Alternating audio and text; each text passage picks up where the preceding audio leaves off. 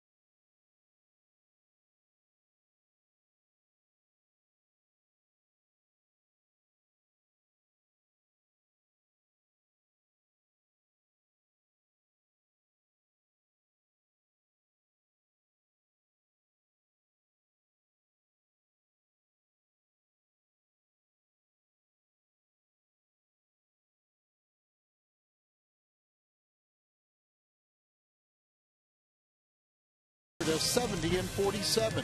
Dan McLaughlin looks at 5 reasons for the Bucs' success in 2013. The Pirates haven't had a winning season since Jeff Locke was 5 years old. But thanks to Locke's first full season with the club, Pittsburgh is headed towards their first winning season since 1992. The finesse lefty has baseball's best record on the road this year, and he's lost only 3 of his 23 starts this season. Like a few other Pirates, the 25-year-old came out of nowhere, became an all-star, now a key figure in the team's future. A.J. Burnett has over 320 more starts than Locke, but has never pitched this well in his life. The only pitcher currently on the entire staff over 30, Burnett is easily on pace for the lowest ERA of his career.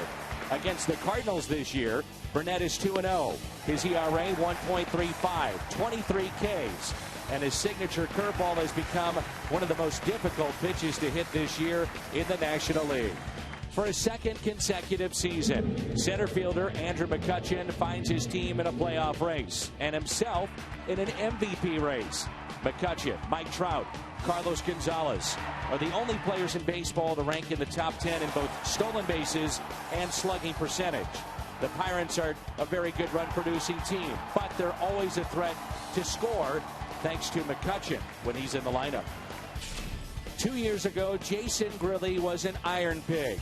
An Iron Pig, what's that? Well, it was a AAA player in Lehigh Valley. This year, he's one of the best stories in baseball.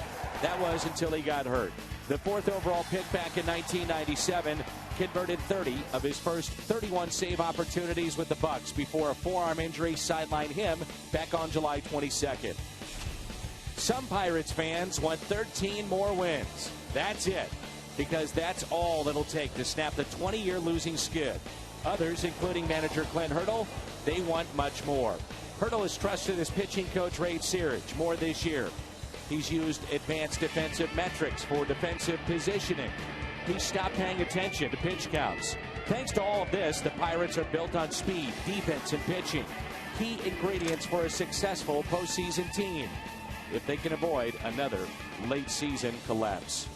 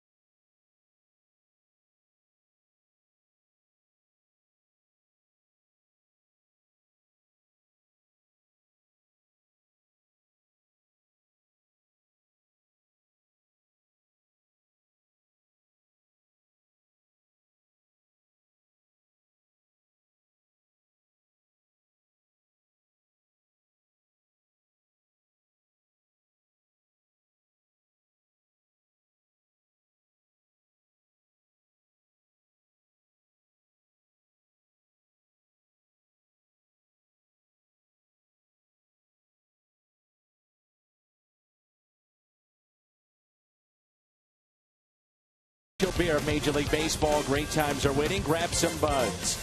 See your Mid-America Chevy dealer or log on to STLchevy.com. Dobbs Tire and Auto Centers, #1 for quality tires and expert auto service. Save big money at Menards on all your home improvement needs. And by Steak and Shake. Steak and Shake, just no equal. Temperatures are just unbelievable for this time of year here in St. Louis. And from downtown St. Louis to a little leaguer from, what do you think, Al? 1967, maybe? Not sure where that footage came from. Even before then. Our keys to the game, a presentation of Toyota. Well, you have to know the significance of this series. It's the second place team hosting the first place team. But you also got to understand that you're going to win one game at a time. So take it slowly. Wainwright has to be aware of McCutcheon and Martin. They have big numbers against him. He caught a little bit of a break as Topita also and Barmas, but they're out of the lineup. Topita was a late change as he's got flu-like conditions and he loses his 460 average plus. Still, season team high 25th start tonight. You see the 4 complete games. First 13-game winner in the National League. And the first pitch is chopped towards third. He was playing in. That's Freeze. Long throw and dug out by Craig. So 1 pitch and 1 out. Good way to start. That's Starling Marte, who's retired. The speedster, 30-plus steals. Really has been a table setter this year. Yeah, he's been an outstanding addition to the Pirates lineup. It's that high bounce right in front of the plate, but it reaches up for David Freese to throw across the diamond. Adam Wainwright's been stuck on 13 wins for quite a while. And he's pitching on 3 extra days rest. We'll see how that works. So 1 pitch, 1 out. Here is Neil Walker. Takes a ball a little bit low. Walker, a switch hitter. Pittsburgh native, hitting .259. 7 home runs. And he's driven in 34. Your experience, Al, you get that kind of rest this late in the season. Is it a positive? Cardinals are hoping so, or can it be a negative? Well, I think it's only going to be a positive for Adam. You know, he's such a warrior. He'll take the ball. He's battled his last 3 starts. He lost 2 of them, got a no decision to the Pirates. So I think he will really benefit. You know, he's the National League leader in innings pitched. And even those last couple games, he was giving the Cardinals 7 innings, but it just was a grind for him. So I think the 3 days extra rest will pay off. 1 ball and 2 strikes on Walker. Big gap in right center, and here's a 1-2 pitch. Misses in. Wainwright, you'll know early on just how good he's going to be, and if that extra day's rest, 3 of them benefit him because of control. His lack of control has been non-existent here in 2013. He's only got 21 walks on the season. That ties Herron for the lowest amount among the starters in the National League. But you know, Adam also is facing a ball club where he struggled against him. Win-loss record's fine, 8-4, an ERA at 5, second highest against any team in the National League. Adam has struck out 156 coming into play with only 21 walks, and teams have hit 250 against him. So very solid outing, and for a while it looked like he and Kershaw going back and forth in the Cy Young Award race, and right now I think you'd have to give the edge undoubtedly to Clayton Kershaw. Probably. But still lots of baseball left to be played. The 2-2. There's a curveball up and away. Not the signature curveball that we see, 12-6 from Adam. Adam is tied for first in the National League with wins, 6th in ERA, 4th in strikeouts, 1st in base on balls per 9 innings, 3rd in home runs allowed, 1st in complete games. It's sharply to the right side and a base hit. So on a 3-2 pitch, Neil Walker singles to right.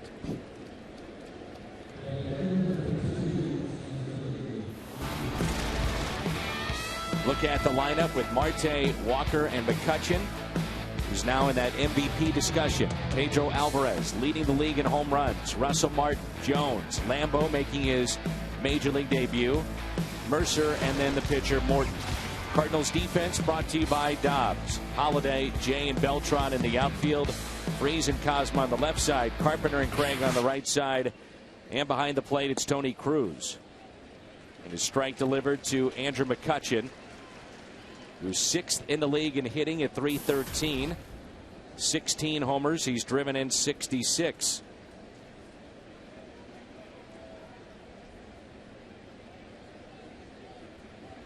Outfield is straight away.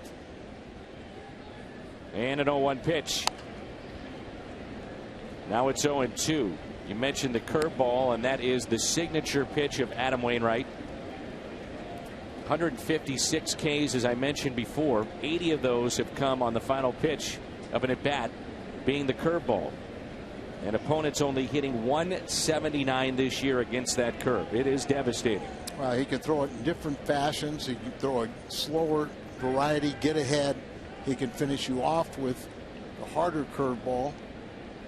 Remember, he's got, you know, fastballs and cutters, changeup, and a good feel for what he's doing out there.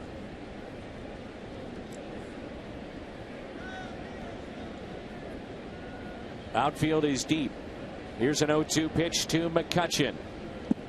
In the dirt, blocked by Cruz. The Cardinals are hoping to get Yadier Molina back and available for the day game on Thursday. Activate him from the DL. That's the first day he's eligible, and everything points to him being ready on that day.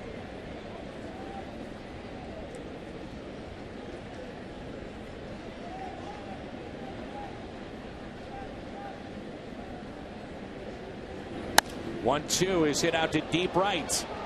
Beltran back, looks up, and 2-0 Pittsburgh. Opposite field home run on a 1-2 pitch. Andrew McCutchen, number 17.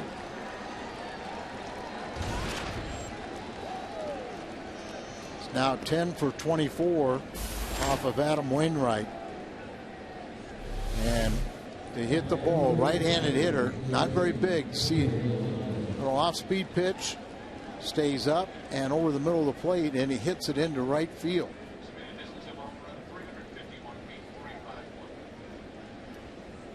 There's that curveball. Yeah, but that's not his signature curveball. No, that's sir. Flat as can be. It tails away from Pedro Alvarez. Just snapped a long streak, 45 at bats without a home run. That's long for him. 28 long balls on the year. 1 ball, 1 strike. 1 out, nobody on, and already a 2-run lead here in the top of the first. Pedro's done a lot of damage against the Cardinals last season. Early in the season, Cardinal pitchers kept him in the league.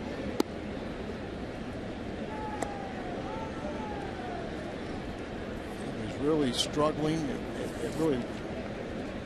But you go back to the beginning of last season. He's had 107 at bats against the Cardinals. He's hit 8 home runs. He's driven in 32. So not only have they kept him in the league, they've made him an MVP candidate and a Cardinal killer, undoubtedly. Here's the cutter, and it misses down and in. 3 balls and 1 strike. A lot more movement on that pitch than we're accustomed to seeing. Could be the extra rest. Just trying to get a feel for it right now. Could be the fact that overthrowing the curveball that McCutchen hit out. There you see a good cutter. Look at the face right now of Adam Wainwright. He is not happy one bit. Well, he's such a warrior. You love to just study his mannerisms on the mound. If you're a young pitcher, just watch how he attacks hitters, shows no weakness. Check swing. Did not go. So a rare walk by Wainwright. Rough start here.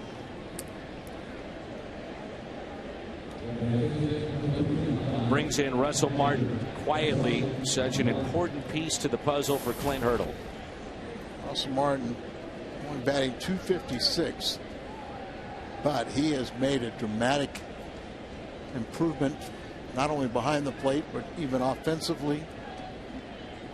Really came in to be a veteran leader, not only on the field but in that clubhouse, and he's hit Adam very well. And Martin showing bunt. That's strike 1. They've talked about his influence, what he's done for Clint Hurdle's club behind the plate, calling games, leadership role.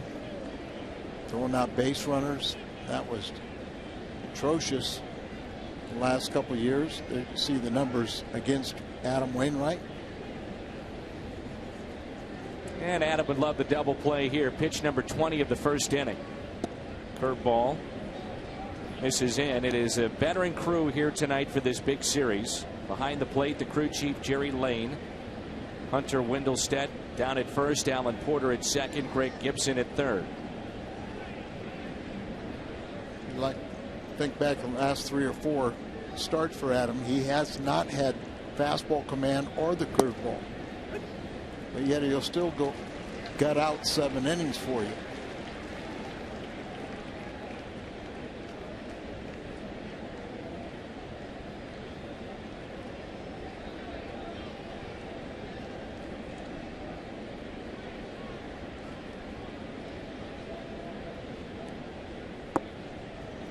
Here's a 1-2 pitch. Breaking ball. Martin stays alive. Keep an eye on the Cubs and the Reds tonight. Homer Bailey and Jeff Samardzija.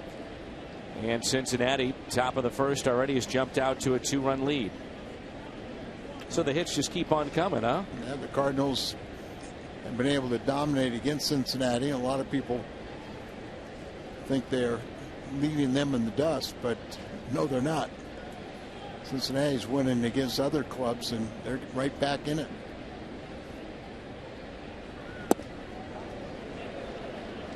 Two and two.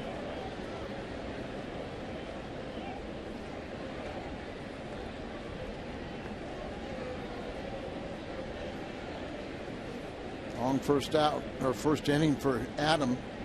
Only retired 1 man, and that was on the first pitch of the game.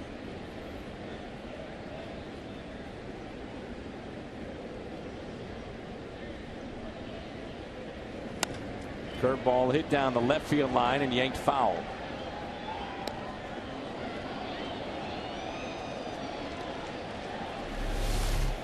And a slow breaking ball and just kind of a big hump in it, but way out in front is Russell Martin hitting off the front foot and only pulled it foul.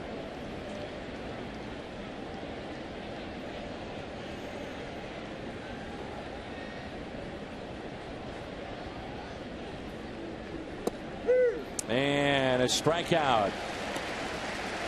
Stabbed at by Tony Cruz. Low, but it caught enough of the plate, and Russell Martin strikes out looking. Good pitch right there. Pitcher's pitch.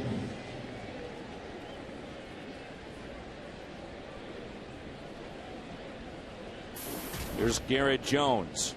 On deck, Andrew Lambeau. And those in Pittsburgh that follow the Pirates are very excited about his debut. Jones is hitting .253, 10 homers. He's driven in 41.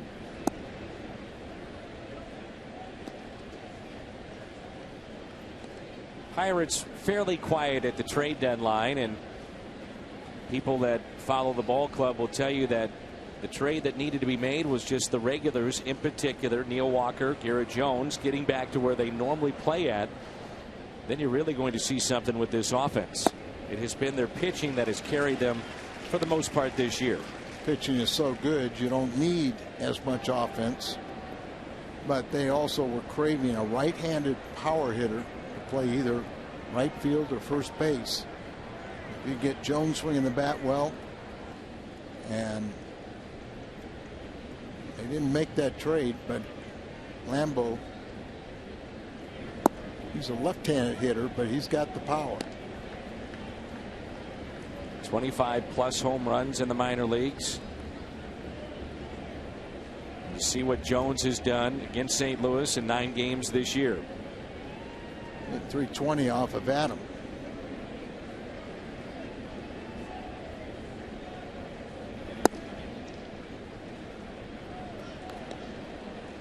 And he falls behind again, 3-1. This will be pitch number 30 of the top of the first.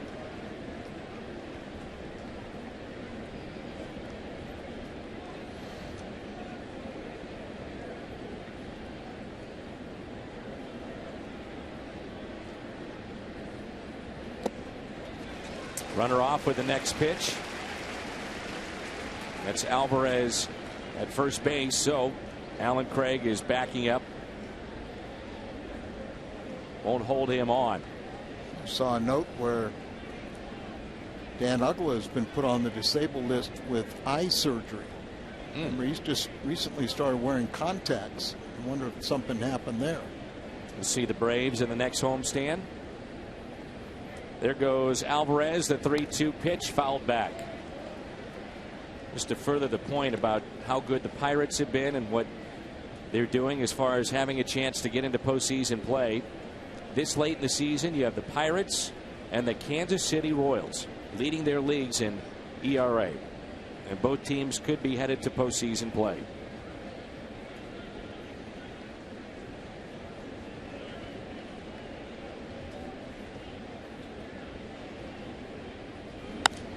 We'll do it again.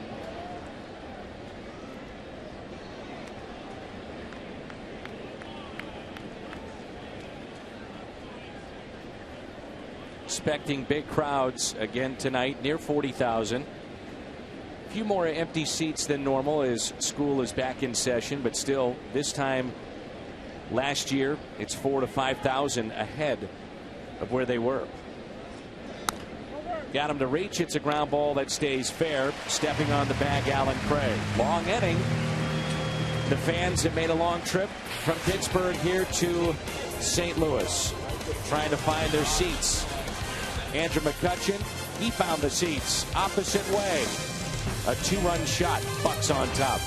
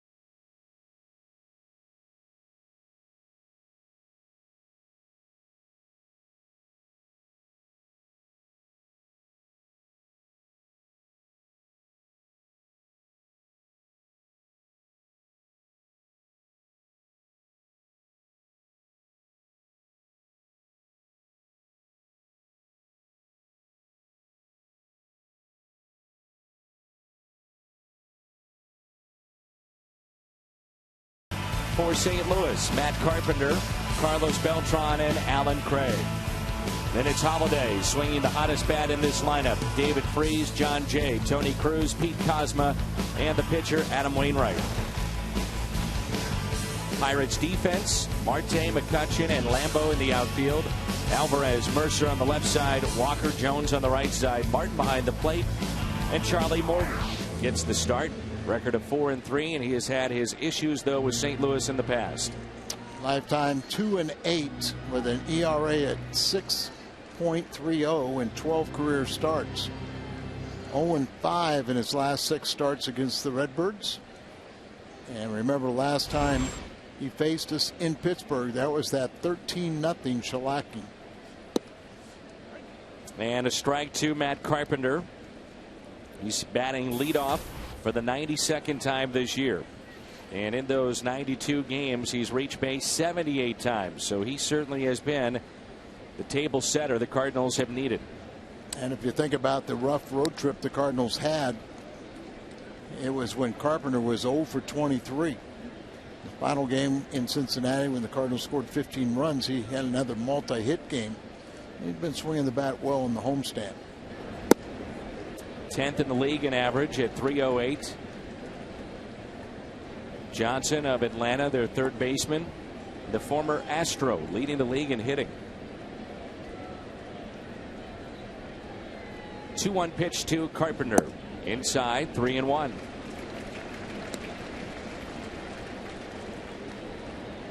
Even though the Buccos got 2 in the top of this inning, this game is long from being over. Mike Matheny was talking about how much the Cardinals, and they lost 4 out of 5 in Pittsburgh last couple weeks ago, how much they wanted to play him again. They get their chance starting tonight.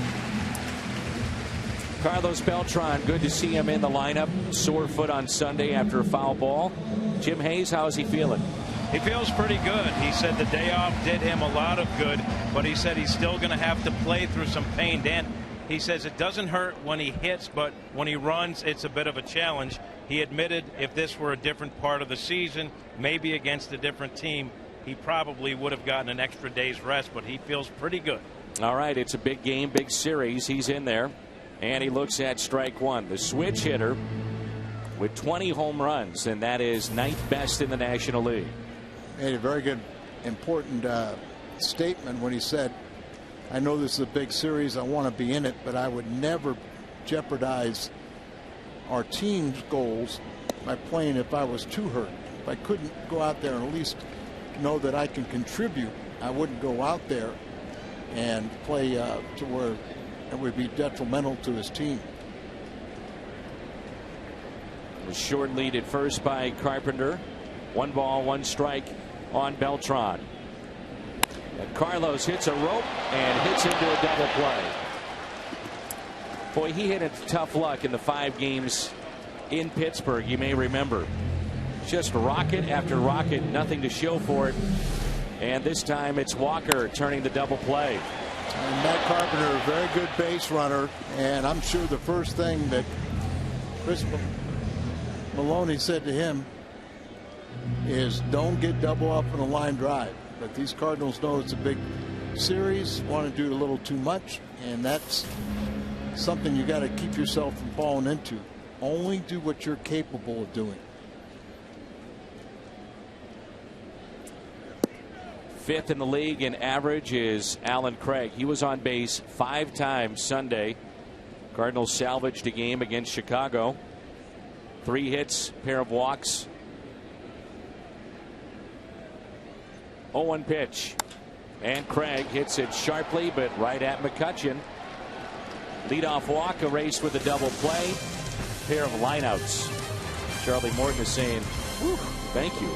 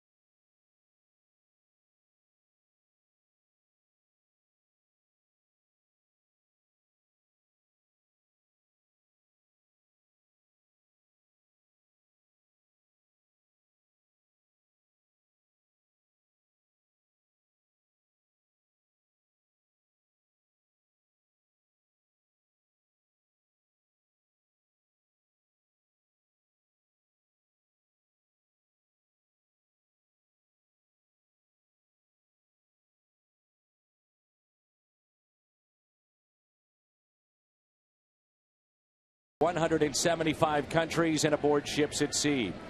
They're watching all over the world tonight. Welcome in and thank you for what you do. Always nice to be able to say that. And always nice to do these games for the armed forces.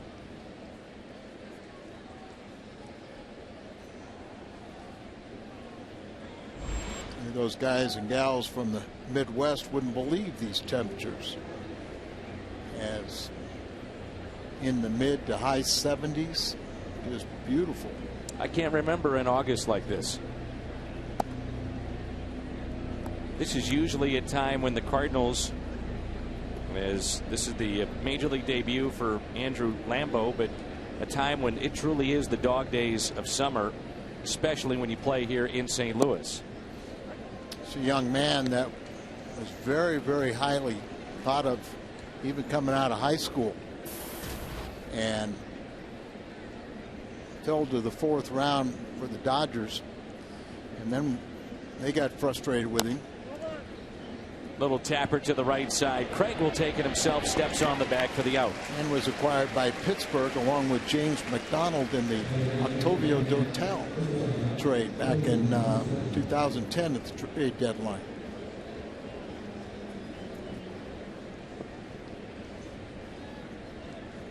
Here is Mercer, who's seen more and more playing time for Clint Hurdle, with Clint Barmas going to the bench. Barmas had very good numbers against Wainwright, but they like the way Mercer, what he's doing. Made a lot of errors, though. The Pirates have 4 players in their lineup tonight that are hitting .385 or better against Adam Wainwright, which is surprising, isn't it? And 2 guys on the bench that are pretty good, and Barmas and Tabata. This is well hit out to deep left. And this ball is gone. 3-0 Pittsburgh. Mercer with his 5th home run, RBI number 19. That's why he's in the lineup tonight. 2 home runs here tonight against Adam. He only had allowed 8 coming into tonight with 175 innings pitched. From McCutchen, it's a curveball.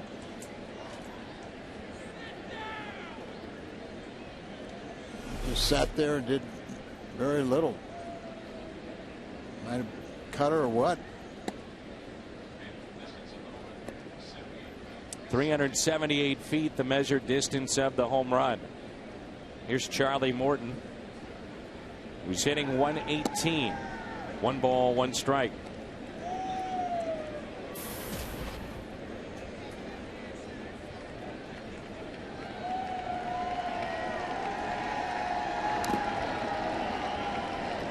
Also an oddity of the home runs allowed. Nearly half have been allowed by Wainwright in the 1st inning. But once he settles in, we know he's outstanding. He had a game like this at home against Chicago earlier this season. Roughed up in the first couple of innings and then settled in. Morton, a 118 hitter, breaks his bat with a curveball and singles up the middle.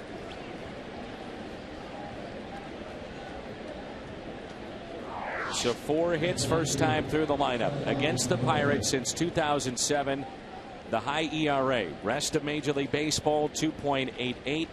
You'll take the win-loss record, 8-4, but the ERA is very surprising. Seems like there's always going to be one team, and you can't figure out why. They will hit you well, and then other guys just can't sniff a hit. With Starling Marte. First time up. A high chopper on the first pitch of the ball game. Freese is playing in and threw him out at first.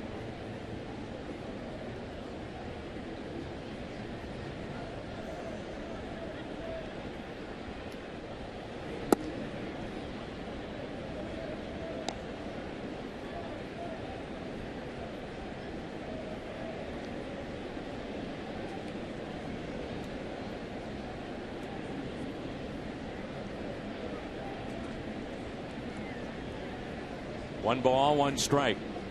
Marte with good speed, tough to double up. There's a good breaking ball. 77 miles an hour, and it's 1-2. Two pretty good curveballs here in this at bat, and that's the one you got to hope for. Speaking of this ERA for Wainwright, highest ERA against team he's faced more than once is New York, and then you have Pittsburgh.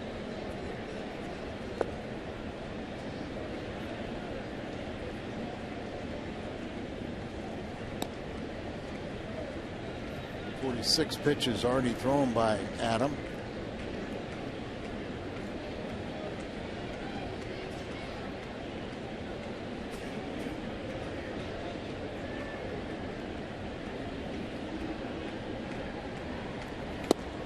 On the inside corner, the strikeout of Marte.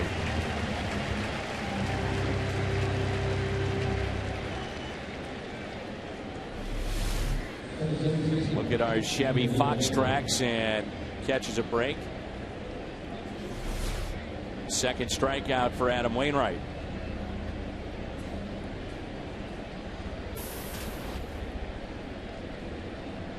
So Marte is 0 for 2. Walker singled, scored back in the first.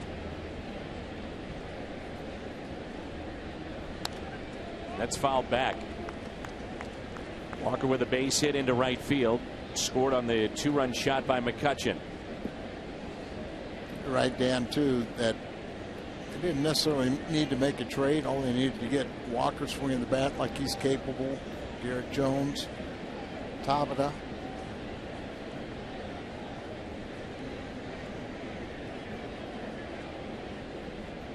They win with their pitching.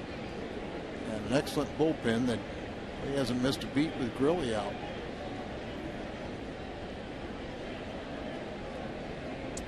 Wainwright was having issues picking up the sign, so he asked Cruz to put a little chalk on the fingertips. He's done that.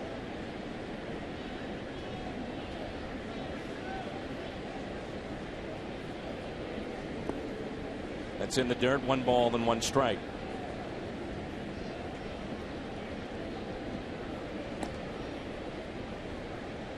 This will be pitch number 50 upcoming. Wainwright has recorded 5 outs. 33 pitches in the first.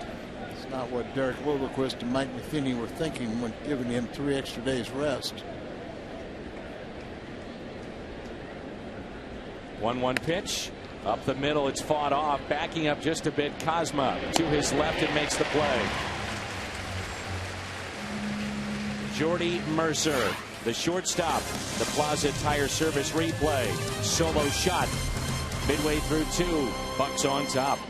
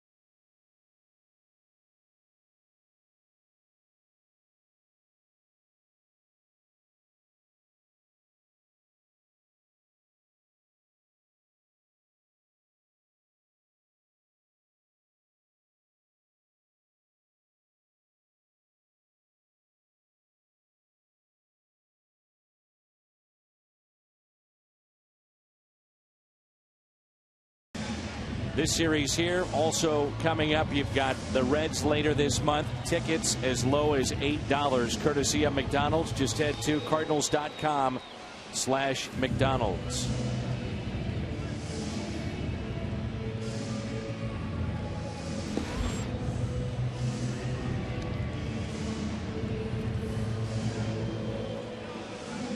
The Cardinals have Holiday, Freeze, and Jay against Charlie Morton. First inning, leadoff walk, then the line out turned into a double play off the bat of Beltran, then another hard hit ball by Craig. The importance of this series, if you're just joining us, the Cardinals 3 games out. The lead for the Central Division, game and a half in front of Cincinnati in the wild card. By the way, St. Louis 7 in front of Arizona also in the wild card. You have to keep that in mind with the second year of that second wild card being a part of the race. The Cardinals need to definitely do something to turn this around, and I know Matt Holliday definitely has turned around his season. He's coming off the disabled list. He's hit extremely well. He's been on base in every game. Got a 9-game hitting streak right now, and he's hit .478 on the homestand. Also 7 for 21 and a home run off of Morton. First pitch is strike. Only Jason Worth has a better average to start the second half of the season. Holiday at .403, Worth at .429. Cubs are going to have something to say as a spoiler. They've tied up Cincinnati. It's 2-2 now. And Holiday hits it out to left. Starling Marte is over. 1 away. So Holiday flies out to left. Barnes Jewish Hospital and our BJC Healthcare difference maker. Holiday, difference maker this season against the Pirates at .349. John Jay, .367 with the 8 runs and 4 RBIs. Difference makers presented by Barnes Jewish Hospital. Here's David Freese. Couple of hops to short. Mercer, 2 outs.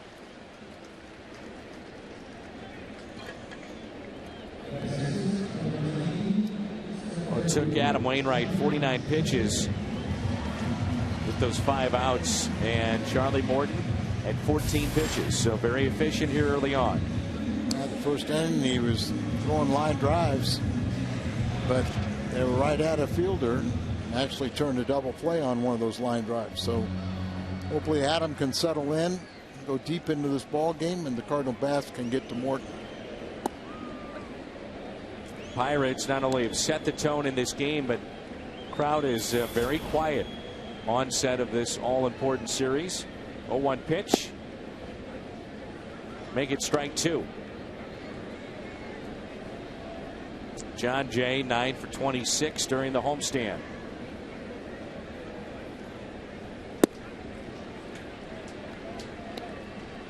Charlie Morton working at a faster clip. Of course, with throwing strikes, getting people out, it's easier. We have seen some slow workers recently. Watch the motion of Charlie Morton. We've talked about it before, but very similar to that of Roy Halladay. Wanted to mimic that motion to try to get better movement with a sinker on top of that pitch. And there's a strikeout of John Jay. Cardinals go 1-2-3.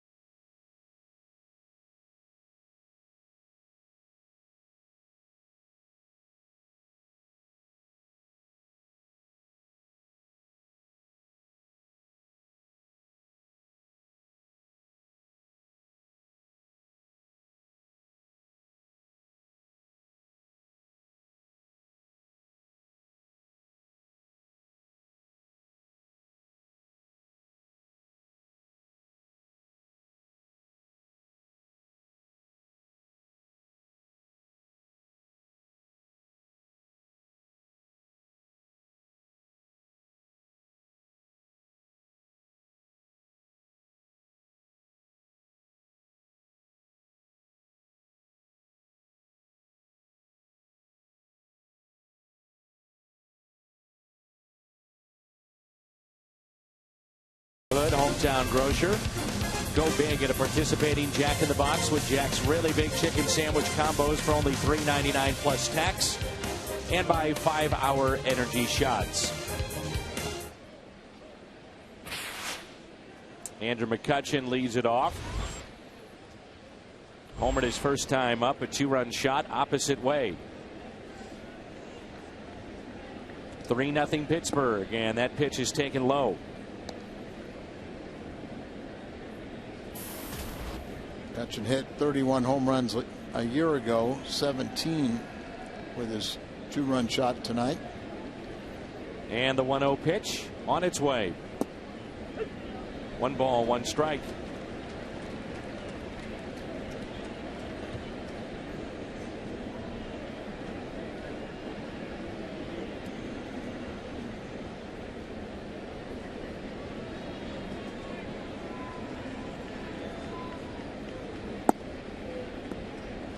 Pirates have had the Cardinals' number, winning 14 of the last 20 meetings. Much of that due to the fact of their starting pitching going deep into games. Bullpen, as you talked about, very good. Melanson closing things out. Ooh, look at that nasty bender. Good pitch, 2-2. Worn him down a little bit. Now he start having the ability to stay on top of that pitch and pull it down. Look at the spin on that. Outfield straight away and deep.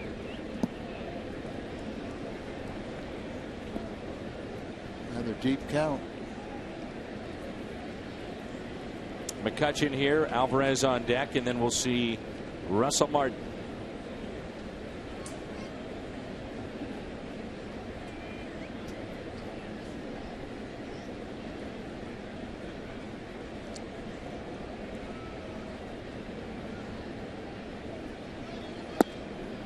Leadoff walk.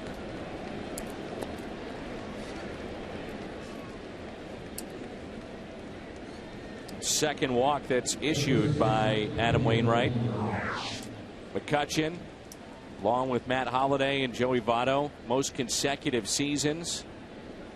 360 plus the on-base percentage. Active streaks. Look at that, 9 consecutive for Matt Holliday. Pretty impressive. Votto and then McCutchen. We know he's a threat to steal as well. 24 out of 30 in stolen base attempts. So Adam paying a little more attention to him.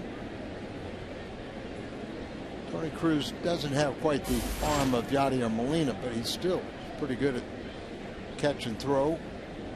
And Adam is usually very good at paying close attention to base runners.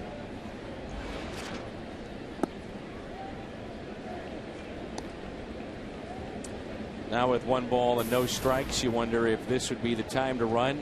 Thinking Alvarez get a pitch to hit here, potentially do some damage.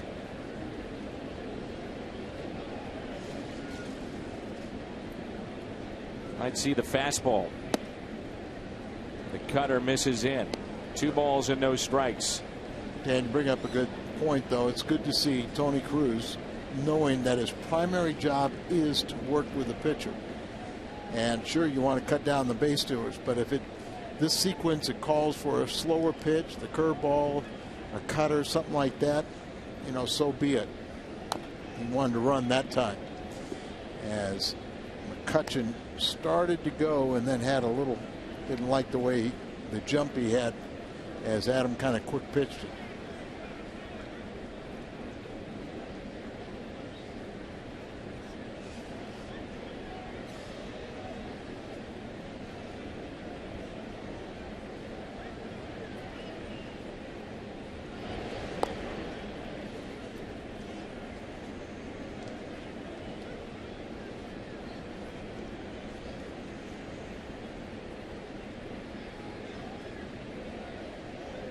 Two balls and a strike. Pitch number 60 coming up for Adam Wainwright. Back to Waino. Double play ball. Out at second. Out at first. It's a double play.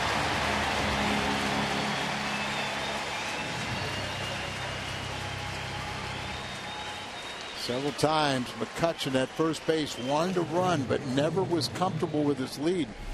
Trying to send him there to, once again, you see he wasn't comfortable. And then that little comebacker to Adam, fires a strike to his shortstop covering the bag, and a real innocent 1-6-3 gets Adam out of a little bit of jam.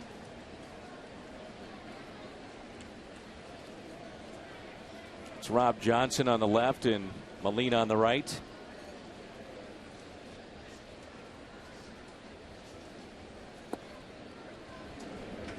Here's Russell Martin.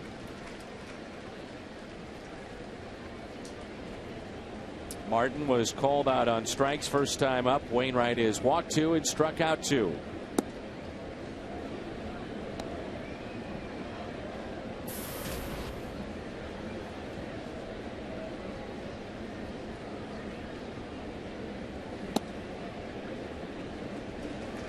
One and 2 the count.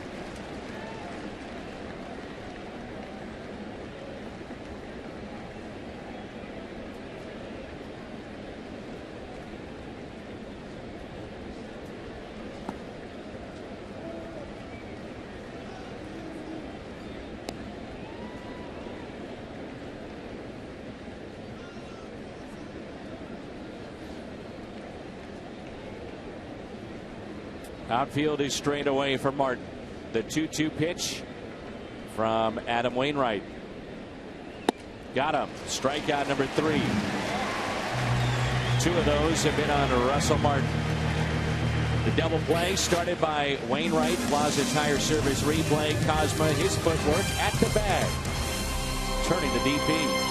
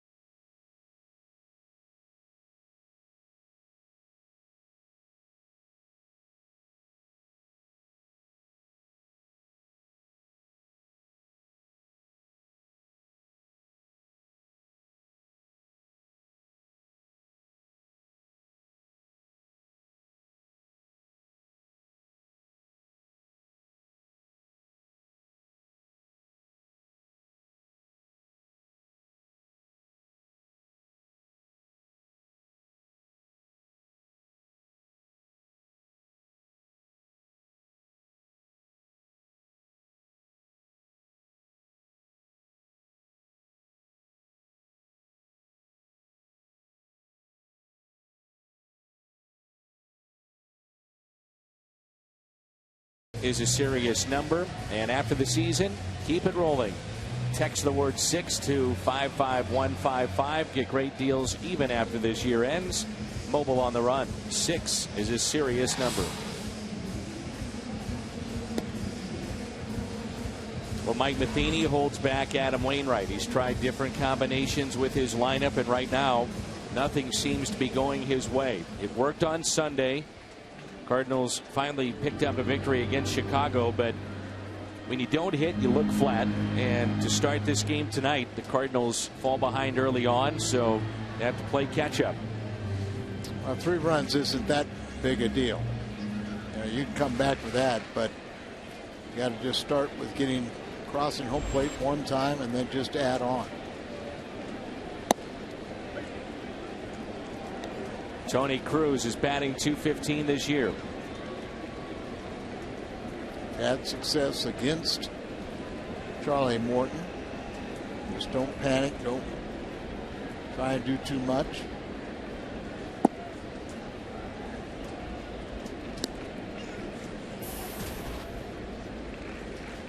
Pirates have won 7 the first 10 meetings this year.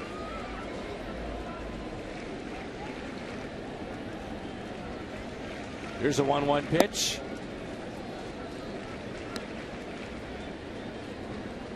Pittsburgh's starting play tonight, 23 games above 500 with 45 games to play.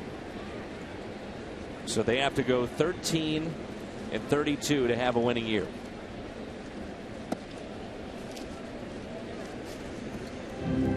Now they did go 15-30 last year, so it can be done undoubtedly, but and we think this is a very, very good ball club.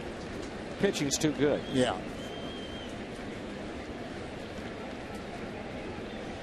The 2-2.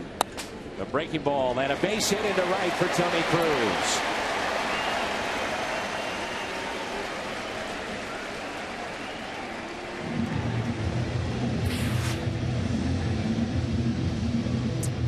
Charlie Morton, the 6.30 ERA.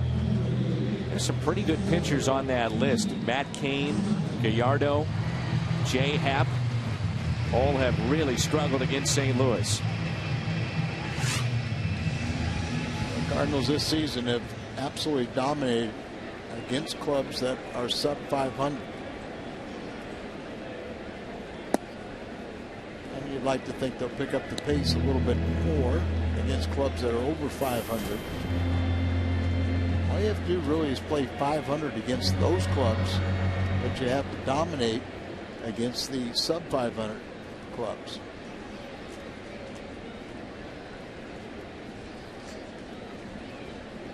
Pete Kozma, 1 ball, no strikes. Right fielder Lambeau fairly shallow in right, but then you look out in left and center. They do have very good speed, but pretty deep for Pete Kozma. That's an awfully deep center field for McCutchen to be playing. 8th place hitter in Kozma. 2 balls and no strikes.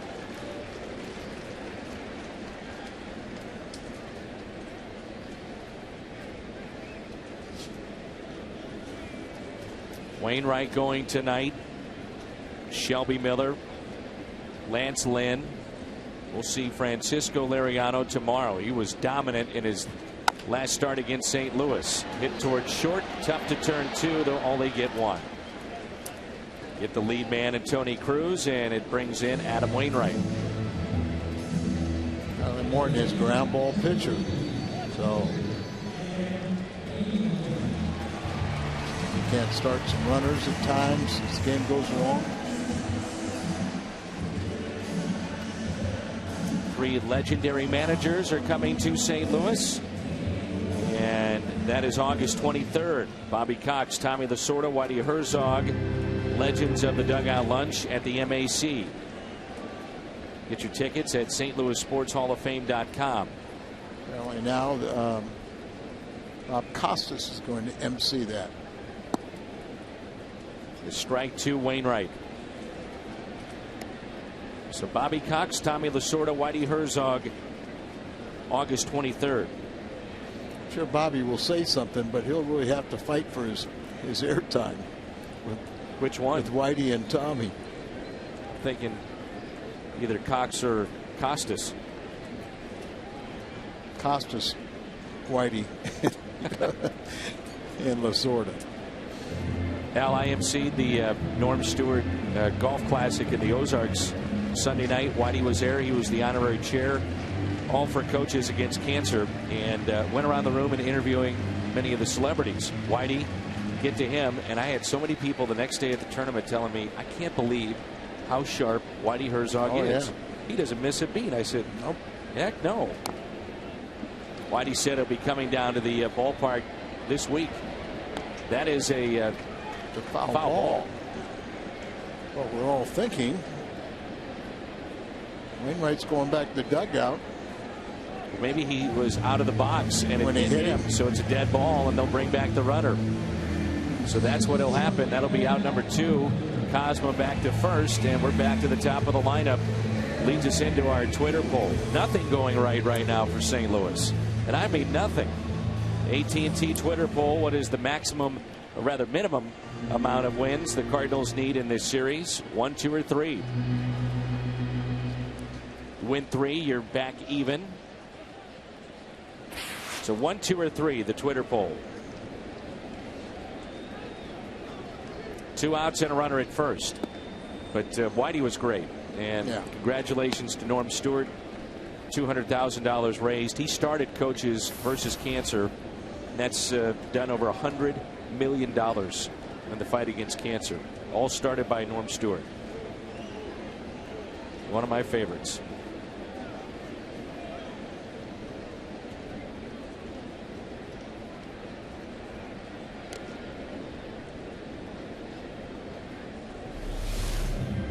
Russell Martin is a veteran. He'll see right here. Bunt. He knows it's foul. He knocks it down and everything. So it was just strike 3. Bunting with 2 strikes and a foul ball. He tried to grab it, but knocked it forward, and then it hit Wainwright. So he's thinking, let's turn 2 potentially on that play.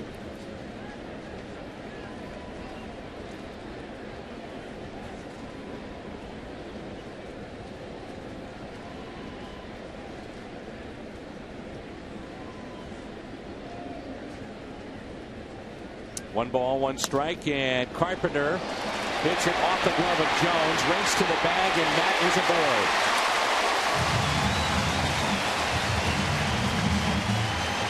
Jones keeps it on the infield. In doing so, Cosma advances only to second base. It's a base hit for Matt Carpenter, and it brings in Beltran. We'll probably at second and third if that ball gets by Garrett Jones. Or maybe at least the lead runner goes to third base, but Carpenter, it's the infield hit, another base hit. Usually when he gets 1, he'll get 2. So Cosma has to turn around and see what happened.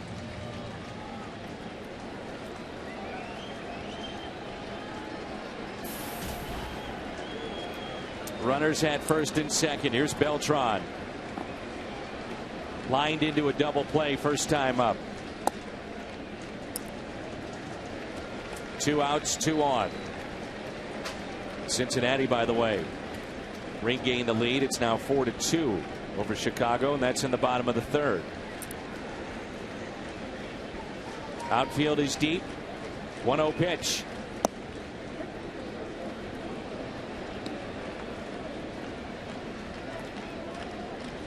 Instead of being 2-0, that's an important call right there with 2 runners on. Instead, gets the call, and it's 1-1.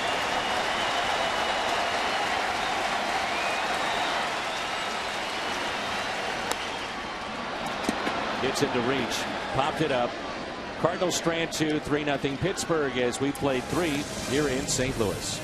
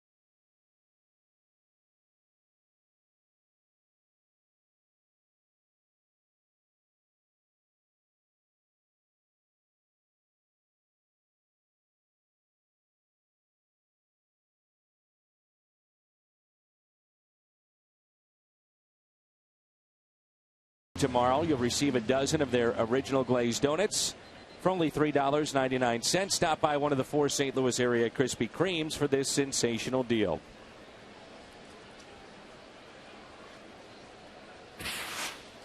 So the Cardinals strand 2. They trail 3-0. Here's Garrett Jones. And the first pitch is a strike.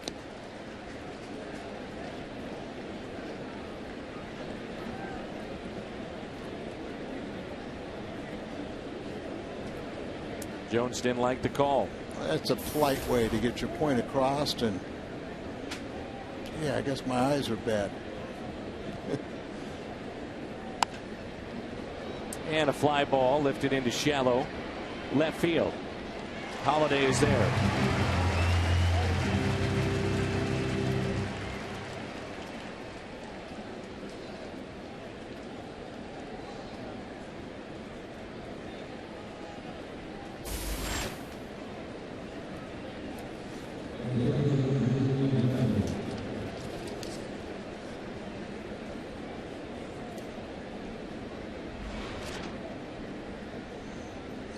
Lambeau hit a combined 284, 24 doubles, 5 triples, 31 home runs, and 97 RBIs in 117 games between AA and AAA. And you know, Huntington, the general manager of the Pirates, was asked, well, are those inflated numbers? He said, no, those are legit. Because Altoona and Indianapolis are 2 big ballparks. So you can see that's the type of power this young man has. Newberry Park, California, the 25-year-old. 1-1 pitch.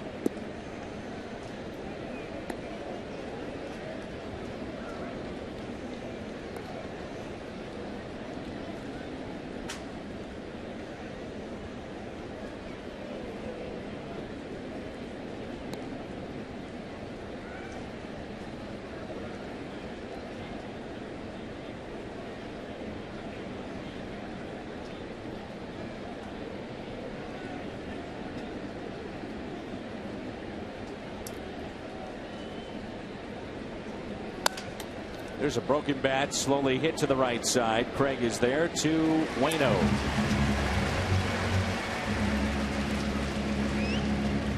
Two outs.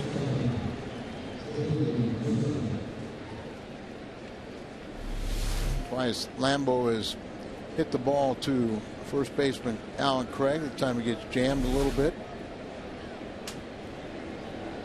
Adams settled down here. Tired 4 in a row.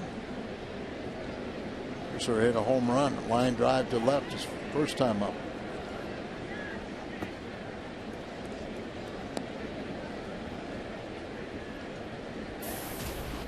That home run was his 5th, and now is driven in 19. We're in the top of the 4th, and Pittsburgh leads it by the score of 3-0.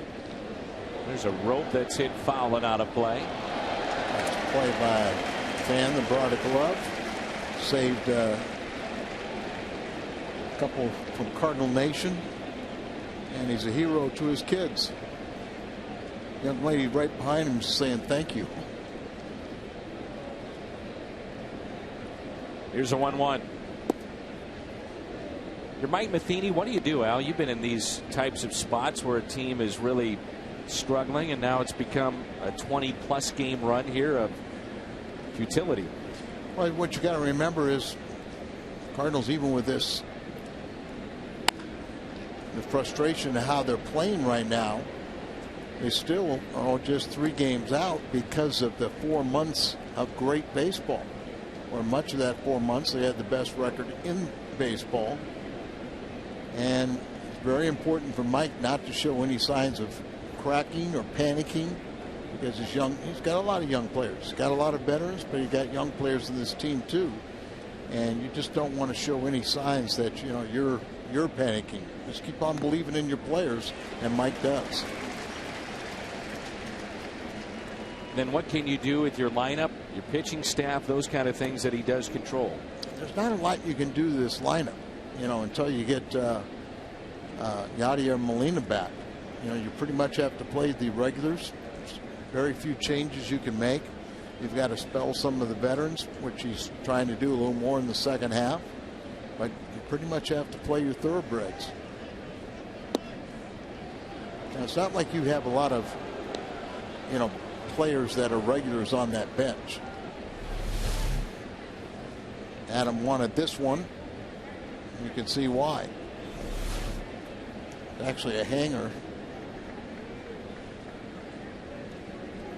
A 3-2 pitch. It's sharply and again foul. Cardinals did make a move today. Jermaine Curtis was brought back up. They optioned Michael Blazek, and you may remember Jermaine Curtis had a couple of plate appearances, hitless earlier this year, 5th round pick in 2008. There's Jermaine right there, an infielder, and that could be a very short stint up here as you got Yachty and Robinson about ready to come off. A base hit into right. Waited well on that pitch. So he's up, 2 for 2. and you can just see his mindset as the ball is up, just sitting up there, and he does a nice job, hands inside the ball and just hitting it to the right side. Fox Tracks throughout the evening, all season long, brought to you by the Missouri Lottery. At the very least, that base hit gets Morton out of the way this inning. Force play at second. Carpenter there at the bag. The big bat's coming up. Let's make some noise. Craig, Holiday, and Freeze.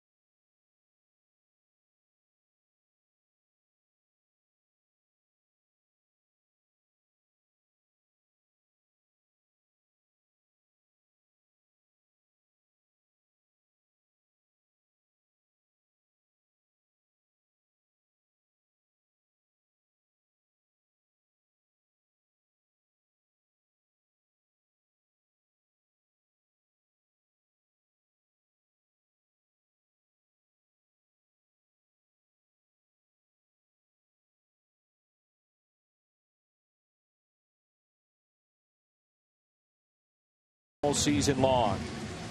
Previews, recaps, all the updates from Stan McNeil and Ben Fredrickson. It's all on FoxSportsMidwest.com. Cardinals will have Alan Craig, Matt Holliday, and David Freese coming up in the home half of the 4th.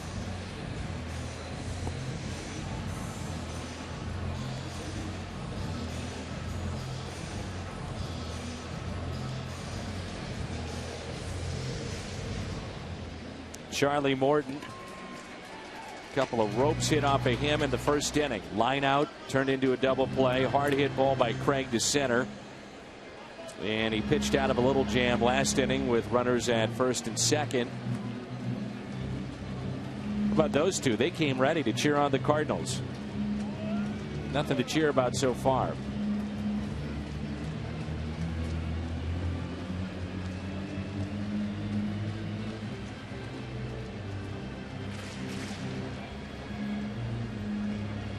I feel you, kid.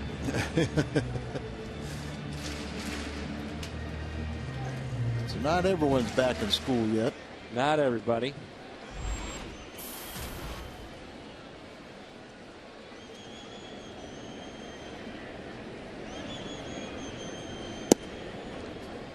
Strike two, Alan Craig.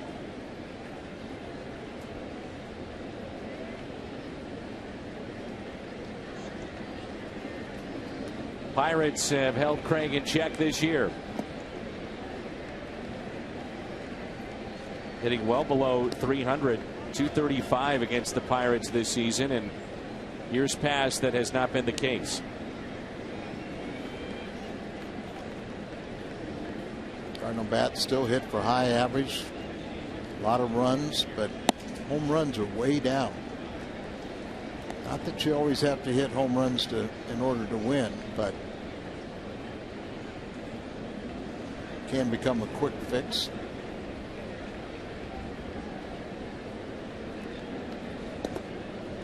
Way inside, and it's 3-1. Look at the Pirates tonight. All three of their runs have scored on home runs.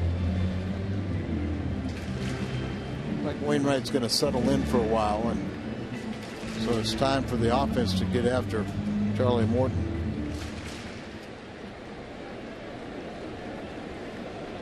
A 3-1 pitch. Craig hits it to Mercer. One away. Alan Craig 0 for 2. Came in 8 for 15 against Morton. It's one of those things too in baseball.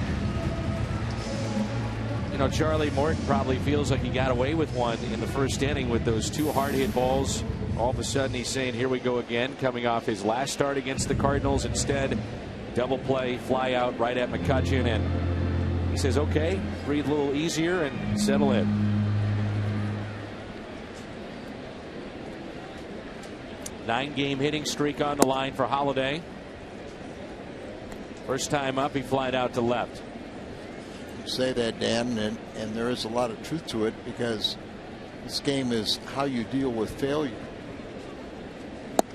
And a lot of times you can just manufacture something in your mind that things aren't really as bad, or the do factor. You know, okay, the Cardinals have gotten to me. Now it's my time. It's just naturally, and I'm due to have some good luck. There's a broken bat popped up, foul territory. Jones is there, 2 away.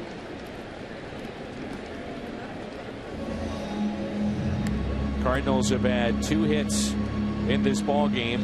A single to right off the bat of Tony Cruz. Then the infield hit by Matt Carpenter off the glove. Hard hit off the glove of Jones. That's it. David Freese grounded out to short. First time up, back in the second. The Cardinals are hoping for is to get a couple wins, put a little pressure on the Pirates, and see how they respond. You haven't had a winning season for 20 plus years, or 20 years. You can't tell me you're going to know what it's like going down the pennant stretch.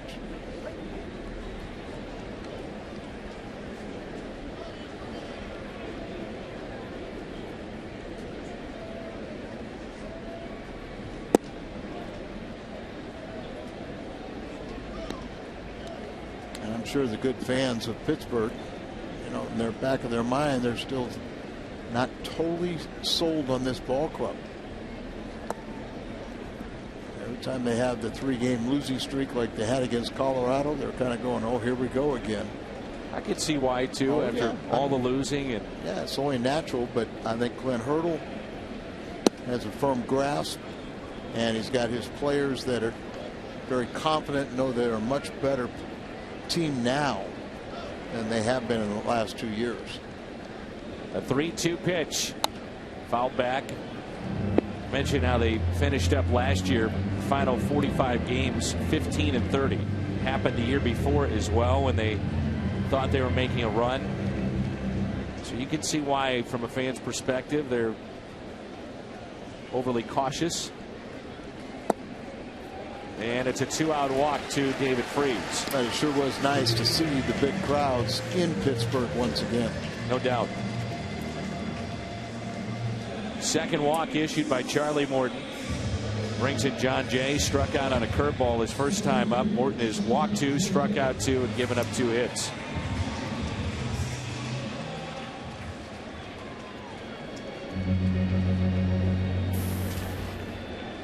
Carlos Martinez made a start tonight from Memphis. 6 innings, 5 hits, 3 earned runs. think about these young pitchers the Cardinals have. Great arms, great upside. Joe Kelly, Martinez, Walker. Got to see fastball command. That's been the one issue I think at this point with them, but man, is their ceiling high. And Joe Kelly has been arguably the Cardinals' best starter last month. Yes, he has. And the team's record, not always Joe gets the victory, but he pitches well enough to where the team will win one. And he has definitely contributed. Inside, 2 balls, 1 strike. I remember, I don't know, it was 20 years ago, Ray Miller, pitching coach and an outstanding one for the Pirates. He was telling me one day, he said, I'm so frustrated. They promote a young pitcher to the big leagues, and then I'm supposed to teach him a breaking ball. Jay, fair ball inside the third base line, off the sidewall. Freeze on his way to third. Jay trots into second base with a double. Cardinals lead the league in doubles, and the tying run will come to the plate. Comes to the plate with 2 outs. Cardinals all season long have been an outstanding club scoring with runners in scoring position and even with 2 outs. So we have to see if they can do that again. How many times has John Jay done this? Left-handed hitter hit the ball right inside the third base bag, go down off that side wall. And we've seen an awful lot lately. Al, he's talked about letting the ball get a little bit deeper, and so that's a perfect example of that. Yeah, and a lot of times that third baseman is so far off the line, it makes a lot of sense. Player applies a tire with that replay. So here's Tony Cruz. Cruz a base hit to right, first time up. Neil Walker was playing close to the bag at second base that first time up. And we mentioned in the open how Clint Hurdle and the Pirates have gone more with the look of setting up their defense according to charts. That's where he was playing according to the chart, near the bag at second. Did not go. 1 ball, 1 strike. If he was playing straight up, it would have been an easy out. And this time, not that Walker's moved so much, but it sure looks like Garrett Jones, the first baseman, is further off the line towards the hole on the right side.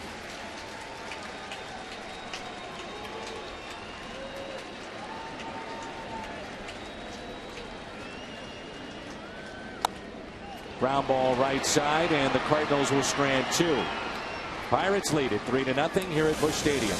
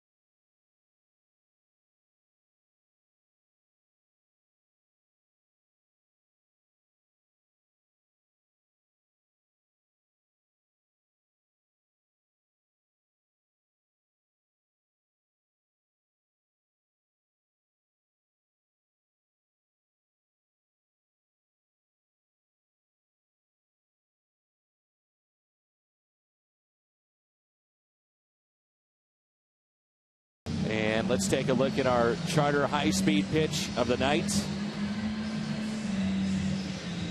Morton has hit 95, Wainwright 93. I don't know if you saw that. I think the first time in my 16 years, Al, of doing Cardinals baseball that the 0 actually popped up on the scoreboard that we bring the fans at home before it actually happened. So I'm thinking that this is going to be a very good inning for Adam Wainwright. That 0 for the 5th was already up. What do you think? We need something positive. I like what you're thinking. You got to think positively right now. Something happened.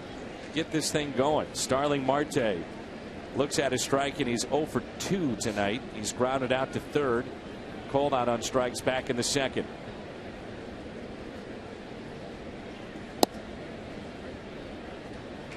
Good fastball, 0-2.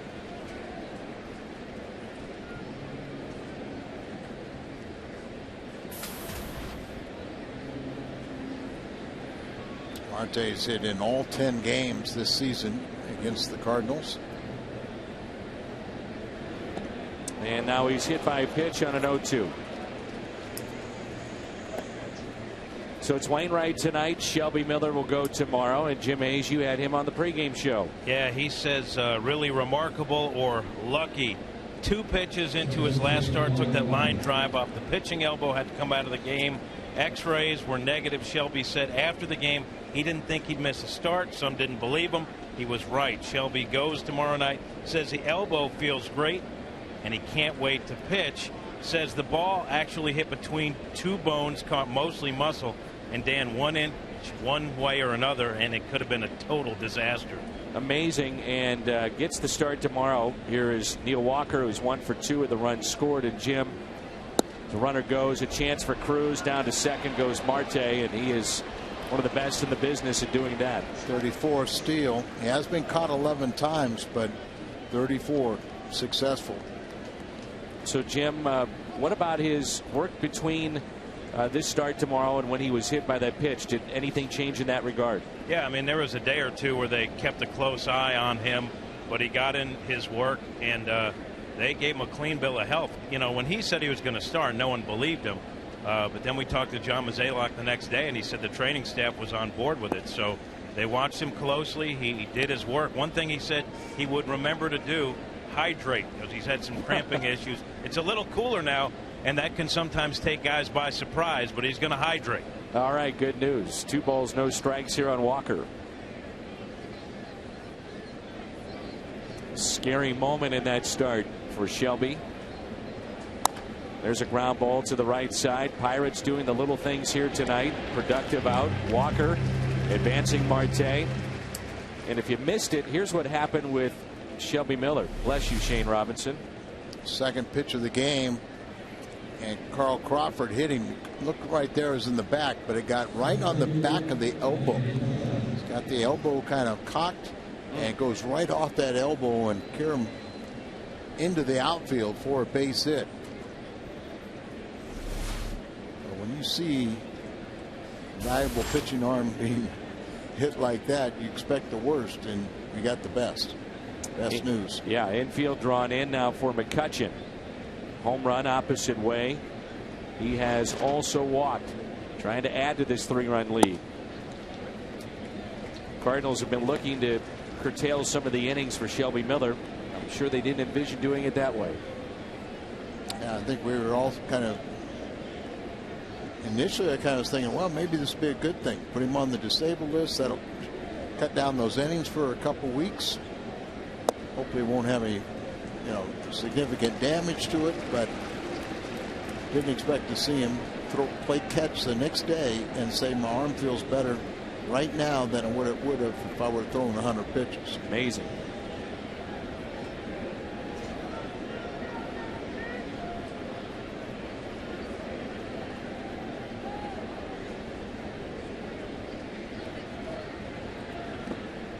Check swing, and that's in the dirt. The inning started with Marte being hit by a pitch on an 0-2 count. Stole his 34th bag. Moved over by Walker. That 34th stolen base from Marte. It's the most by a Pirate since Tony Womack, former Cardinal as well, at a league leading 58 back in 1998.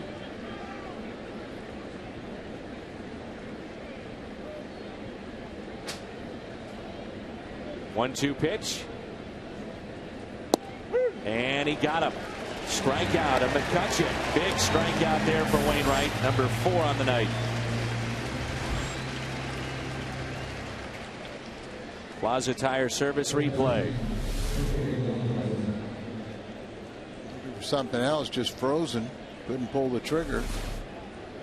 I thought that was inside, but it wasn't.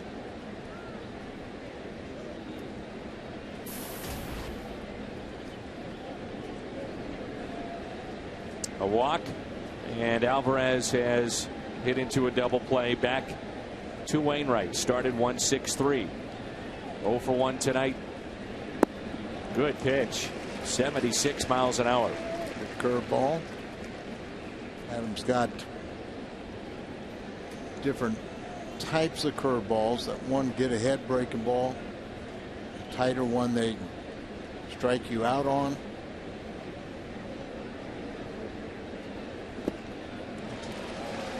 Couple miles an hour faster on that second strike.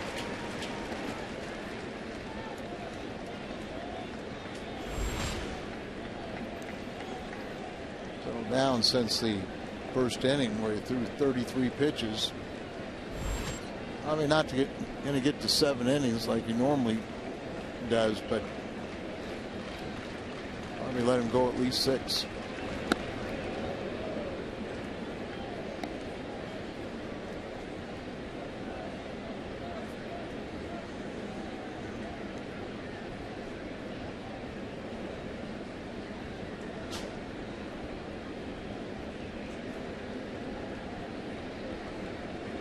Here's a 1-2 in the dirt. 2 balls and 2 strikes. Cubs have come back with a run in the 5th. It's now a 4-3 Cincinnati lead.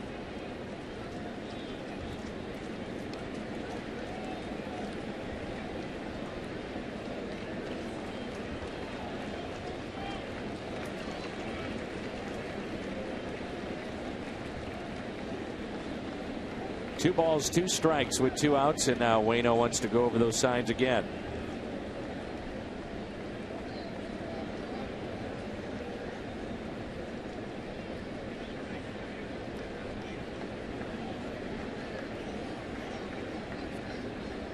Two pitch. Curveball. That's fair. Craig to Wainwright. Pitch is out of the jam. Coming up, Pete Kozma. It's Kozma, Wainwright, Carpenter due up for St. Louis, trailing by 3.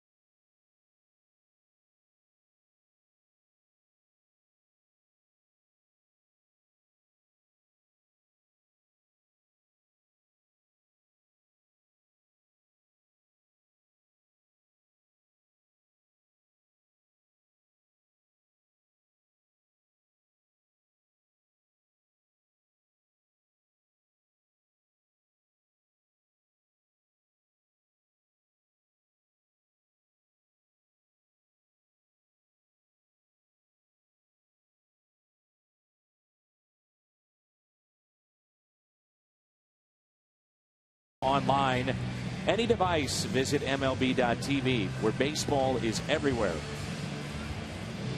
Cardinals, a couple of hard hit balls in the first, and since then not much to show for it, although they have had runners in scoring position, but unable to cash in.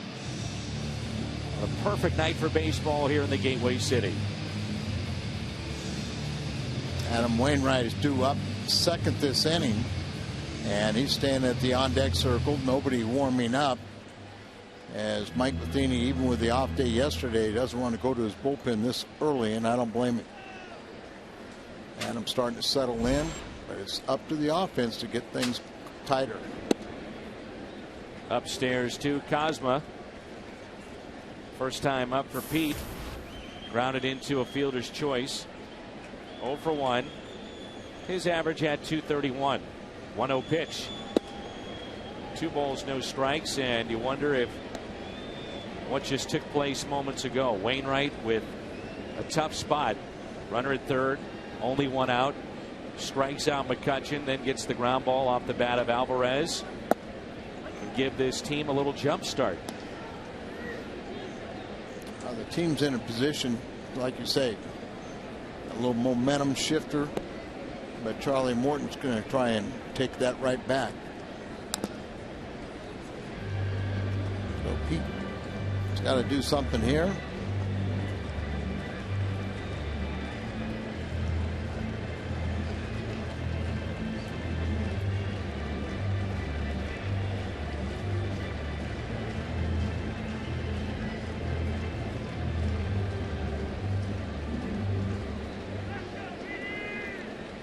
Two balls and 2 strikes. Nobody out. Just underway here in the home half of the 5th.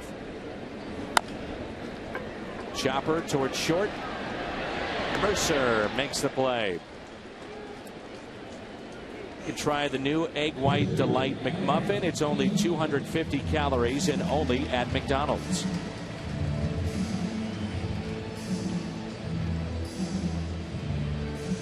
Including tonight, 9 games left between these two teams. But there is no sense of urgency. Sure, not yet. Sure, you want to play well and you want to win these games, but there's still plenty of time. I think, though, there's more of a sense of urgency within these 3 games as opposed to what you have the next week or so, just because you're facing the team you're chasing.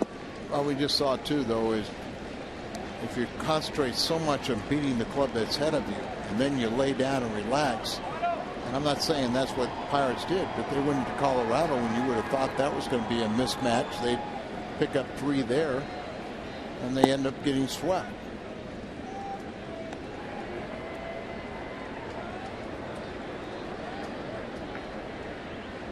Clint has to have the strongest jaws. All the gum he chews. Everybody was chewing gum in that dugout. It's a rite of passage in baseball. You got to chew gum, chew seeds, spit, blow a bubble, put the bubble gum on somebody's cap, light somebody's shoe on fire. I mean, these things happen.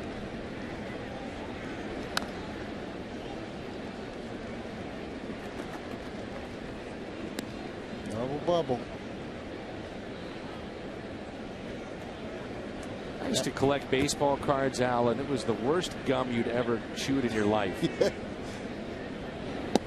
I got chipped a couple of teeth with it. Tastes like chalk. Wainwright was saying, okay, thanks. Yeah, better swing at the next one. Okay, I'm struck out. I'm going to the dugout. Whoops. Still. That was awfully close too. Yeah, but Jerry Lane, the crew chief, says, you know, I've got it. It's my strike zone, not yours.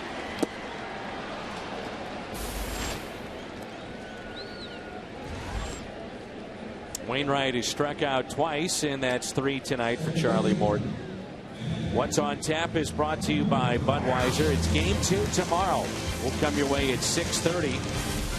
Francisco Liriano was outstanding in his last start against St. Louis. Their last start overall, though, different story. Arguably his worst start of the season, but we saw in that 5-game series, boy, he was nasty. Was very good, but in his last start, 10 earned runs in Colorado. I would say they this, came Al, early, right? Yeah, I would say this, that there has to be a little sense of urgency in the fact that, yes, it's a long season. I get that, but the team just has not played well, and you want to see a little jump out of something going on. No, here. I totally agree with you, Dan. That, yeah, that's what we want to see. But as a player, they want to see it too. But if it doesn't happen, then they start going to the other. Sure. Like, well, it's a long season. We have more head-to-head meetings. But at some point, you have to see more consistent baseball out of this ball club. Because to be honest with you, what we've seen the last 3 weeks, it's hard to think this club would go on a long winning streak because the starting pitching has been so inconsistent. Inside, and it's 2-2. Carpenter has been on base twice with a walk and an infield hit. And I say that knowing that the first 4 months of the season, this might have been the best team, and definitely was the best team in the National League. Ground ball to the right side. Cardinals go quietly in the home half of the fifth. Pirates on top, 3-0.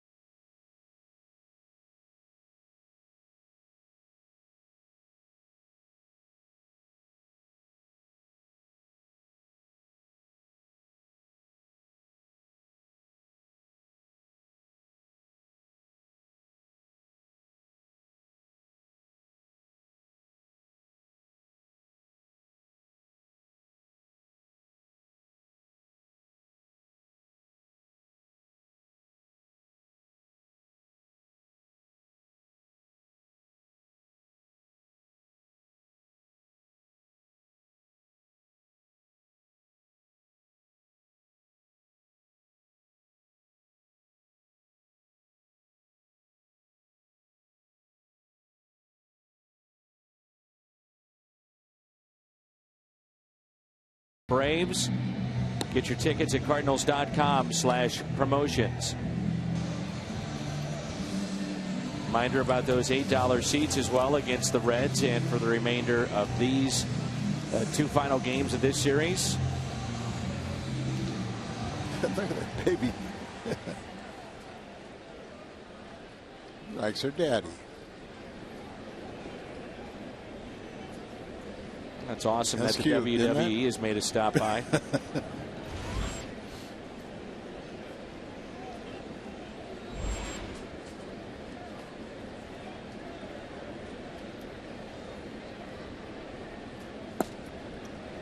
Here's Russell Martin.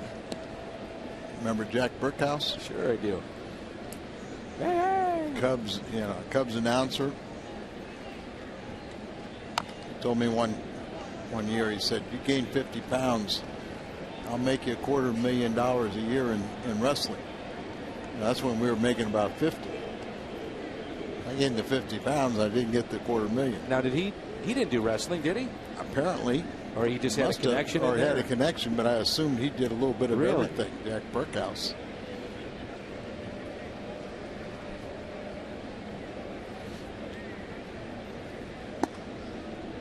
Tails up and in.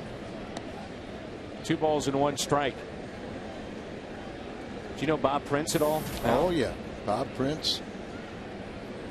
Story of him. He was an Olympic diver, or AAU diver. And I bring him up because the Pirates here. Yeah, and the Pirates. And I mean, he helped make me in Pittsburgh. I bet. You know. But famous story about him diving out of the third-story window at the old Chase Hotel into a pool. I guess it was a bet. Or maybe he was running from something. It's a third walk issued by Wainwright. But I like Bob Prince. He's a fun announcer. He loved his Pirates too. So leadoff walk. Wasn't a big fan of Cable in the early going. Bob Prince wasn't? No.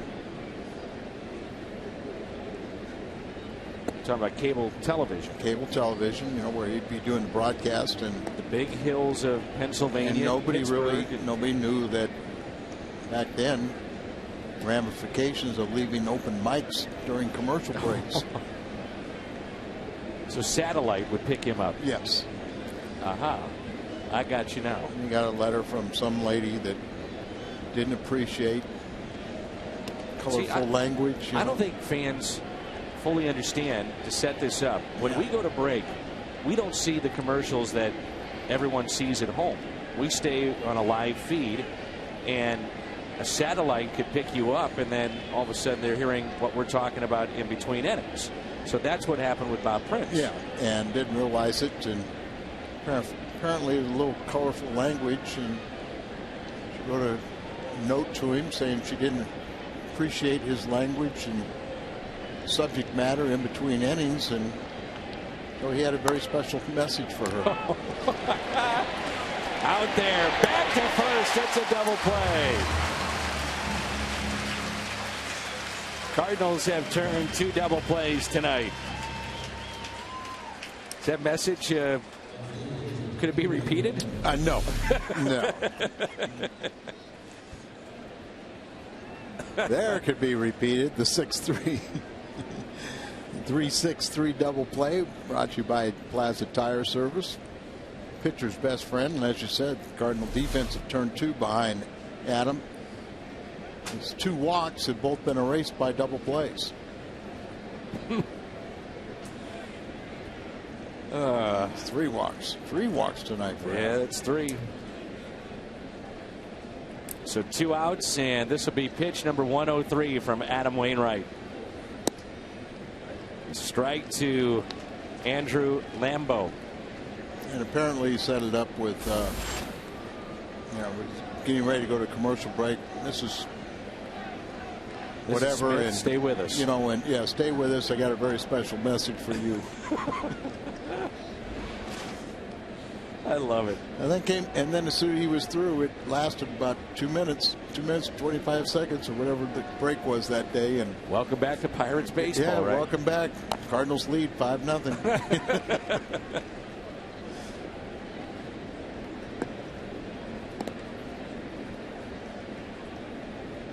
Busch Stadium in St. Louis, game 1 of 3. The Cards and Pirates tonight on Fox Sports Midwest. Dan, Al, and Jim with you. Pat and Ricky will have the postgame show.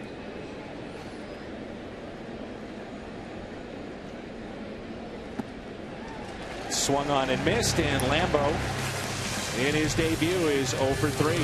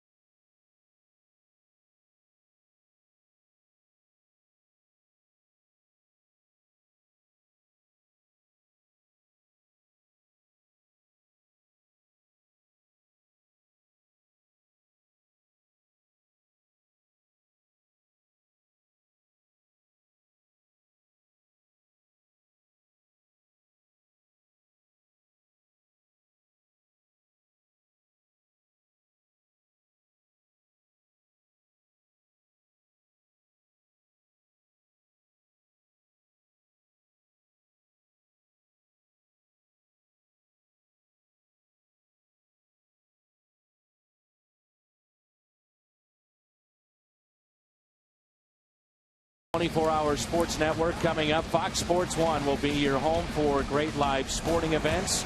All the news and highlights you want. Shows and specials that only Fox can bring you. America's new sports network. Fox Sports 1 coming in 4 days. 4 days away. All right, Dan, here's where we get it started. This is it, huh? This is it. This is it. This is it. Beltran is lined into a double play. He's also grounded out. There's a base hit into right. All right. I will say this, Al. Usually in our years of doing games, when you are being serious about a team coming back, you'll tell me, I think this is going to happen. And I'll tell you what, more times than not, it usually does. So this is your inning, huh? This is my inning right here. Won't be the only inning, but this is the inning where the Cardinals get back in this game. It's just a 3-0 deficit. Got a runner on for Alan Craig. You wish he was on in scoring position with the league's best hitter with runners in scoring position, Alan Craig. Craig has fly to center and also grounded out. Fastball and a strike. Charlie Morton has been very good tonight, efficient, and his pitch count still below 80. It's at 79. A lot of ground balls too. So with Beltran's bad toe, you don't have a little disadvantage. You can't start him.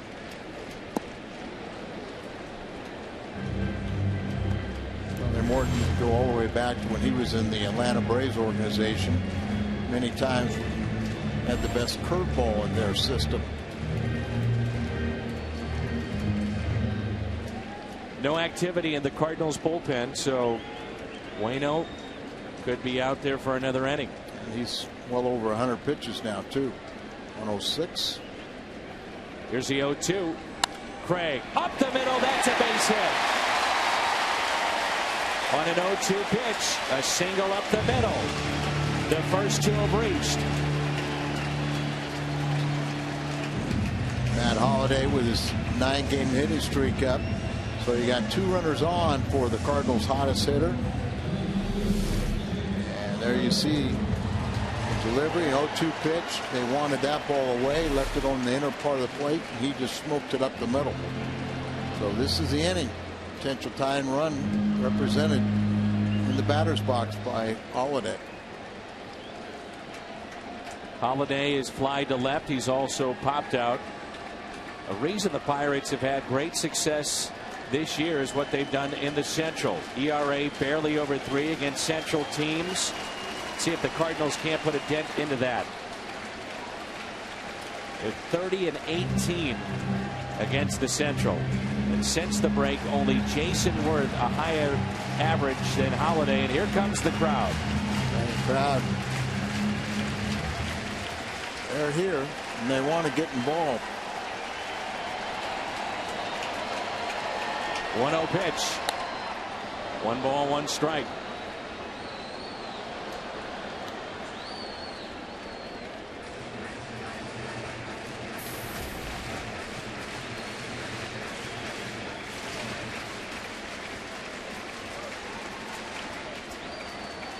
Back-to-back singles.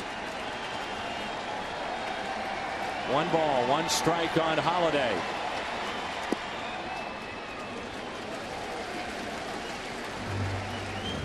As good as the bullpen has been for the Pittsburgh Pirates this year, this may be your best opportunity of the night.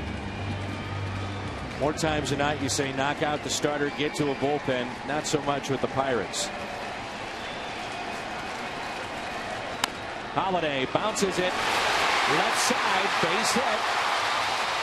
Beltran held up at third, bases loaded. David Freese.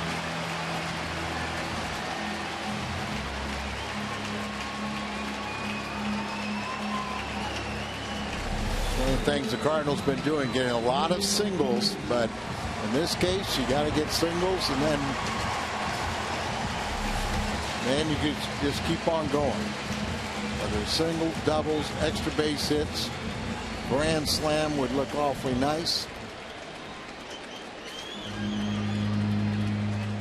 They're moving around. around in the bullpen. Yeah, starting to stir out there, and now Ray Surge out to visit.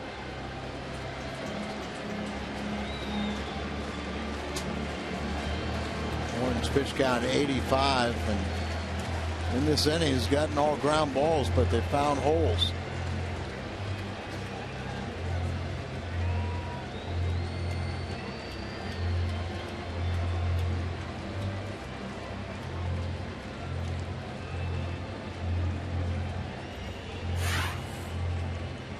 AT Twitter poll.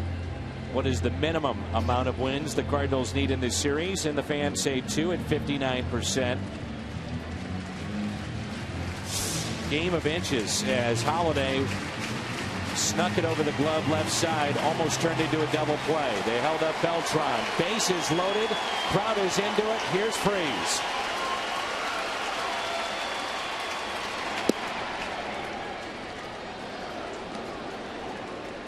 Ben Mazzaro, a right-hander, up in the bullpen. Right now, the key batter is David Freese. Going right at him, 0-2. It's an 0-2 mistake that he made to Alan Craig, and he singled up the middle. So right at his average, 87 tonight. What will Freese do on pitch number 88? Taps it foul, stays alive. The breaking ball there. Base hit by Holiday has given him now a 10-game hitting streak. Just 2 for 12. Freese would love to change that.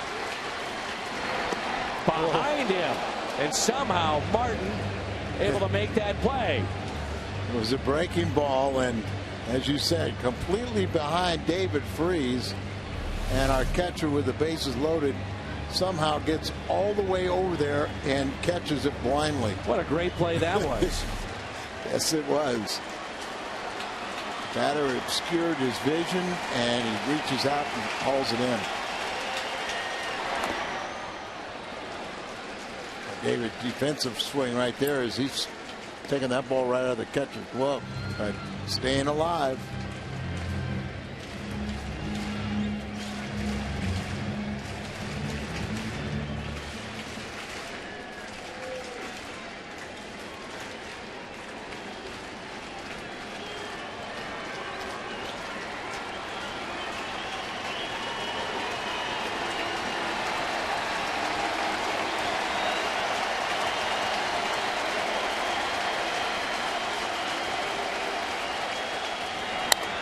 Broken bat, slowly hit towards short. Out there, it's a double play as a run scores.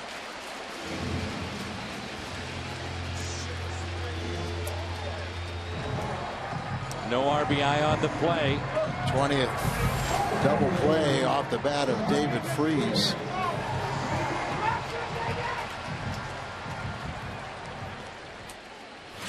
See how he got him out. Throws a fastball right there.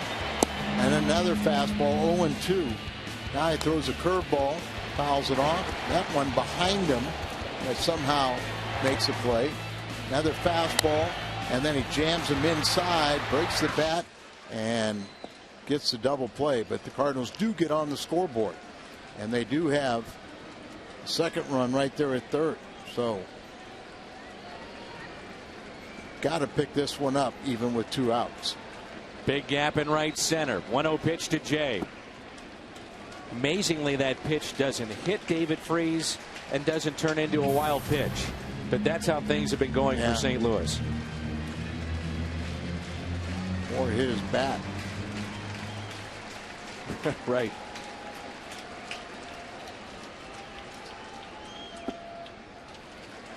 John Jay's been one of the hottest hitters.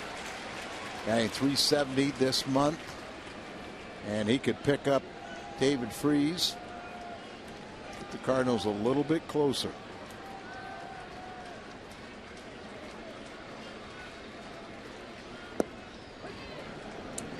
Strike to Jay. Got Tony Cruz on deck. I wonder if in the back of Mike Matheny's mind he's thinking about the potential of using Matt Adams in that spot. That's a base hit left side. John Jay makes it 3-2.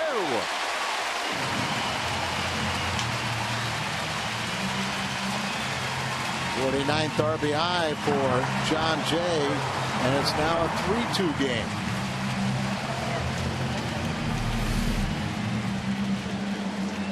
It is double just inside the third baseline. Alvarez playing closer, so he hits this one between shortstop and third.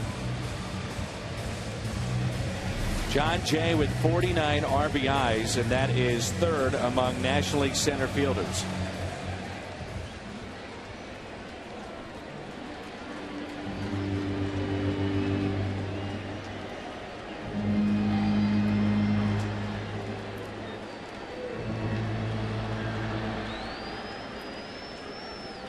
So during August, the 10 RBIs.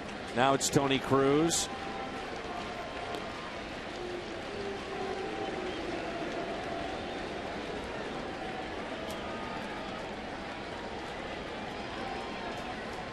Cardinals with 4 base hits, all singles in this inning. In the ball game, they have 7 hits. 2 of those off the bat of Jay. As Cruz is trying to bunt his way on.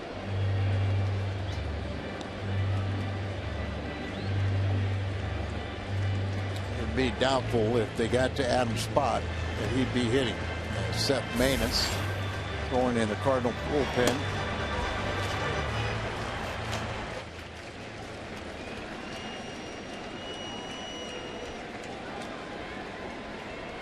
Cardinals would have to take the lead for Adam to hit, wouldn't you say? Yeah.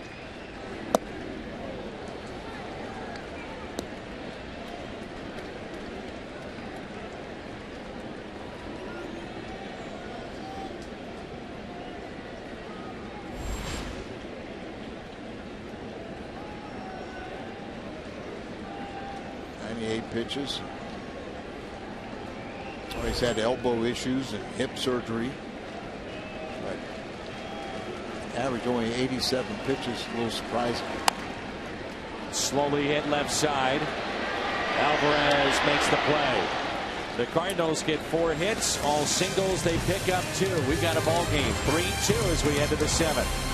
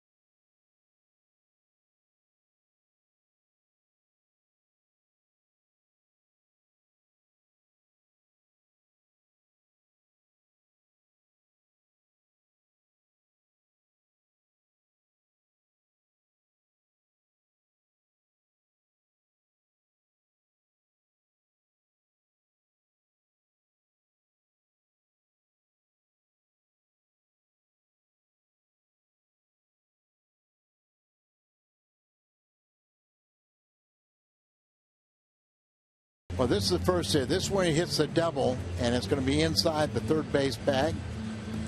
And you can see how he beats the defense there. Now with the runner at third, Alvarez is still close there. The shortstop's still up the middle, leaving a big gap on towards left, and he just shoots that opening. So just sometimes it's amazing. You know, we're watching all the at-bats and all of the perception we have. I don't think we would agree with that defense that Pirates have employed against John Jay, because we see so many balls that he hits towards left field. And lately he's been hitting a lot like the double he hit just inside the third base bag. That's pretty hard to defend that one. Yeah. But the second one, it seemed like that one was a little bit, maybe you don't make the play on it, but you keep it from going the outfield and save that run. And the first pitch here in the 7th, taken by Mercer. You have 8, 9, and 1 in the lineup. So pitch count at 107. Extra day's rest. They're extending Wainwright here. Try to get him a win. You know, I mean, the last couple times he's been out there, and he had 2 losses and a no decision. You know, he was going 7 innings. He just gutted his way through it. Just eat up those innings. And once again, he's trying to do it again. Out of play. It's been interesting to see how Mike Matheny has gone with Adam Wainwright. There's been some games you'd say, boy, you want to see him stay in and finish it. Hasn't worked out. Other games where you think, is this the right move? And this is one of those games. I can see why he's doing it, but you worry a little bit about the pitch count. Long season. Second year removed from his Tommy John surgery. You know, he's that kind of guy that he wants to eat up those innings. He's very close to the league leader in that department.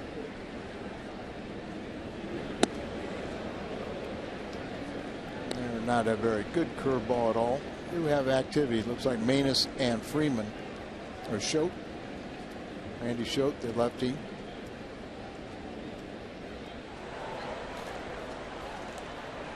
So it's kind of like if one guy gets on, Adams out of this game. 3-1 is hit down the left field line, but yanked foul. Mercer 2 for 2. Remember, he hit a home run to left. Line drive, reached the first row, and then got a base hit. It was in the 4th.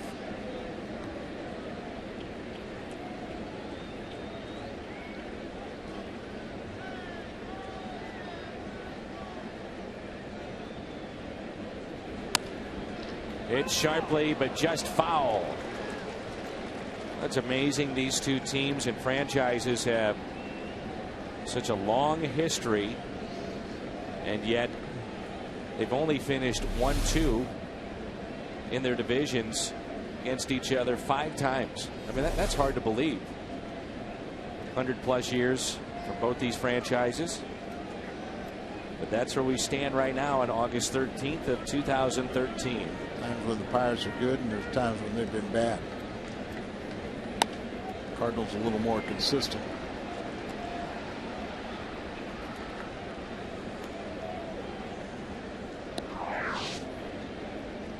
And there it is. 27, 44, 71, 74, 1991. I know about 27 and 44.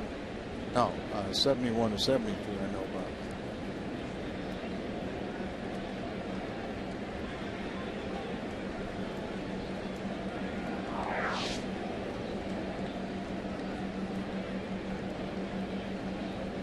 So good in the early 90s. Van Slyke and Bonds. Jay Bell, who's back with him as a hitting coach. Broken bat, hit to short. Cosma up with it.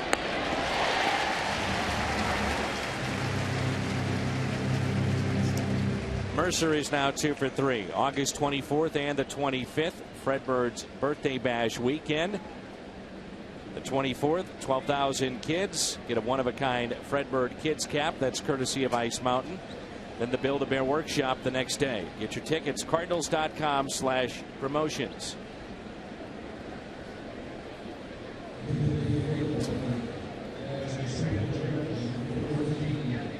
Gabby Sanchez be the pinch hitter for Charlie Morton. So a 3-2 lead for Pittsburgh. Pitch count at 114, and that is a season high for Adam Wainwright. Cardinals looking ahead to the bottom of the 7th. have Cosma, then Wainwright spot up, and Matt Carpenter. Sanchez 0 for 3 against Wainwright.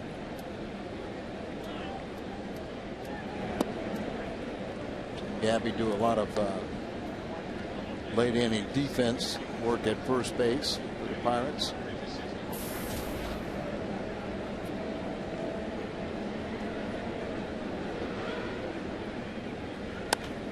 Sanchez skies one into left field.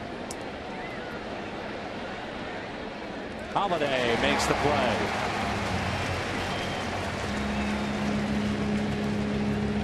Two down, and it brings in the top of the lineup in Starling Marte. All I know is if I was a Cardinal offensive player and my starter gave up a 2-run home run to this in the first inning and then a solo shot and then got through 7 innings, kept my team right in that ball game, I would sure feel like I've got to push awful hard to give him a win in this ball game. Wainwright is allowed 5 hits. That's it. 5. Marte was hit on an 0-2 pitch last time up. Takes a fastball for a strike. He then stole second, advanced on a ground out. He was at third with only 1 out. McCutchen and Alvarez up. Wainwright got out of the jam. He struck out looking, also grounded out. There's a cutter taken low. 1 ball, 1 strike.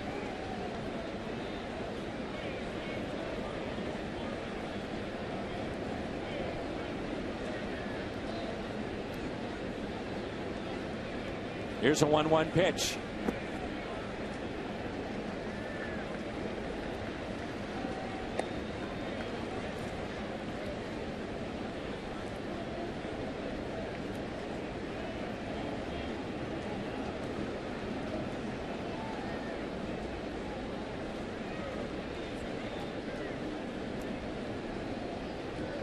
Pitch number 120 from Wainwright.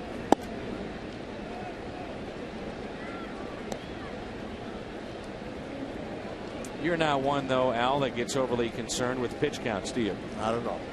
This is no big deal. No big deal.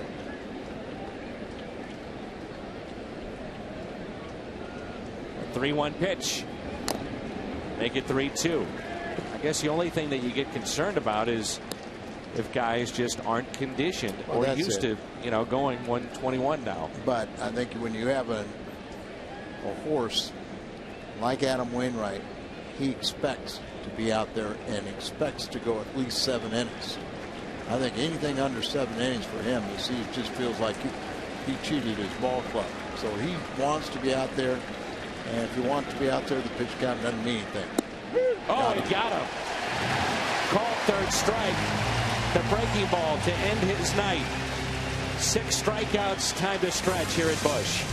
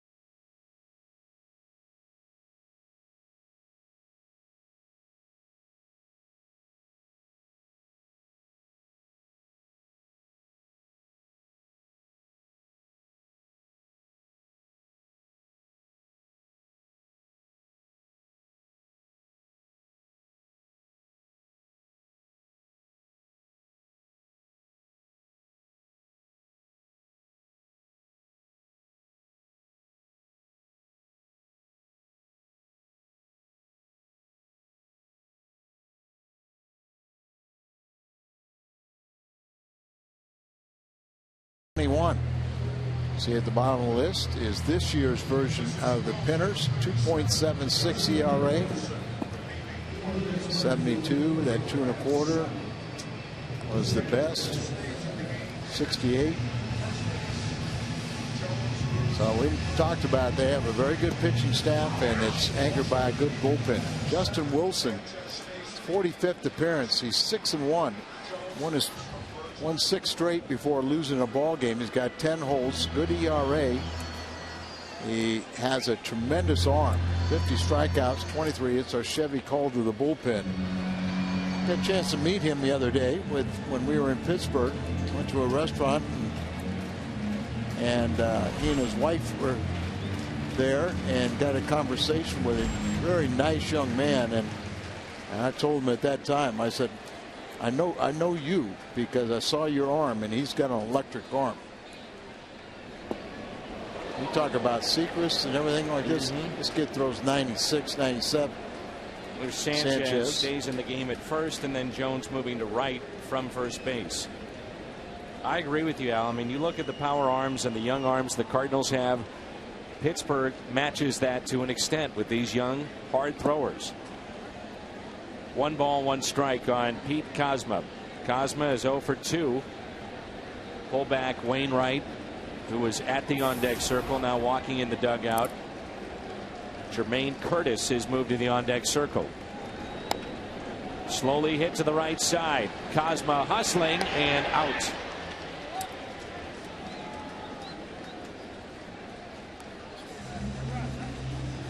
Close the book on Adam Wainwright. Jermaine Curtis back in the big leagues. See that close play there a second. Walker makes that play. Curtis, recalled from AAA Memphis, was hitting .259, 4 home runs, 42 RBIs. He did make his major league debut back on April 27th, and that was against Pittsburgh.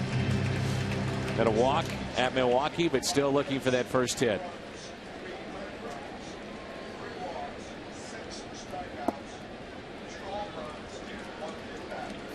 Cardinals really a left-handed bench. Scalzo, Adams, Chambers. You're using Curtis here, and you've got to keep Johnson alive as your backup.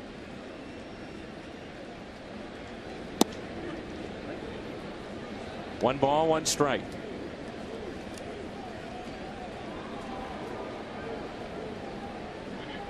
Pirates have 2 very good left-handers, Wilson and Watson.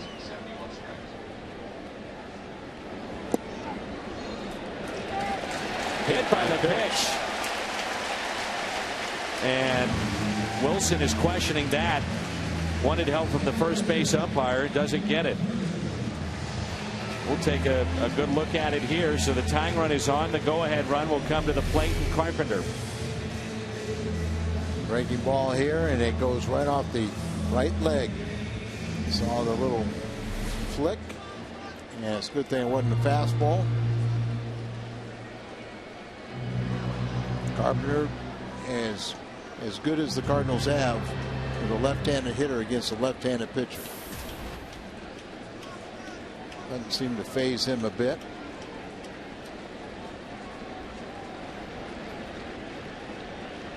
Pretty good lead over there by Curtis, and Justin Wilson didn't like it either.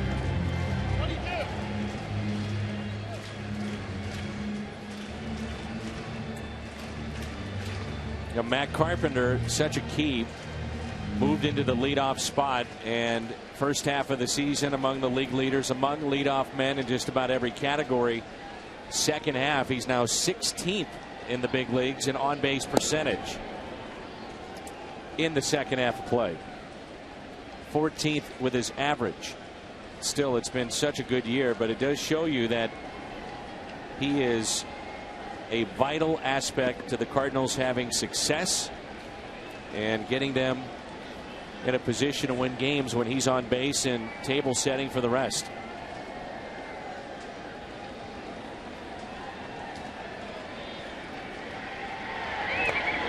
Homer Bailey has given up his 3rd home run of the night. Donnie Murphy ties the game for the Cubs. And that's 4-4 in the bottom of the 7th. It's the Cubs and the Reds. Cubs are going to have a lot of fun trying to be the spoiler, and they're going to have a lot to say with who wins the Central Division.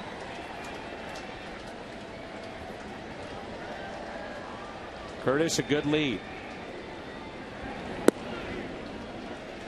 Not every time the pitch being made to the plate, Curtis is going back to first base. So healthy lead, but unsure of himself. Wilson was a 5th-round selection in the 2008 first-year player draft. Got to the big leagues last year. Pitched well in 8 games for the Pirates. 1-1 pitch.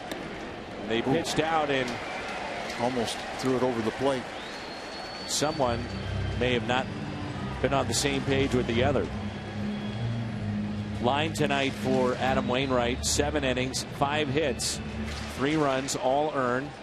Gave up a pair of home runs. Season high 122 pitches tonight. Did his job, trying to get his team a win, keep them in this game. The 122 pitches, most in a start since 2009. 3rd most in his career. He wanted to hit. He was in the on deck circle, and they had to call him back because he wanted to stay in this game. The only thing he can do is be a cheerleader. As I said, his offense owes him. A 3-1 pitch. Carpenter up the middle. Walker flips to second. They'll get the lead man.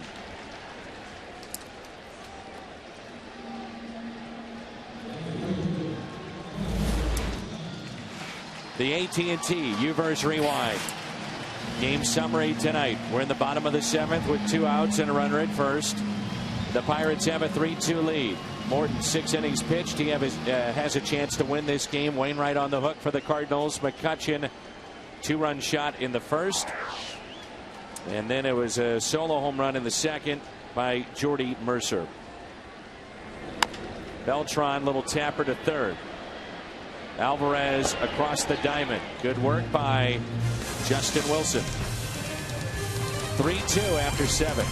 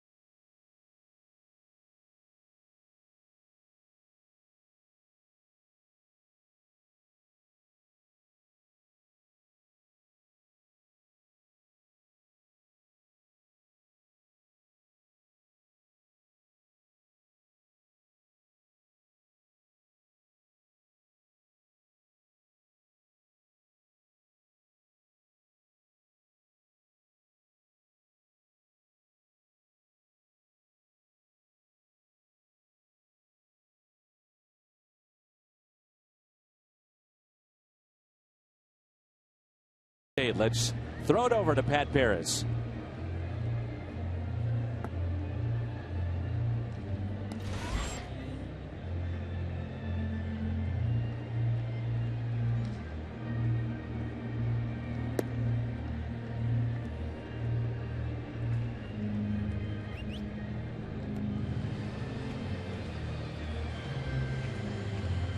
All right, it's our Chevy call to the pen. Trevor Rosenthal is in for the 54th time. Tough outing last time out. Chicago Cubs got to him proved to be a tough Friday night loss. Chevy called to the pen. Trevor Rosenthal is in. You know, Dan, you also remember he had to be relieved in his inning to work on Friday night. So a couple tough outings for him. Definitely needed the off day yesterday and got a full day off on Sunday. Let's see him come back.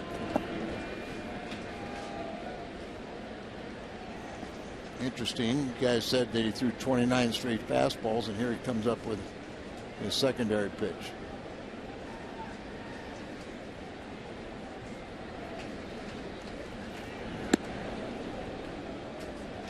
Two and 0.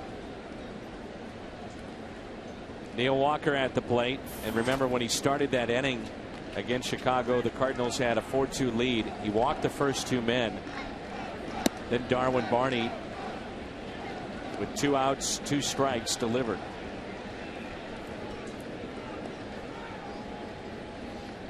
Cardinals still have to see how some of their young pitchers will respond. Last year, Rosenthal was outstanding, you know, in postseason and down the stretch, but still a young pitcher. I'll take my chances with him, though.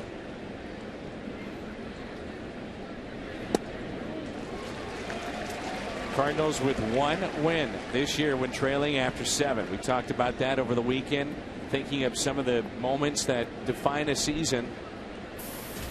This would be one of them to come back tonight.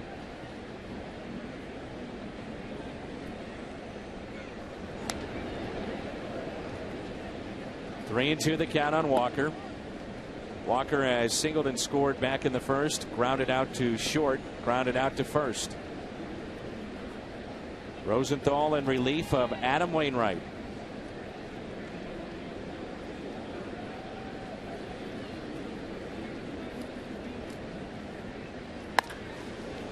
And that's a fair ball down into the right field corner.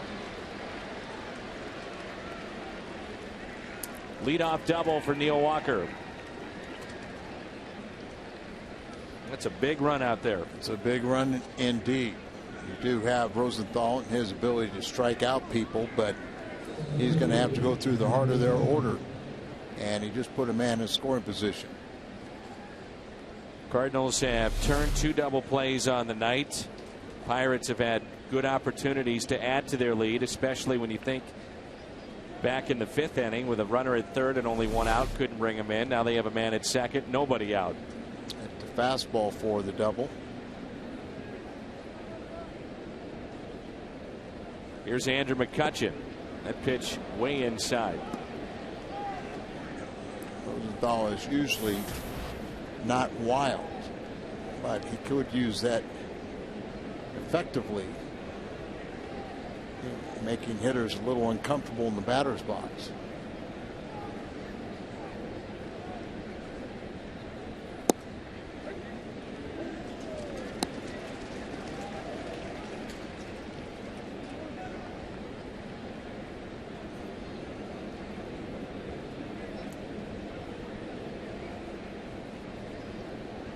The other night we saw him at triple digits, 95 or better, 28 straight pitches. McCutchen hits it out of play. Last couple have been 97. Prior to that, been 95, 96.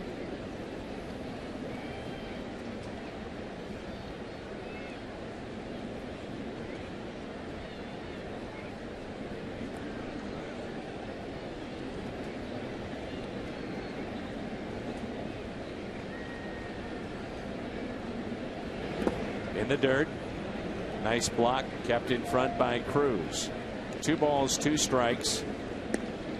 The Cardinals will have Craig Holiday and Freese coming up.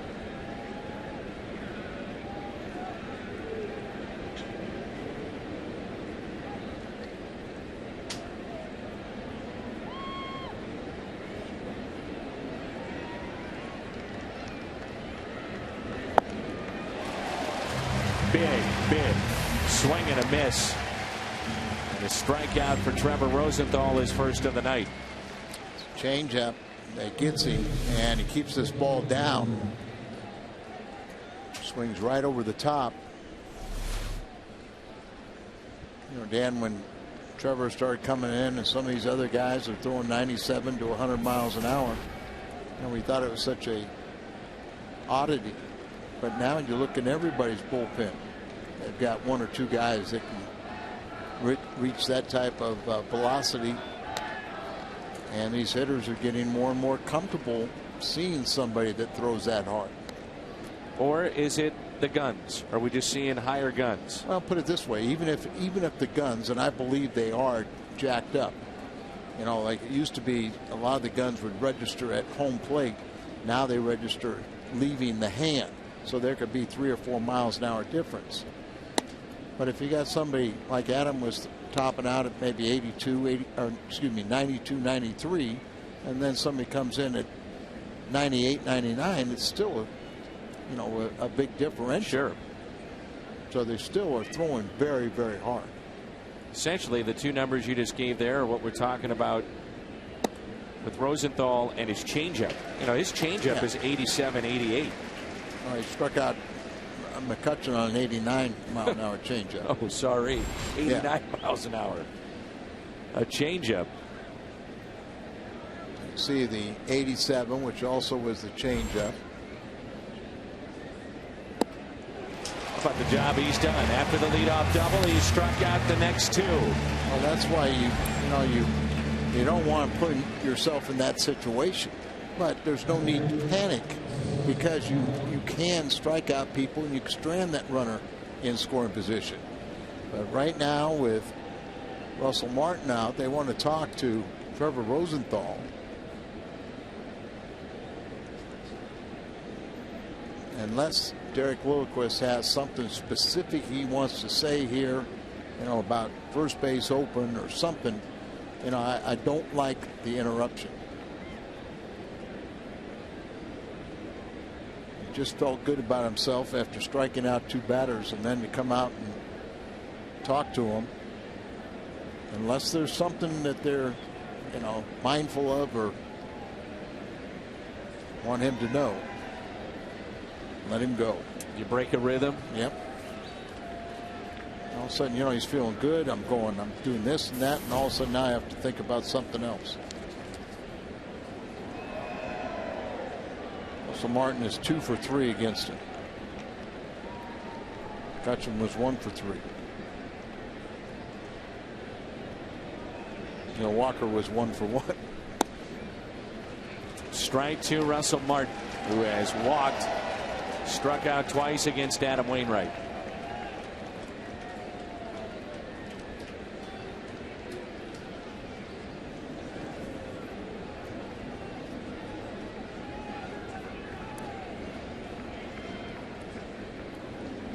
Big gap in left center. The 0-1 pitch paints the corner.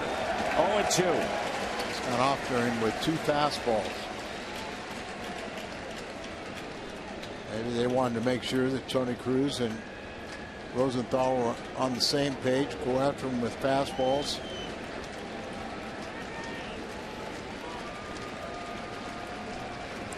The 0-2. Might have been that, because he hasn't taken the bat off his shoulder yet, where Martin may be looking for something off speed. He knew his tendency and didn't want him to go to the off speed pitch. Who knows?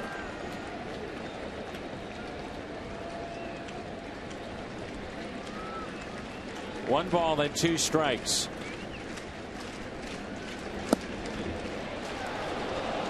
Pretty good pitch right there, just off the plate.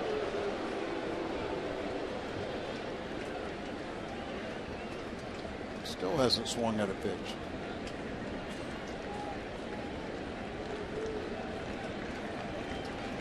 How do you go up there looking for a changeup when he can throw 98 to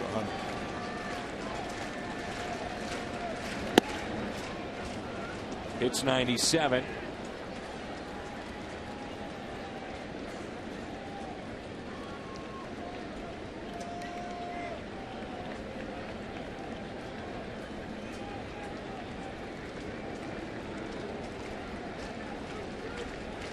The 3-2. Struck him out. Strikes out the side after a leadoff double by Neil Walker.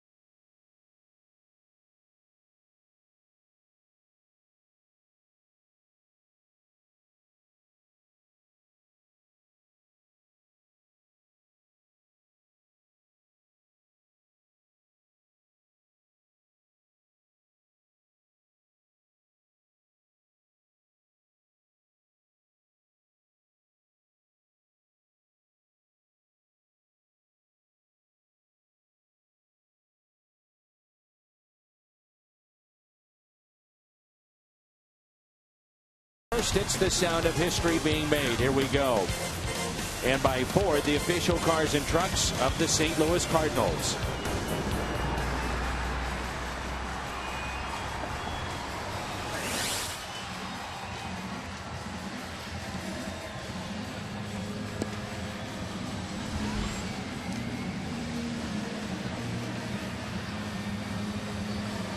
Chevy called to the pin.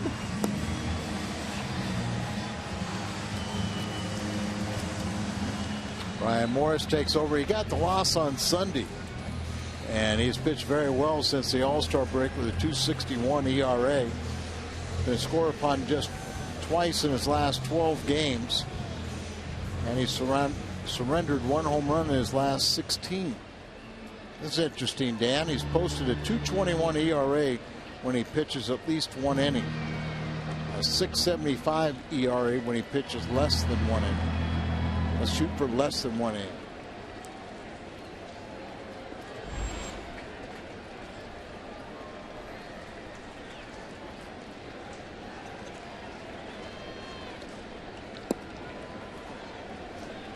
Strike to Craig. Alan Craig has faced him 1 time and he walked.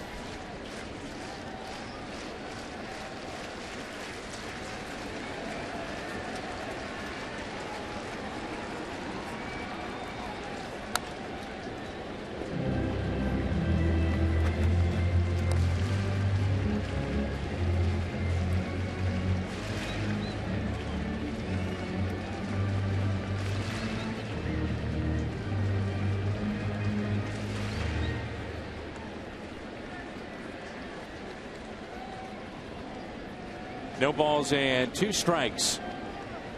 Alan Craig. Fly to center. Grounded out to short. Base hit up the middle on an 0-2 pitch. Morris was born in Tullahoma, Tennessee. Makes his home in Deckard, Tennessee. He came from the Los Angeles Dodgers.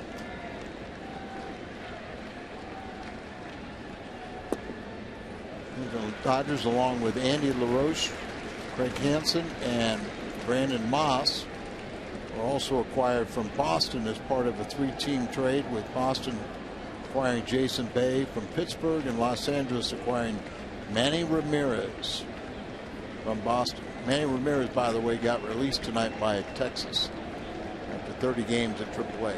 The 2-2. Little tapper, tough play here, but he'll make it. 1 away.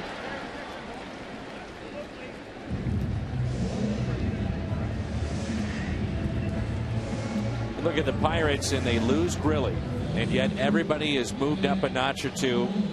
Most notably Melanson as the closer, but this is a bullpen with an ERA of 2.76, and statistically it's turned out to be one of their greatest bullpens ever in Pirates history. Ever. So 5th best ERA since 1921. And Melanson, who, if things don't change, we'll probably see him in the 9th.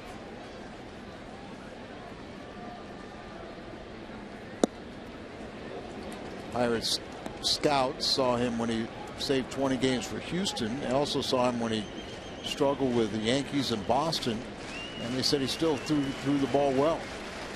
So they recommended acquiring him, and he was an outstanding 8th-inning guy until Grilly got hurt. He had the best, probably the best 1-2 punch in the National League by far. And now Melanson has got Morris, Wilson, Tony Watson, and others to set up for Melanson.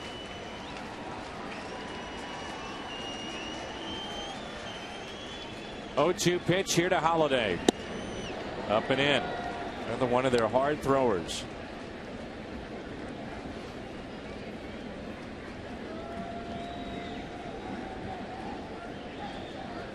Not sure Morris knows how effective that is down the way and up and in, or just rearing back and throwing.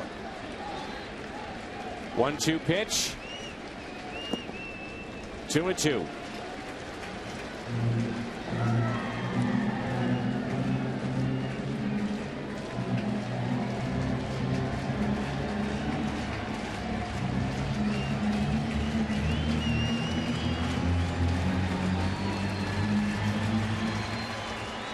Holiday with a single back in the 6th. Now a 10-game hitting streak. 2-2. Base hit into right. Guarding the lines. And Holiday represents the tying run in another 2-hit night for Matt. I don't know if I'd necessarily ever guard the lines, you know, on first base. I don't know if I'd ever do it third base with Holiday. I'm with you. This copyrighted telecast is presented by the authority of the St. Louis Cardinals and may not be reproduced or retransmitted in any form, and the accounts and descriptions of this game may not be disseminated without the express written consent of the St. Louis Cardinals. David Freese, you know he'd love to atone for his last at bat. Bases loaded, nobody out, grounded into a double play. You think Sterling Marte could play any deeper in left field? And again, look at the hitting room on the infield when you think between third and short, because Alvarez is a step or two off the line. They bunch towards the middle. Mejica getting loose in the pen, and then they'll hold it first. So there is some hitting room out there. 0-1 pitch.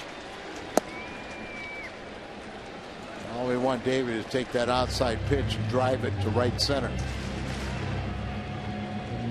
As he hit one so Mejica can catch it in the Cardinal bullpen.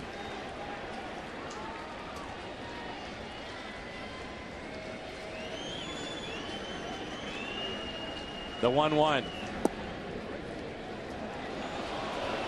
A strike. 1 ball and 2 strikes on Freese.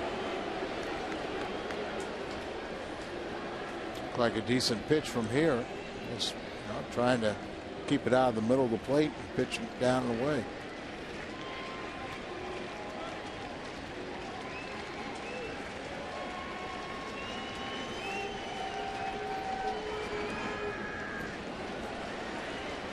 Nice play by Martin to keep that in front.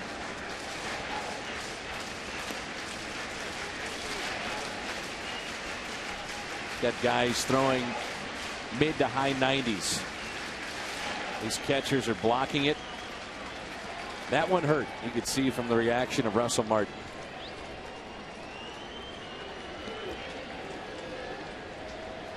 Can David Freese come through? 2 balls, 2 strikes. Spoils the pitch. Hit out of play.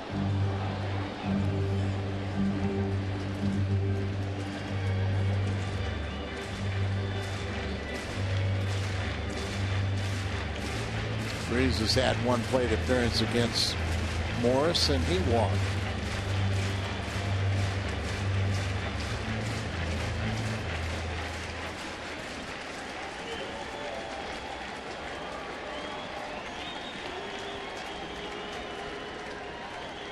Two.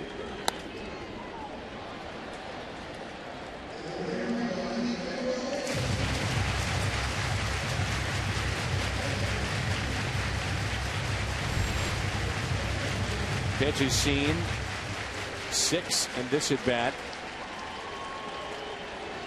The more pitches you see, the better chance you're going to get something you can drive, or even get a hanger, something to your liking.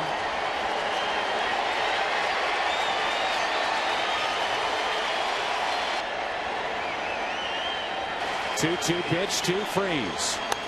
Freese hits it out to right field, slicing. They're playing so deep, and it pays off again. And he was playing. Garrett Jones was playing close to the line in right field, and so he was able to go into the corner and make that play. The charts did pay off there, and I wouldn't have played him there either. John Jay played him off the line, wouldn't you? Yeah. Couple of base hits. Double inside the third base line back in the fourth. RBI single in the sixth. Runner at first, 2 down. Now Jay, 1 for 2.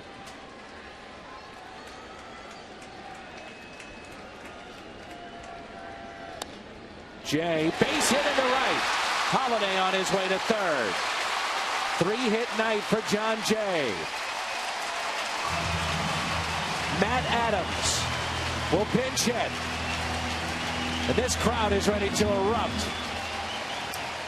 They don't have one, or Tony Watson warming up, so it'll be Matt Adams. Gabby Sanchez went in pinch hit, went in for defense, and he doesn't have the range to hold that one in.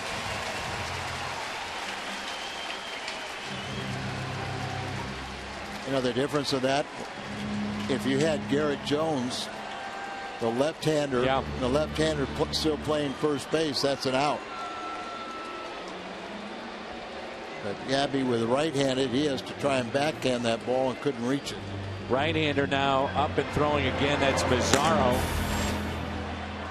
Matt Adams as a pinch hitter this year, 10 for 28, 3 home runs, 8 RBIs. He's really developed in this role. And it's really a tough role for a young player, but he's adapted very well. And I think part of that is just having the valuable knowledge of John Mabry sitting in there as hitting coach. John was a bench player that knows all about how to come off the bench, how to stay ready, how to do these things, but it's very tough for a young player that's played every day in the minor leagues to come up here, and so far Adams has been outstanding. He also has faced Morris one time and walked.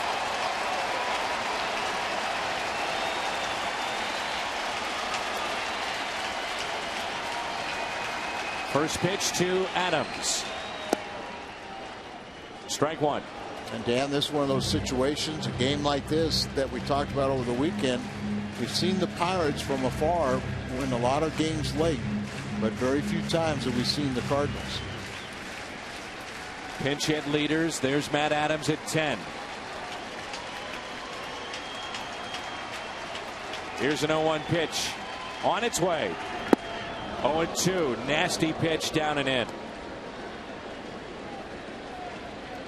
Slider just tied him up.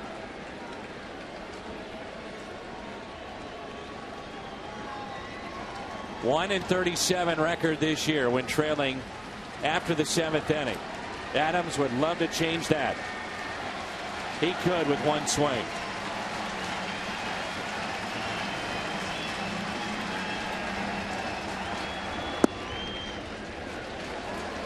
One ball and 2 strikes, and that was the same pitch he just swung on and missed. Yeah, by coincidence, the Pirates, when trailing after 7, have won 8 games, 8-42.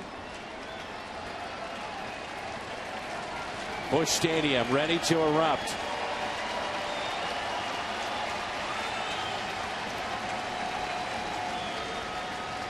One-two pitch. Adams rips it foul.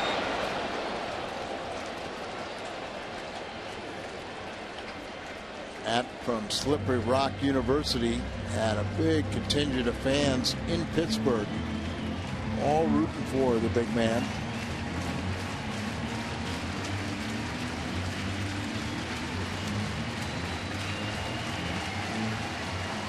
Much of this crowd on their feet.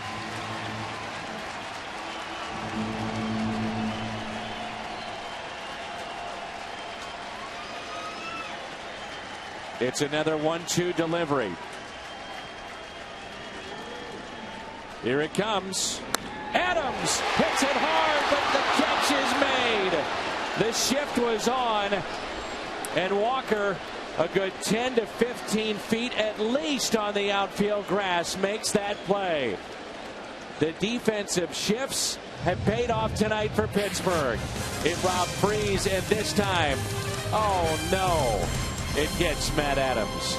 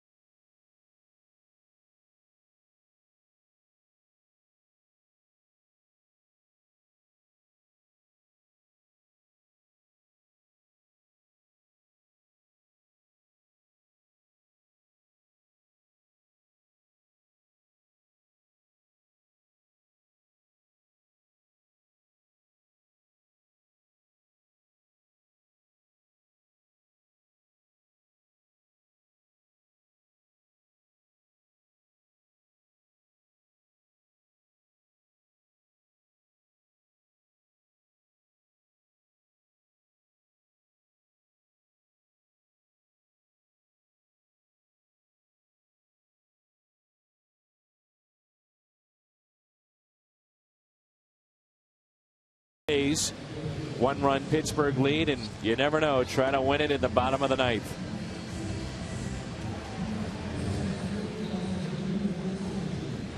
So Chevy called the bullpen as Edward Mujica comes in here. Cardinal closer, 31 out of 32. He's just trying to keep this game at 1-run deficit and pick up the win. Look at the defense. The second baseman playing shallow right field skies and goes up and hauls it in. Cardinals would have tied it and had 2 men on if that ball gets by, and the bench frustrated. Daniel Schuyler is now playing third base, and Johnson is catching Mujica. Here is Garrett Jones. You know, think about the positioning they've had tonight on some of these plays. It's paid off, and especially in that inning. A shift, and then playing so far back was Neil Walker. And then it was Garrett Jones who's at the plate with his play on David Freese into the corner and right. 0-2 the count. Scoreless inning for Rosenthal, and now it's Mujica.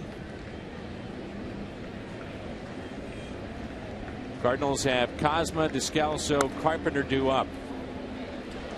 Craig, nice play, ranging to his right. Mujica at the bag.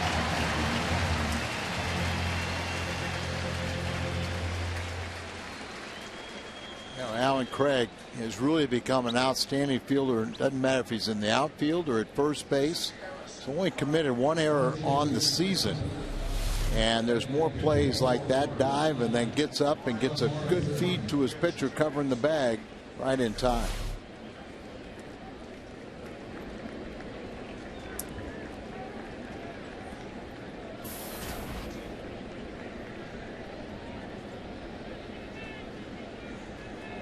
Josh Harrison, pinch hit. He's come up with some big hits.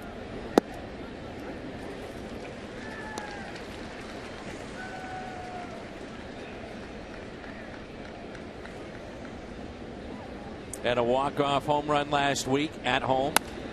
Grounds it to short. Out number 2.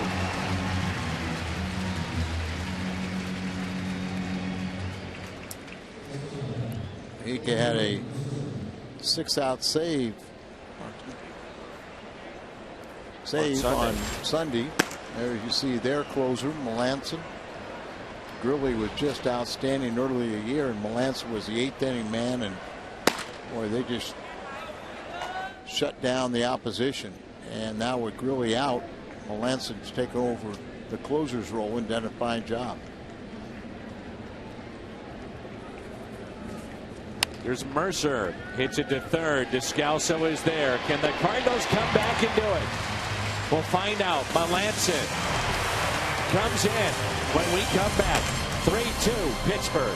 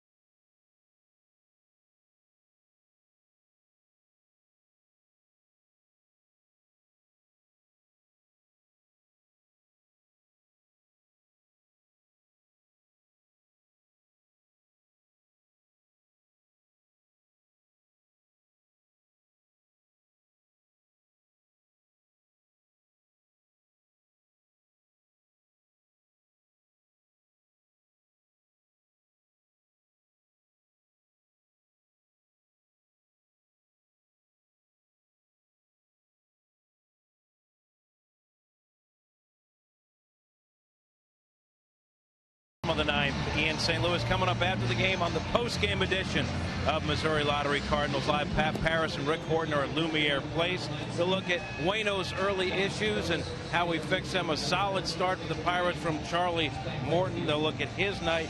Plus, we'll have Mike Matheny's post-game comments. Mark Melanson on to pitch for the Buccos. We head back to the booth in Dan and Al, guys. All right, thank you, Jim. Good job as always. Melanson, the new closer with Grilli out. 7 for 8 in save opportunities, but look at the ERA. .83. It's our Chevy call to the pin. Only 7 walks in 54 1/3. Only 1 home run allowed in those 54 innings plus. The 0.83 ERA is the lowest among National League relievers, and you talked about that 1 home run. That was on April 14th to Joey Votto at PNC Park. He's the king of the Shark Tank. Still looking for that first win when trailing after 8 innings. 0-40. You talk about from both sides, Al, what this game means. If you're Pittsburgh, huge. Take game 1 of the series and do it against Wainwright on extra days rest. The Cardinals, they come back and win. It's huge in the fact that they've come back in a game when they haven't done that all season long after 8 innings. So a lot on the line here at the bottom of the ninth. And yet the sun will come up tomorrow no matter who wins. We'll play baseball, and if one club wins this one and that club loses the next one, you're back to square one. So the idea is to win this ball game, then to win series. If you win the first 2 games of the set, you get a little greedy. You know all about the Shark Tank, Pittsburgh? I do. That's what they call the bullpenners down there. And it all started when Melanson, he and his wife went to New Zealand, and he was participating in a baseball clinic. And on an off day, on their bucket list was they wanted to dive with the sharks, go in the tank there. And there was also some shark researchers on that boat. They saw a great white that they didn't know. It's it sharply to second base. 1 away. Cosma's out. And the researchers asked Melanson, can we name that shark in your honor? And so they tagged it. And Des was telling his bullpen buddies that. Kind of circulated through Pittsburgh, and one of the season ticket holders owns a aquarium, and so he installed an aquarium in the locker room of the Pirates with 2 3-foot sharks in it.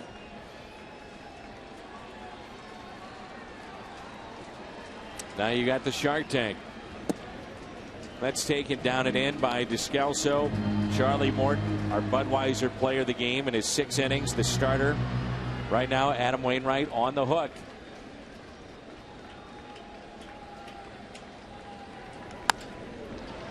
The fly ball that's lifted out to left for out number 2. Oh, it's dropped! Descalso on his way to second base. He dropped it. The tying run at second. Oh, goodness. This may be the break they need. Such a simple fly ball. Oh, my goodness. Trying to one-hand it, hits in the heel of the glove and bounces out. Marte, and right now no place for him to hide. When you get a break like that, a 2-base error, and you've got to take advantage of it. And Matt Carpenter will come up. And the crowd is back into it.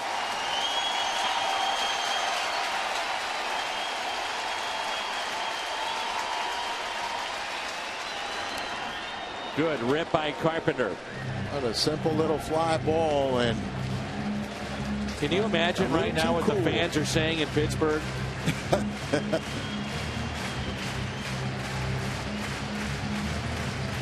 The fans in St. Louis are saying make them pay. And Marte is trying to find some earmuffs real quick. Cotton in his ears. Base hit, could tie it. Outfield is deep. Descalso, the tying run at second base. 0-1 pitch to Carpenter. Taken for a ball. Carpenter tonight has walked as an infield hit. It was hard hit off the glove of the first baseman at that time, Garrett Jones. Twice is grounded out to second.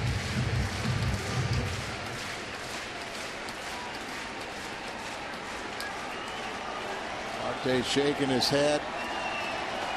He's a big reason why they're playing as well as they are, but misplayed that one. A little too nonchalant. Hit him in the heel of the glove. Only used one hand, and it pops out. And give Descalzo credit to end up at second. Here's a 1-1 pitch. Carpenter hits it down the right field line. Foul. Look at Marte now.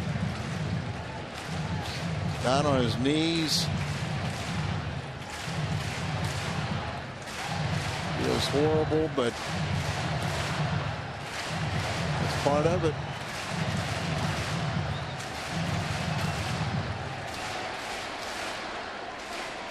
Wait till the games start getting fun and pressurous.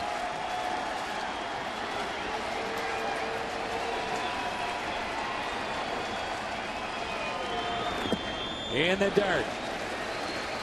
Carpenter's never faced Melanson.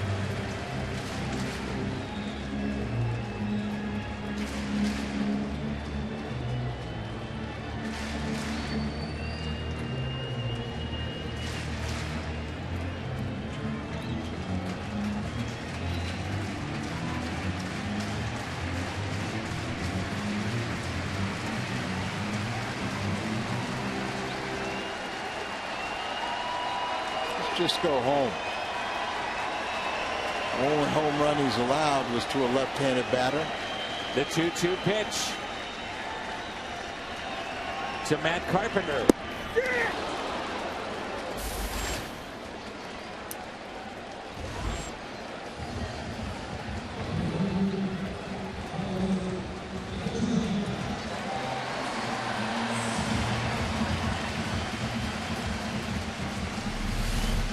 Reaction of Marte, the strikeout.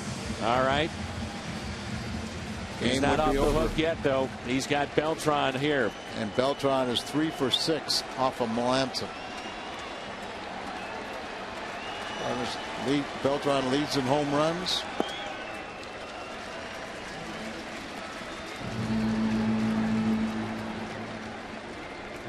Single and a run scored in the 6th. He lined into a double play in the 1st. He's popped out to 3rd, grounded out to 3rd. He could tie it up. He could win it. Dan, you know what? No matter what happens right here, the Cardinals have played a much better ball game. One of their better games in a couple weeks. Here's a 1-0 pitch to Carlos Beltran. 2-0. Alan Craig, league's leading hitter with runners in scoring position, stands on deck. 5 career walk-off homers. The last in 2008. It's been a while for Beltran. I felt like all day he was going to do something special. Remember, I said he was going to get things started back in the 6th. The 2-0 pitch to Beltran. Now 3-0.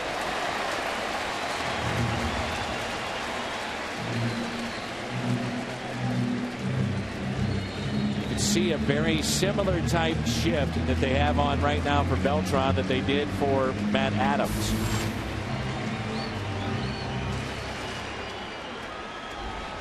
If you're wondering, Alan Craig 1 for 1 against this right-hander in his career.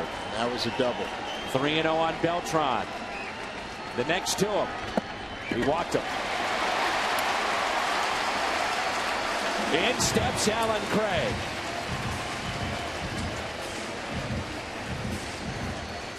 Three to 2 Pirates. Runners at first and second.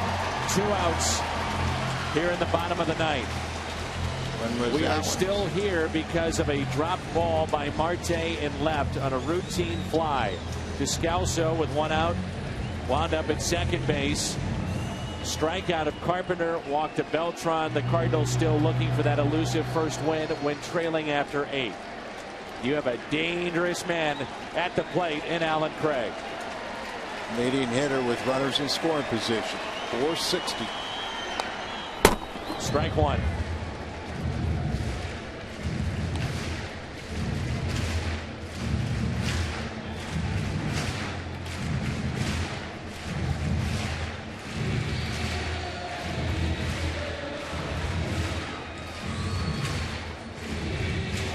gap out in left center. Harrison at right field. He stayed in to play right.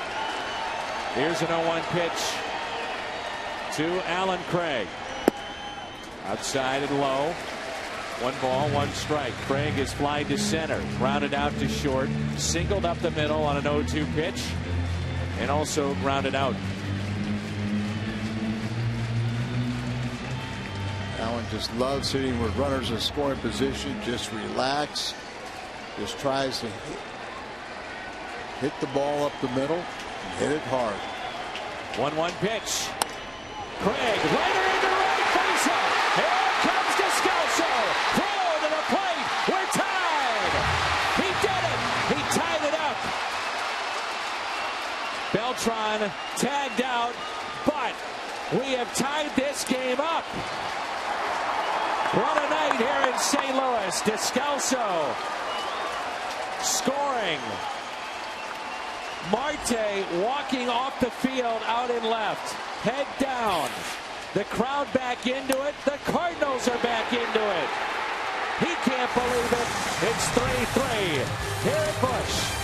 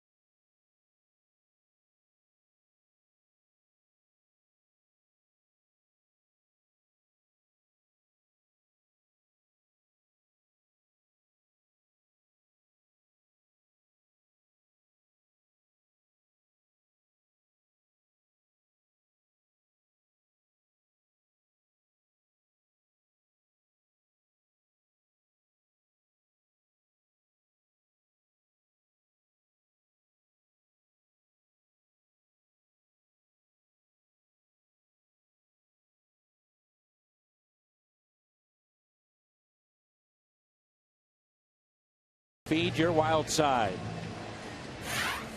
What a wild 9th inning as the Cardinals have tied it up 3-3.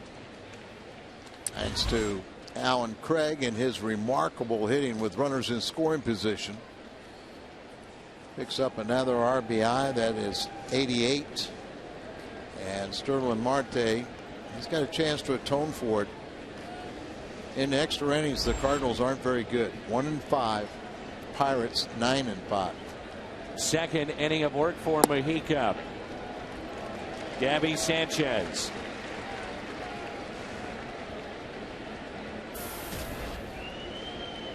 Mark Melancon, when facing a batter with 2 outs and runners in scoring position, they had been 0 for 16 this year. And a base hit on a pitch that was up by Sanchez.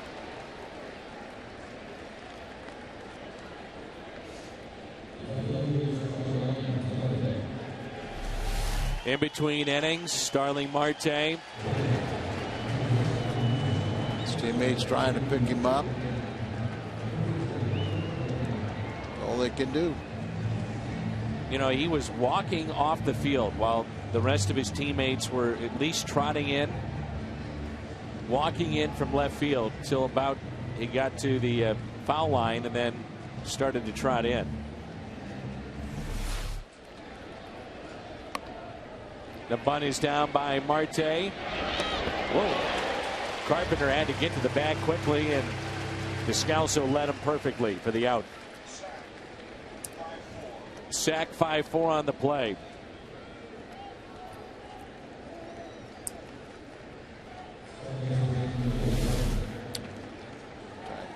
Give up the out here to get the man in scoring position. Scalzo, he throw it over the bag, but he's Carpenter running to the bag and almost threw it behind him, but they made connection. No harm, no foul. You know, Melanson has not pitched more than 1 inning in any of his outings this year. They have got a right-hander throwing in the pen right now. What a ball game this has turned out to be. Well, like I said, Dan, Cardinals in this game played a lot better. There's been Mazzaro's about at least the 3rd time he's been up. Yep, 3rd time he's been up. This is Neil Walker at the plate. The only thing we're going to know is what happens from here, but Cardinals playing much better in this game. That's all well and good, but this is a game that they need to win. Well, they have to win because they were given the opening. Exactly. You take a sheer loss and turn it into a victory. That's what Mike Matheny's team needs right now.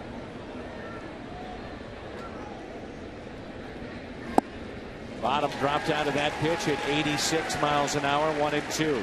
Another factor too, Dan, is it would be the 4th straight loss for the Pirates. And if they lose this game, what a devastating way to do it with a routine fly in left. Just how a team responds, a young team that hasn't been through a stretch run. But we're still a ways away from that. Mistakes happen, but boy, is it magnified in something like this. And rarely do you see a mistake like that done at this level.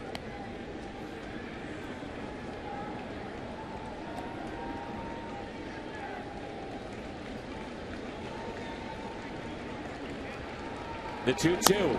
Ground ball sharply hit. Nice play again. Craig race to the bag. Mojica got there just in time. Nice play, as you said, Alan Craig, and then he had to get to his feet, and Mojica racing for the bag. He beats the runner right, Neil Walker, but then he's immediately, watch how he'll spin because he knows the winning run is going to 3rd and he doesn't want to see it come home. So watch him turn right there to find out where that runner is. Did he step on the bag? Yeah, he did. He stepped on it with the wrong foot. Got it on the left. Left foot instead of the right foot. And I think Mike Matheny just come out there and said, okay, we're going to breathe for a while. We're going to catch your breath, slow things down.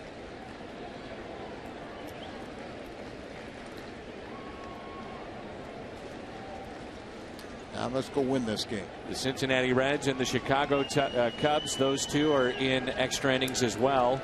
4-4, bottom of the 10th, and here is Andrew McCutchen.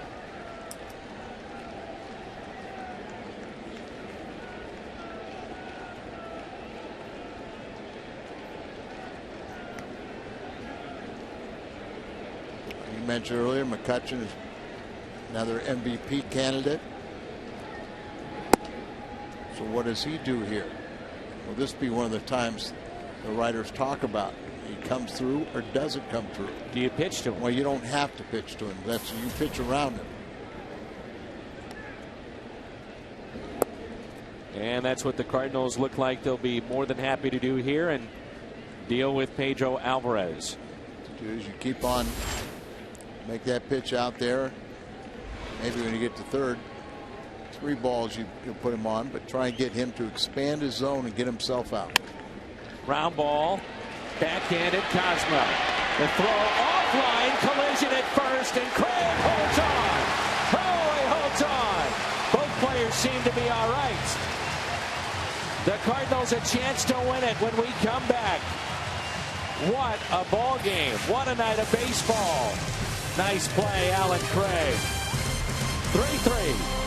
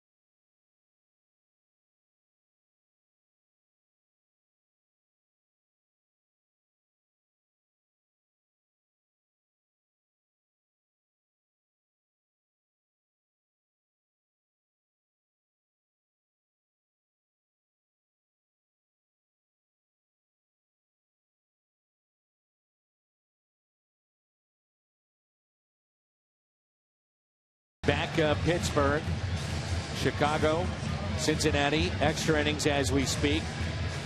Ben Mazzaro will come into this ball game. How about Alan Craig? His last 10 minutes, it's been a game-tying hit and 2 game-saving plays defensively as Ben Mazzaro comes in and our Chevy called to the pen. Lost in all the excitement was the base running gaffe of Carlos Beltran to end the bottom of the ninth and not give Matt Holliday a chance to win it with a base hit, so he just might as well win it with a walk-off homer. He is 6 for 11 against Ben Mazzaro.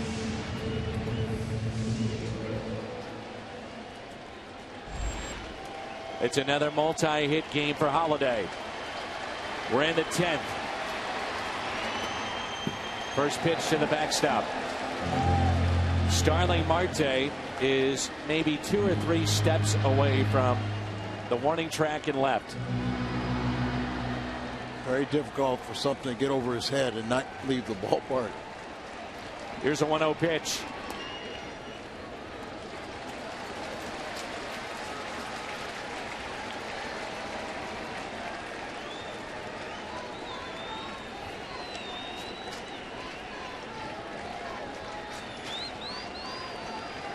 The 2-0 pitch to Holliday. Inside, and it's 3-0. Rob Johnson has moved to the on-deck circle, and then we'll see Jay.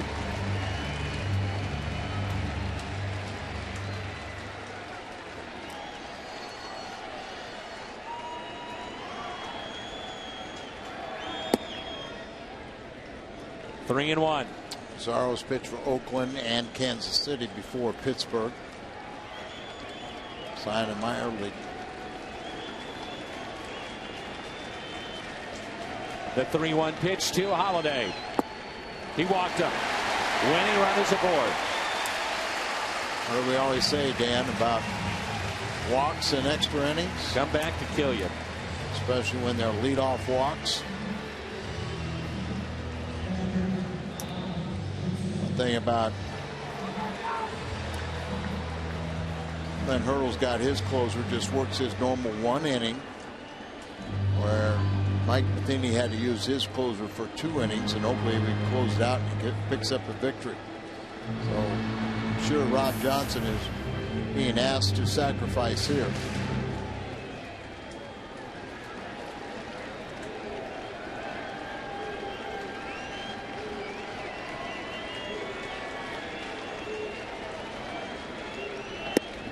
Up and in to Johnson.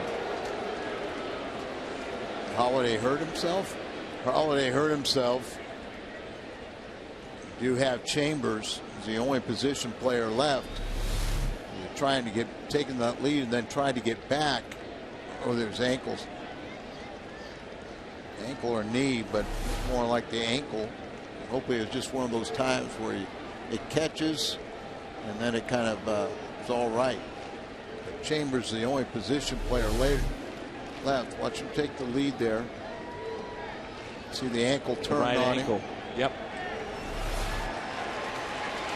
So it seems all right. Yeah, it's just, I mean, sometimes you'll get that. Don't want to risk it, but you also have Chambers with his great speed too as an option. I understand that, but you continue in extra innings. I want his bat in the lineup. That's true too. I mean, maybe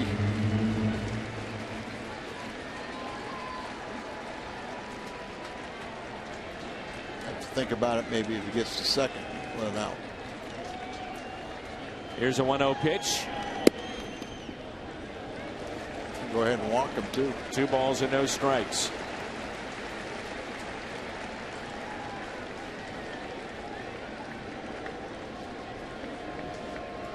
Yadier Molina coming off the DL on the 15th. That's Thursday. Might see the possibility of carrying 3 catchers just to diminish the wear and tear on his knee. The 2-0. Strike 2 and 1.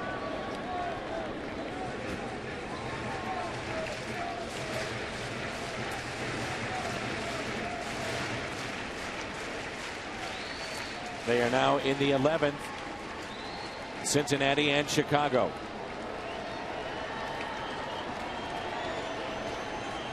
Johnson squares again. Another check on Holiday.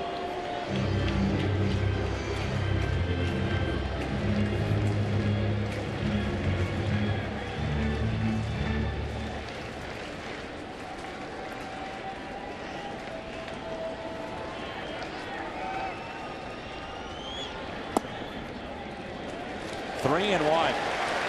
Rob Johnson's done a nice job. He's hit very limited, but he's hit right-handers this year at .417 with 2 RBIs. 7th inning or later this year, Rob Johnson's average is 400 with an RBI.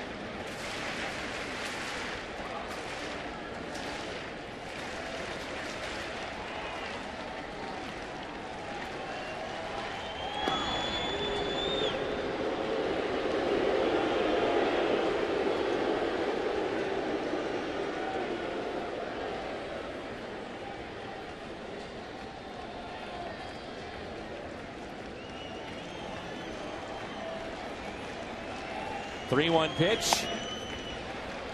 Bunt is foul. That very well could have been ball 4. Right at him, that like almost self-defense, put the bat up. Now the count's run full. Kindo's going to come down, I think, talk to Rob Johnson. He's going to call time and or at least tell him to look at him, get a sign.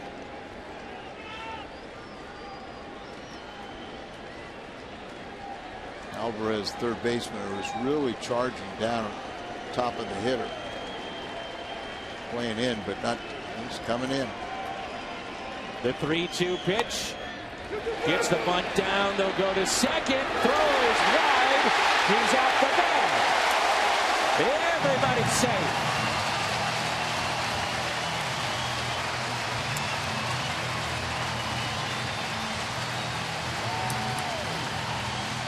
Pressure does amazing things, doesn't it?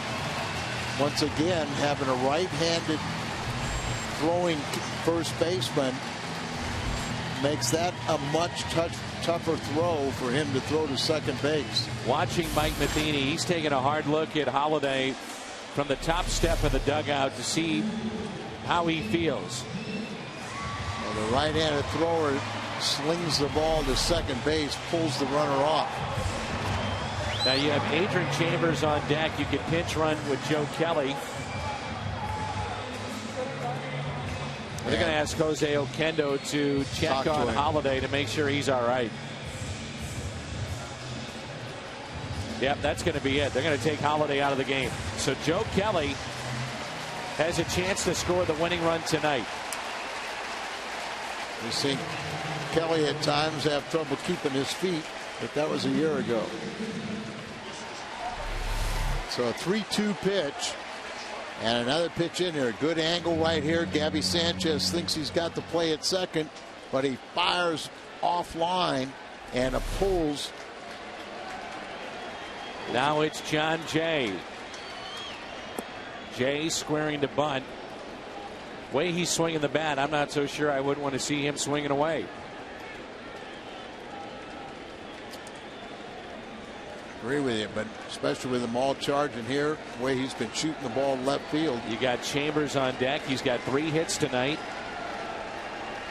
0-1 pitch. Jay gets the bunt down. This would be a tough play. Low throw, and the out at first.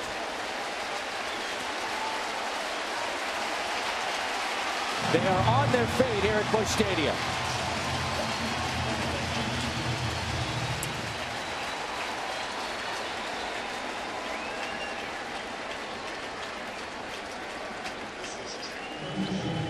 The infield will be drawn in, and Clint Hurdle wants to talk about this. Adrian Chambers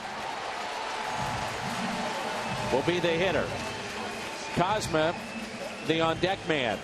Runners at second and third, the only run that matters. Joe Kelly down at third, the pinch runner for Holiday.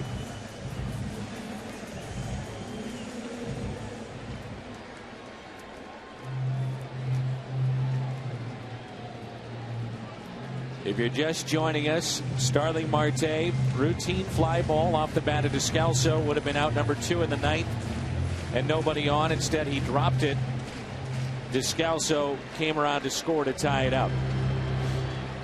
See what they want to do defensively. Will they intentionally walk Chambers? And that's what looks like what they're going to do, load the bases. And deal with Pete Kozma. Kozma and Descalso, the next 2 hitters, just one out, the bases loaded. Pete's come up with some big hits since he has arrived on the scene last September. It was August 31st, wasn't it? When Kyle got hurt, and Kozma came up here and did a tremendous job.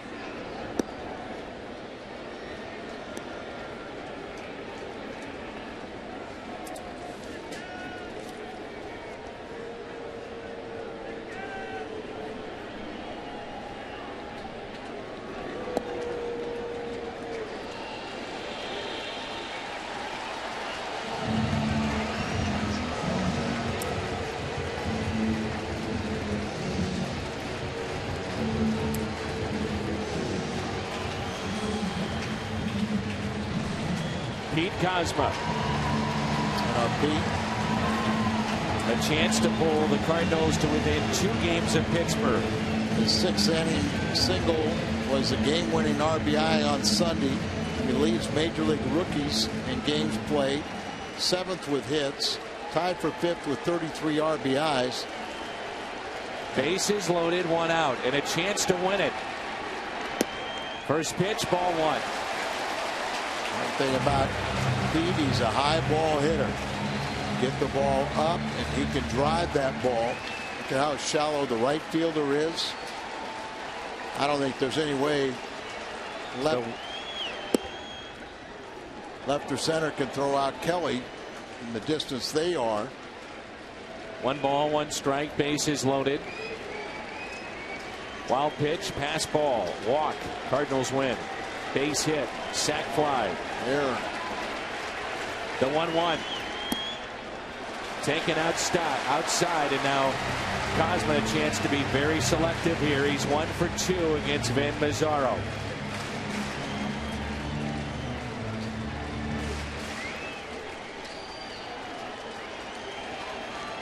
In a fun game, now you just have to finish it off right here. The 2-1 pitch. 2-2.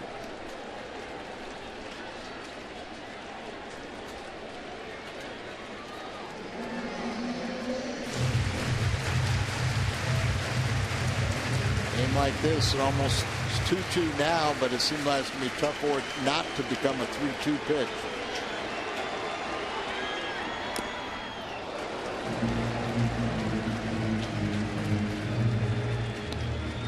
Like Mazzaro threw that pitch like he didn't want to hang it and kind of guided it up there, but it was just far enough away. Kozma couldn't center it.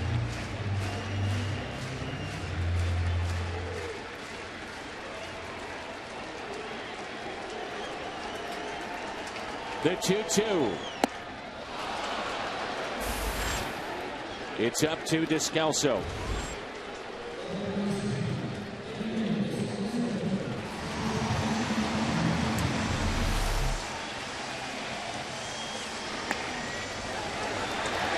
Bunt right there.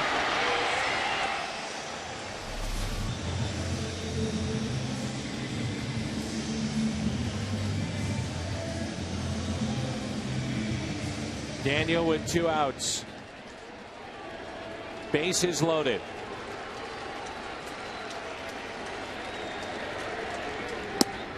Ball 1 on Descalso. Remember when he first arrived on the scene. Late situations, game on the line. He was remarkable. He'd love to do that here and get his first hit against Van Mazzaro. 1-0 pitch. Make it 2-0.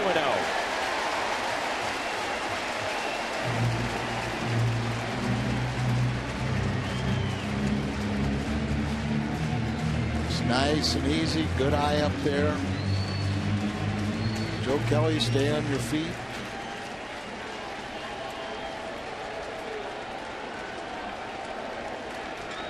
The 2-0 pitch to Descalso.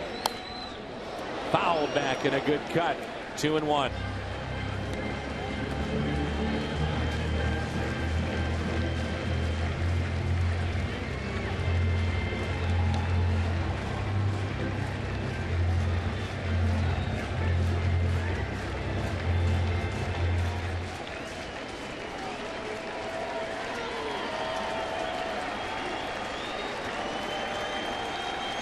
One pitch.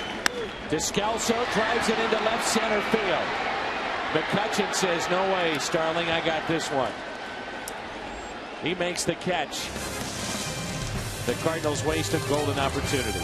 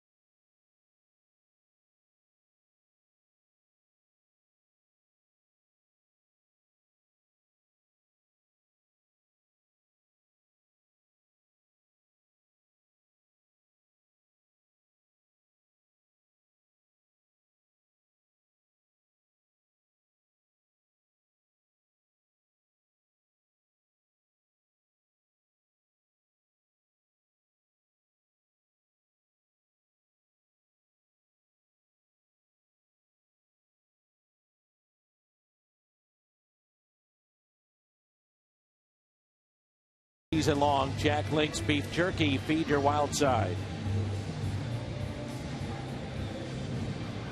Wild game here tonight. We're tied up at 3-3.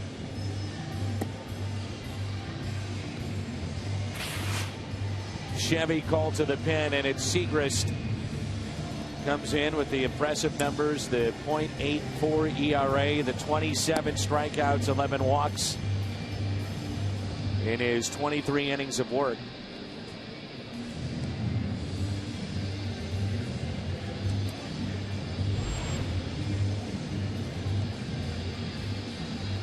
Adrian Chambers is in the ball game, stays in to play left field. And I'm sure Matt Holliday, that ankle is getting checked out as we speak, and hopefully he's all right.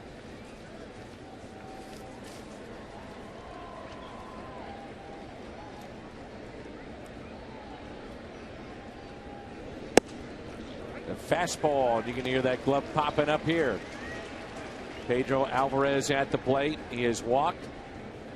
Grounded into a double play, grounded out again and struck out. The 0-1 pitch. Good rip right there, but Segrist is ahead 0-2. These two have faced each other one time, and it was a fly ball out for Segrist. The 0-2. Segrist was on the mound game one of the doubleheader with a ball that went off his glove. Tough way to end that game. You see, against lefties, Alvarez has had his issues.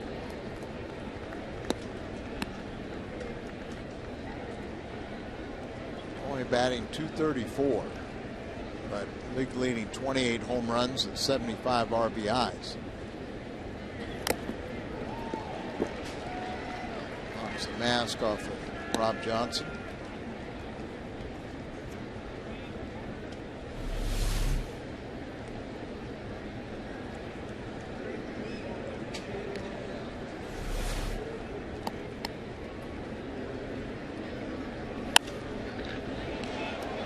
Out of play.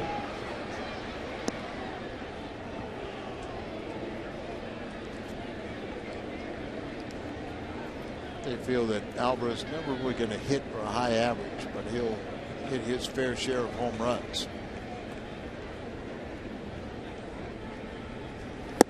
Got him, and a strikeout to start the 11th.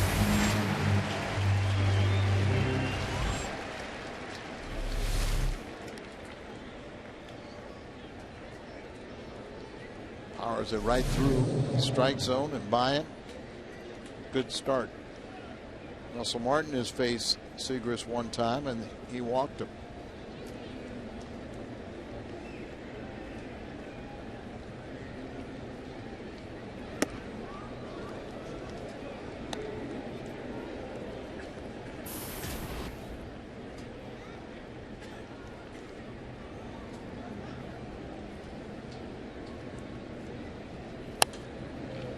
Pitch is popped up. Russell Martin at the plate. 1 ball, 1 strike with 1 out. Nobody on. But Parmas is on deck.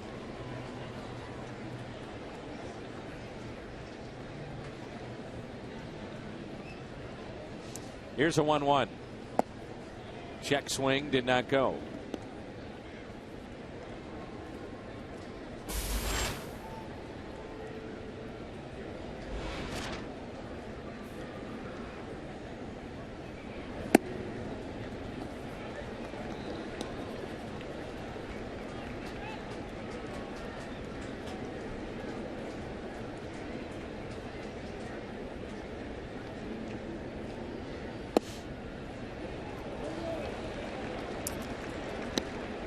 One out walk, and now the go-ahead run is aboard.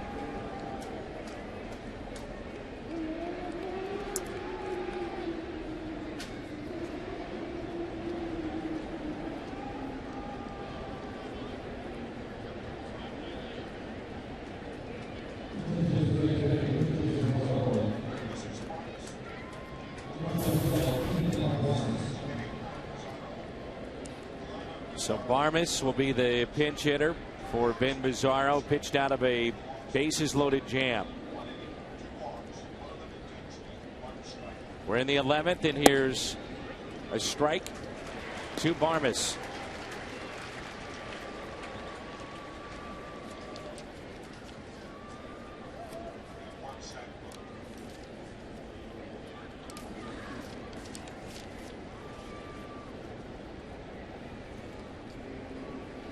One pitch. Ooh, almost hit him.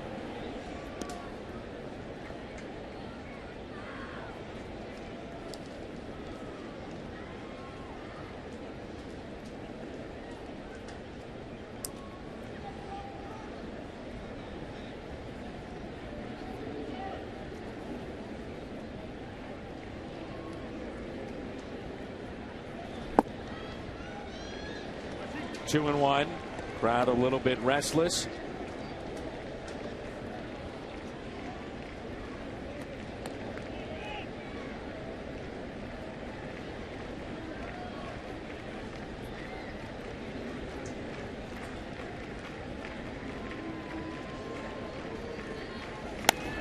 Runner was going, and that's hit out of play.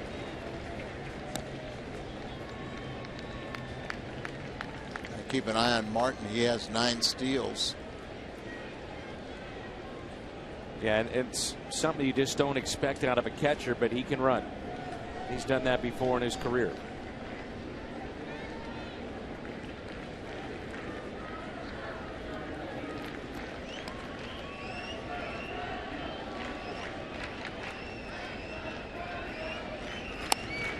Jammed him, and it's fouled back. Pitch in on the hands, 95. Parmas has come up with some big hits against a team he grew up rooting for. From Vincennes, Indiana. See a Sycamore. Sycamores of Indiana State. The 2-2 pitch. Instead of check on the runner.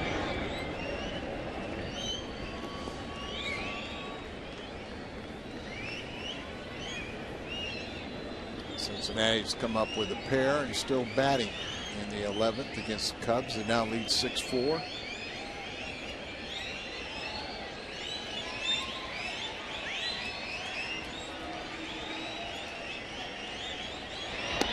more whistles all of a sudden.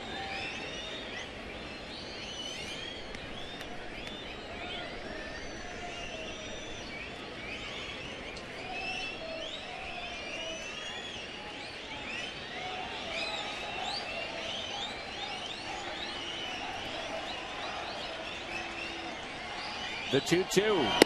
Got him. 96 on the gun. Not only that, but the well placed up and in. Just ties him up. Good pitch.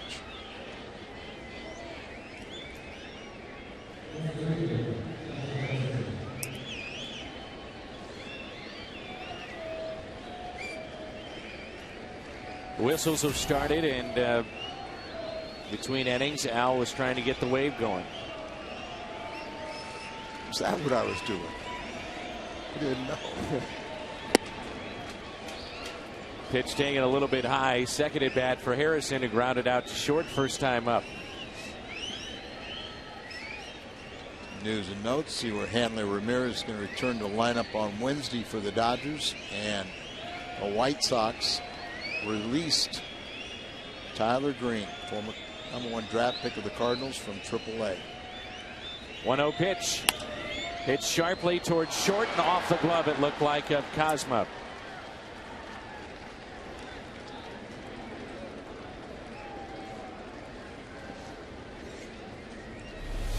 There's 1 for 2 as he hits this ball sharply.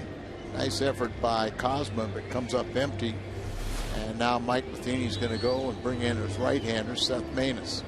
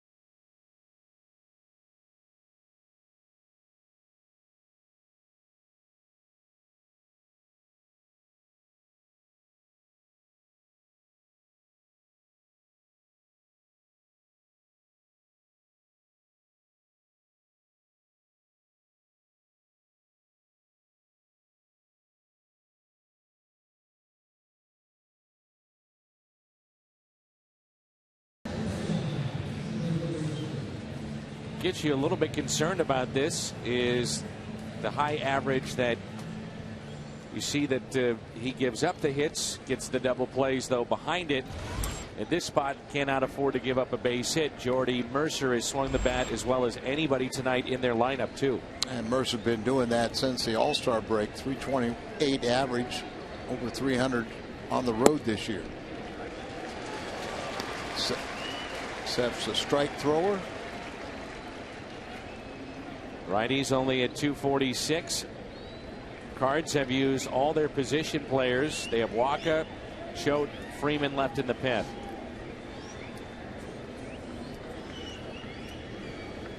There are 5 extra inning games tonight around Major League Baseball.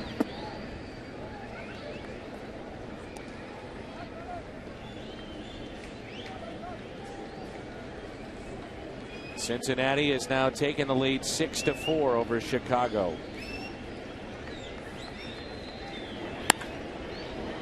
Yanked foul. Since Nelson Cruz has accepted his suspension, the Rangers are 7-0 in his absence.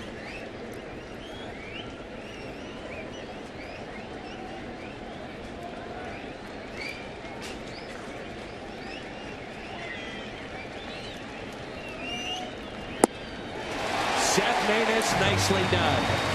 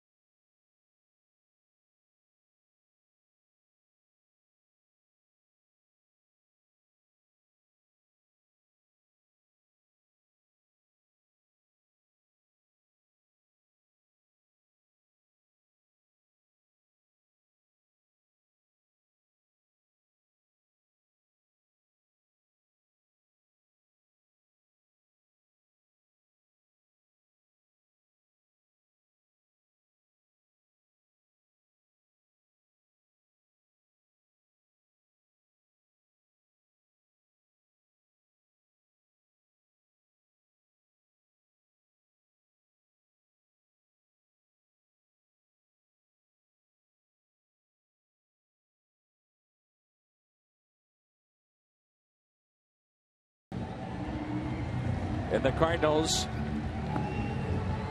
will have the top of the lineup coming up. Carpenter, Beltran, and Craig. It was Alan Craig with a 2-out base hit in the bottom of the ninth that scored Daniel Descalso after a drop by Starling Marte in left. That tied the game up at 3.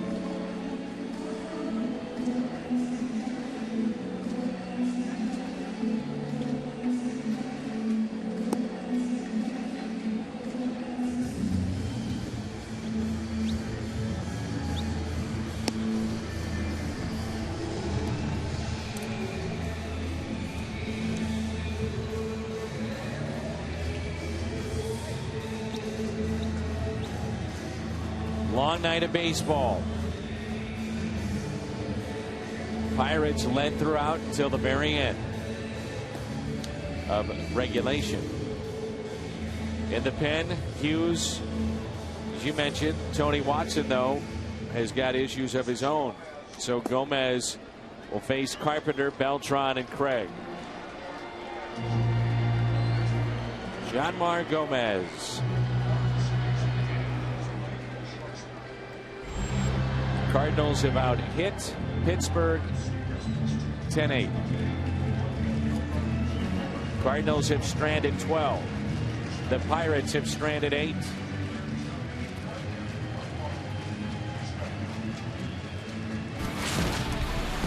Ninth inning, this is how it all unfolded.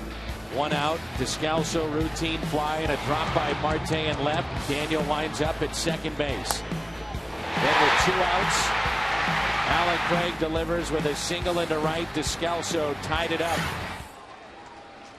3-3 as Carpenter looks at strike 1.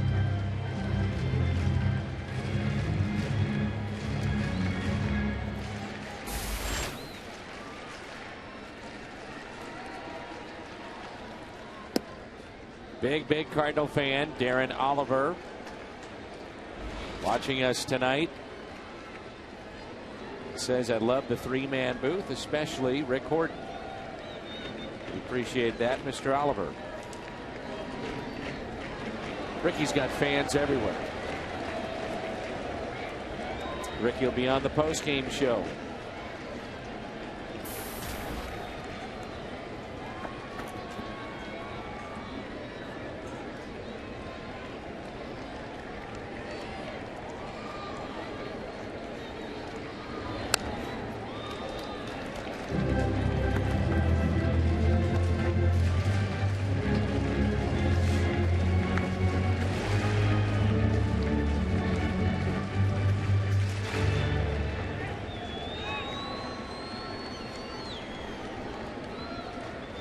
Here's a 1-2 pitch. Carpenter drives it into right field. Hustling out of the box, takes the turn, and will stop at first. And the winning run is on. Another multi-hit game for Carpenter, who's been on base 4 times tonight. A couple hits, a walk, each on fielder's choice. And just that ball lined out there. He was 0 for 2 off of Gomez before this line drive. Harrison played it well and kept him to a single. Beltran 1 for 2 off of Gomez.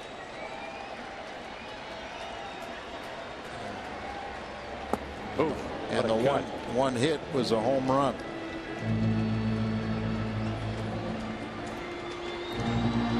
.11 ERA against the Central in 19 innings. And a .315 ERA all for the season. But having trouble in the Central. The 0-1 in the dirt, but scoops away. Carpenter in scoring position. Little things that'll win you a game. The fundamentals. Well, little things like that, you must win after they happen for you. Or the base hit, now a wild pitch in the dirt, and Martin couldn't block that one.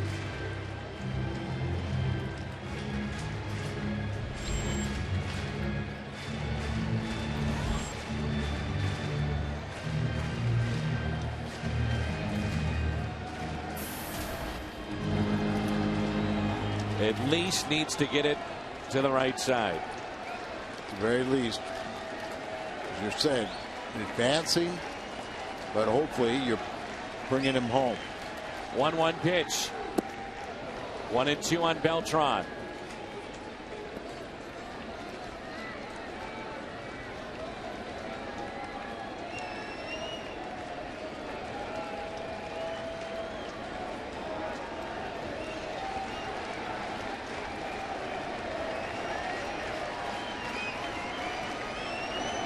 Beltran, the ground ball right side. Good at bat. Good fundamentals, as you said, Dan. Just Still a little somebody thing else has to come through, but you know, a Matt Carpenter reading that properly as the ball gets away. No hesitation, taking second.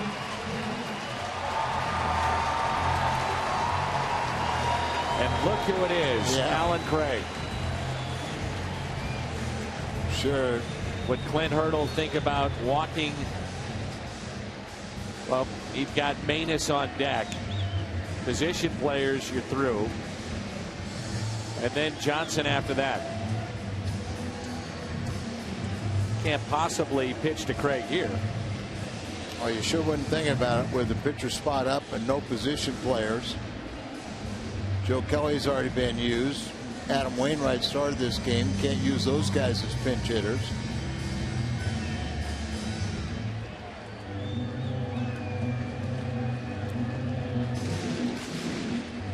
Just flat out put him on, or they pitch around him.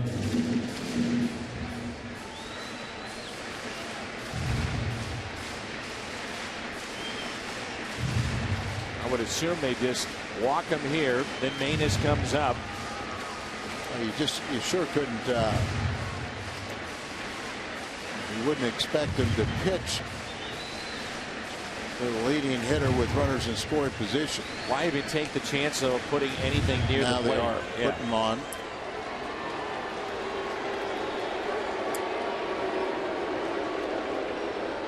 Seen a wild pitch win a ball game like this. Wild pitch, intentionally passing a man.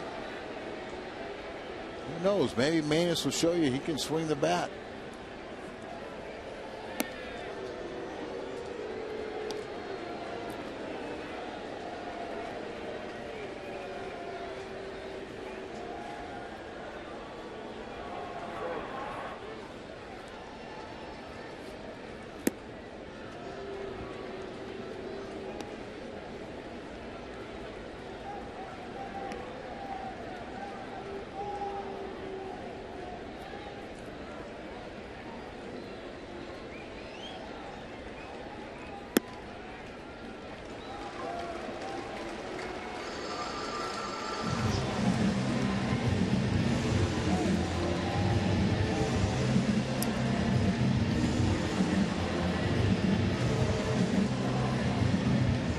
to see how they want to position this too, because you certainly don't want to have Manus hit into a double play.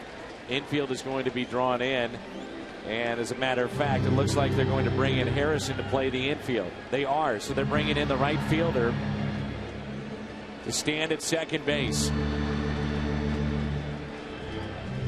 Well, they didn't bunt earlier. Let's see what they want to do here. 5-man infield.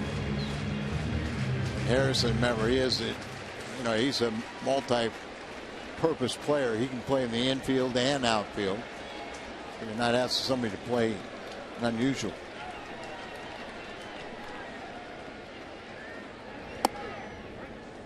Carpenter is charging down the line. Almost a little surprised that they don't have Walker more towards first base. No question. He's not going to get around on a fastball, you would think, huh? Yeah, Sanchez holding. Right.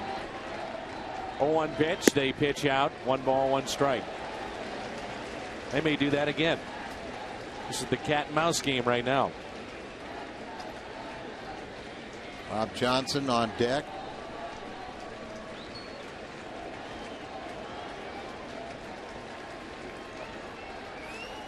The 1-1 pitch. Just not assuming now with 2 strikes you're not going to see a squeeze, but it is very difficult to defend the squeeze. You don't even have to make a great bunt. Just get the bunt down, and it's difficult for the defense to execute it. 1-2 pitch. Here it comes. Outside.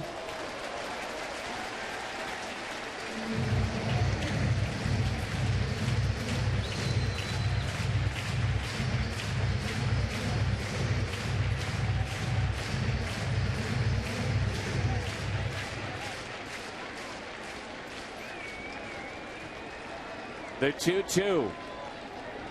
Manus, a ground ball. Out at second, and they turn the double play. They draw it in, and it works. 6-9-3 on the double play.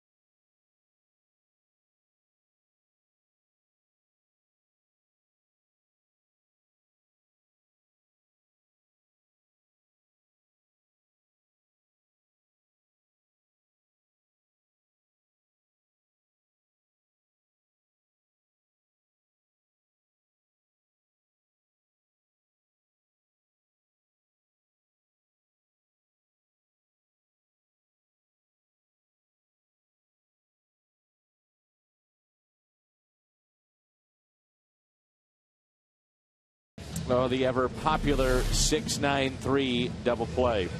Right here, he bounces the shortstop. He flips it to the right fielder playing second, and then terrible Harrison. feed too. Yeah, but Harrison, like we said, he's an infielder also. He can play in the outfield, infield, and it paid off right there, bringing in the 5th infielder. So Seth Manus sits in the double play. You know how many hitters are saying, now you see what it feels like, Seth?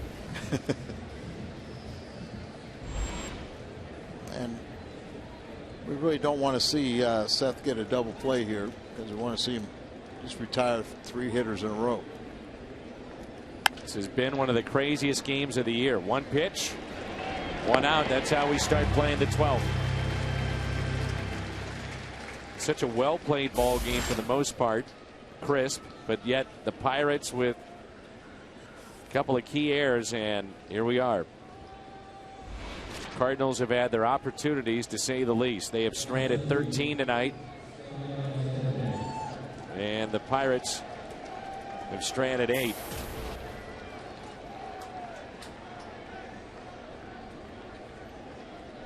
So 5 infielders in the bottom of the 11th, and it pays off for Pittsburgh.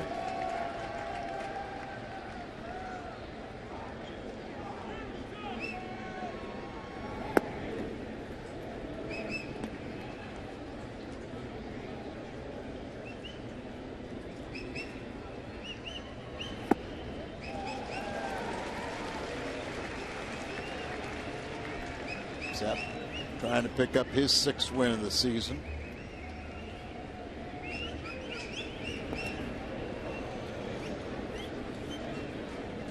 Cardinals will have Johnson, Jay, and Chambers.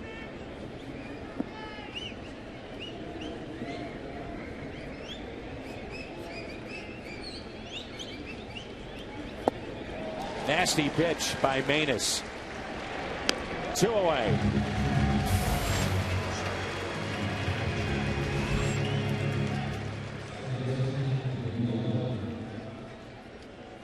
Saw where the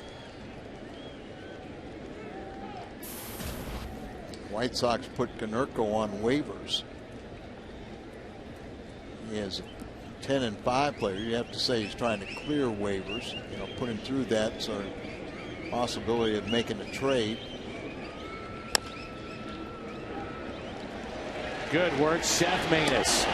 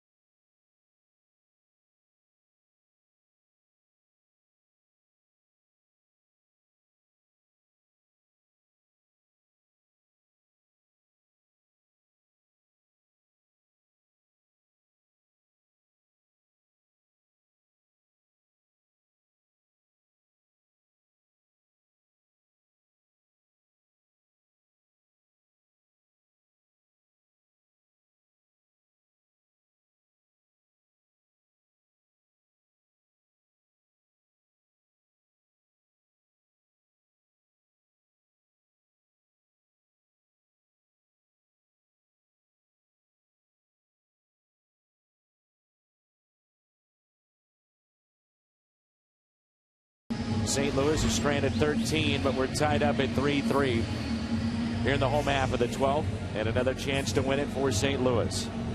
Long night of baseball, but exciting here at the tail end. But it's about time to go home, isn't it? I would think so.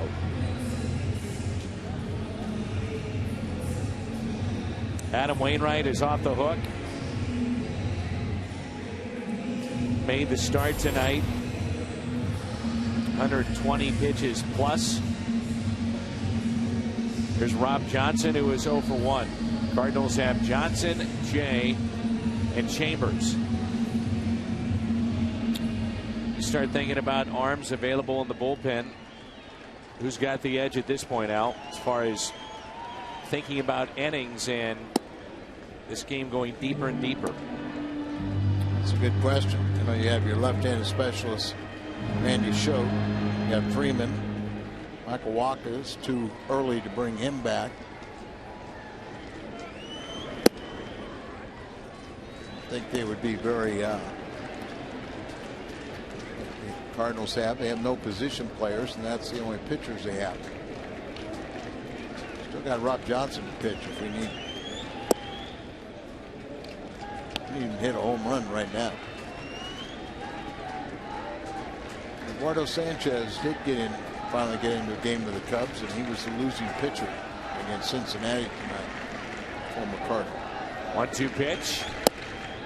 Michael Walker, remember, pitched on Saturday, went 5 innings.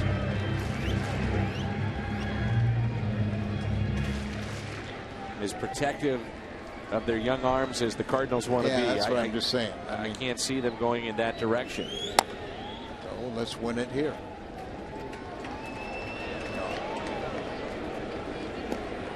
There's Maloney with a gaff right between his legs. A little easy ground ball, and he boots it.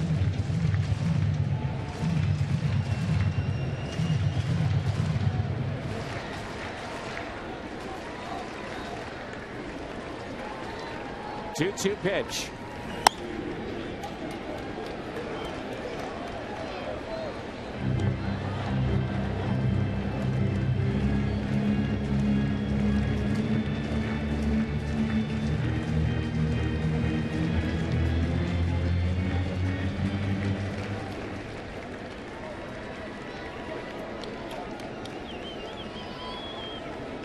The 2-2. Struck him out.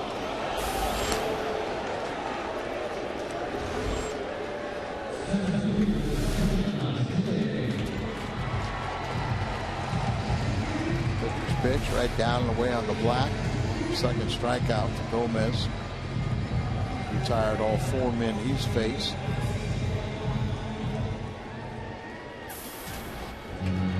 Excuse me. Looking at Seth's line. I don't know why. Good cut by John Jay. Just seeing a swing that is more to the ball, a little bit quicker, shorter swing. And his average has jumped up to 270.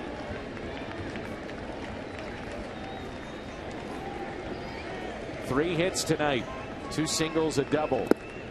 1 ball, 1 strike with 1 out, nobody on.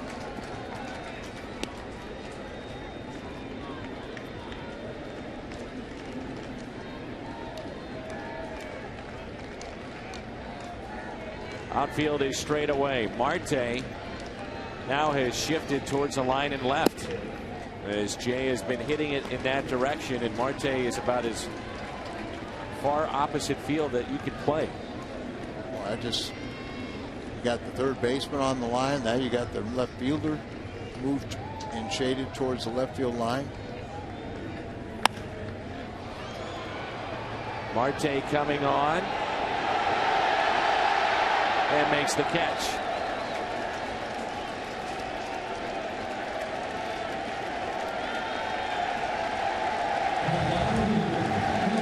A lot of extra inning games as Cincinnati won in extra innings.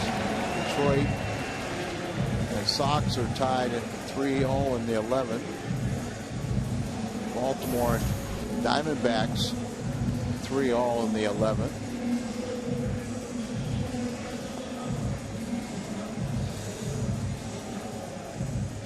Marlins beat Kansas City in 10, 1-0, wasn't it? Yep. Chambers a little late with that swing. 94 from Gomez. A 3-3 game here in the 12th.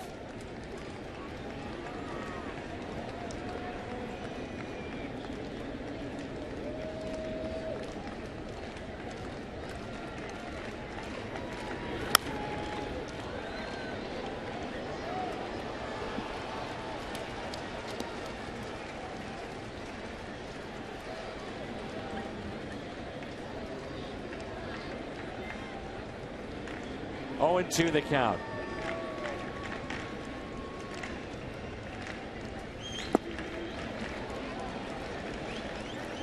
Will it be lucky inning number 13? It still is August 13th. It's almost the 14th. 3-3.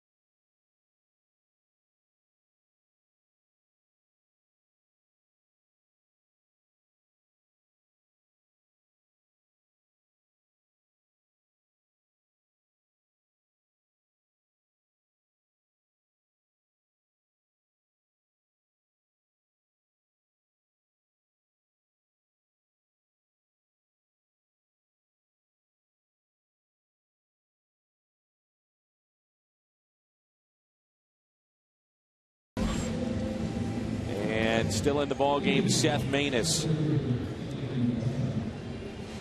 He's done a very good job out of the pen. He'll get McCutchen, Alvarez, and Martin. Bottom dropping out of that pitch tonight. Good sinking action.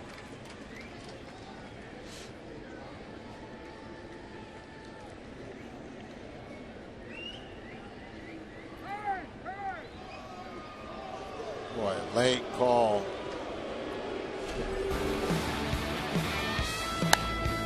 This is a while back. First inning off of Adam Wainwright, opposite field. The home run by McCutchen. That came on a 1-2 pitch as he picked up his 17th home run of the year. Base hit. Go ahead run is on, and a guy that can fly is on. So we got our ground ball specialist. Seth Maness leads the National League in inducing double plays. He didn't want to get anybody on base. See that ball, he wanted it.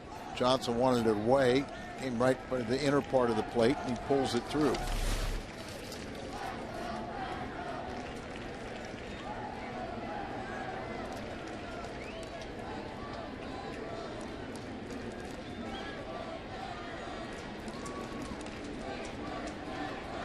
Double plays Maness has induced. Swing and a miss by the big third baseman of the Pirates, Pedro Alvarez. National League leader in home runs at 28.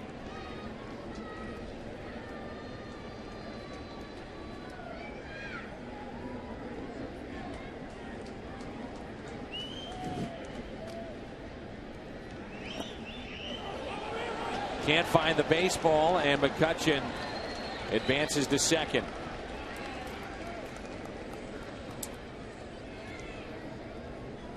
He popped up, and now he's going to talk to Seth as if deeks it, breaking ball, and it kind of stabbed at it and comes up empty. Boy, that's critical with the speed of McCutchen.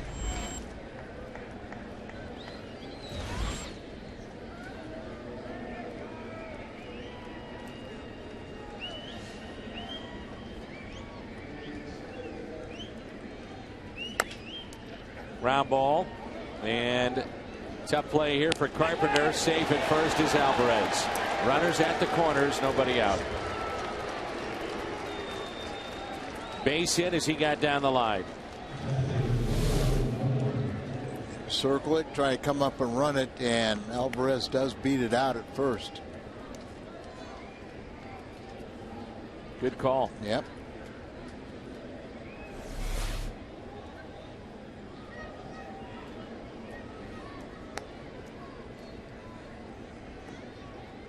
Infield drawn in, nobody out.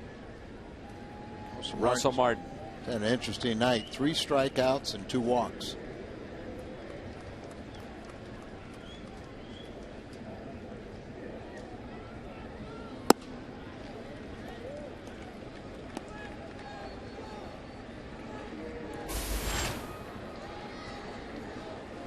An interesting triple play, but let's see it go right along with other things in this game. Got Barmes on deck. Would you think about walking Martin here and loading him up, force play in any bag? 1 ball, 1 strike.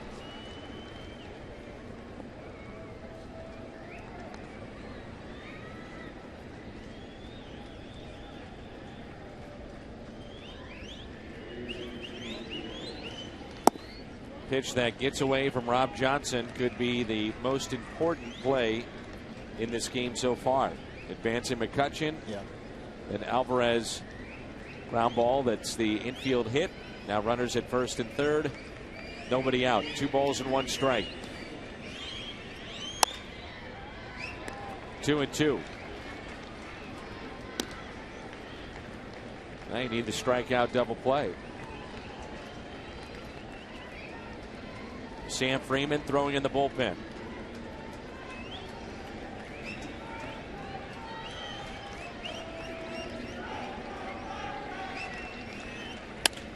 There's the ground ball, kept on the infield. Throw to first, out. McCutchen stayed put. With his speed. Look at Nick Leiva's got his hands on his hips and everything, but boy, is that big. You really can't, by the time you tell somebody to do something, you got to go instinctively. He scores easily. Yeah, there's no chance. As he's lucky to get up and get the hitter. So him not going on this ground ball, it just froze. They're still in the driver's seat with just 1 out.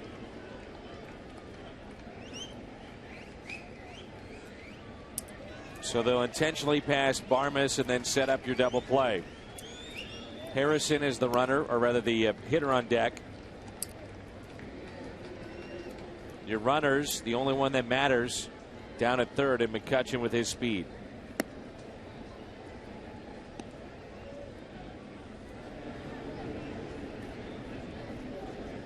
Harrison has pretty good speed too. Your next hitter.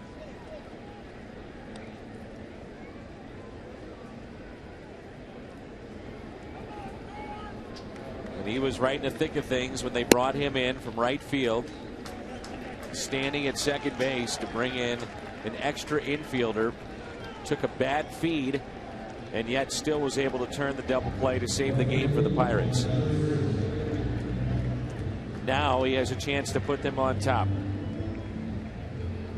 Derek Weatherquist out to talk. I'm sure everybody knows what they want.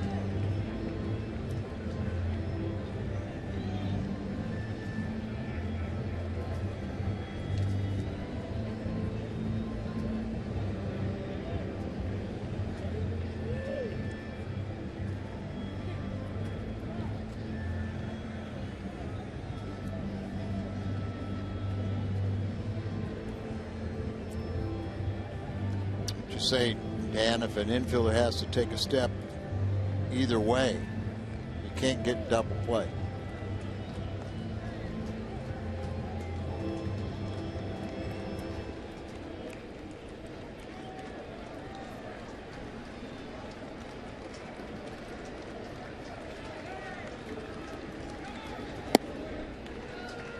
Strike 2, Harrison.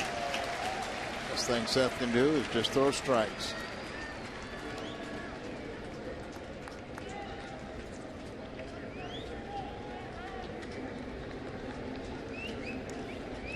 Oh, 1 pitch. There's your ground ball. Steps on the bag to first. Oh!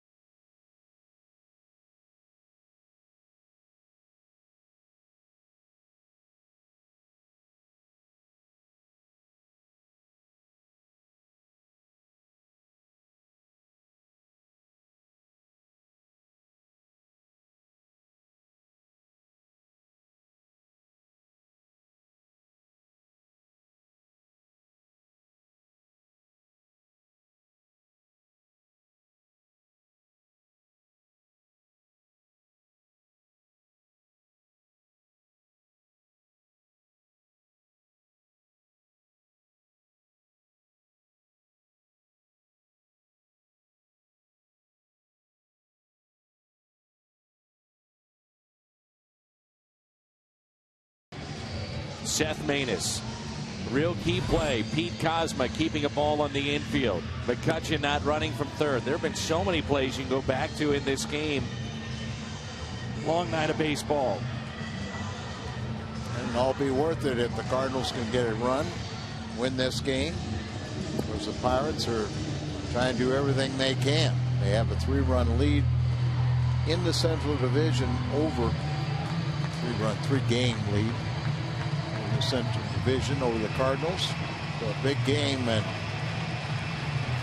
Gomez in his 3rd inning of work.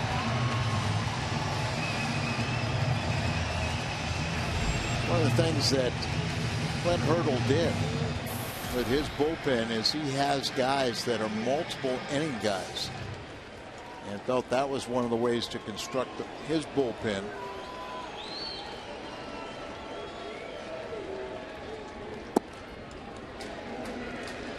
The Cardinals pretty much have single inning relievers, but yet Seth Maness is doing his job. As Seth has gone 2 1/3 innings.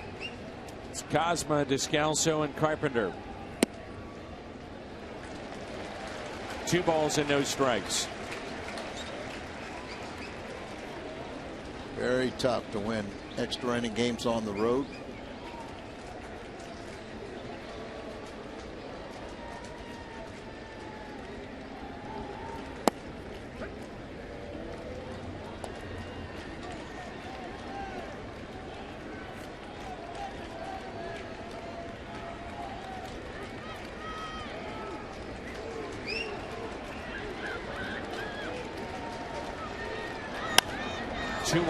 Hit in the air, shallow right.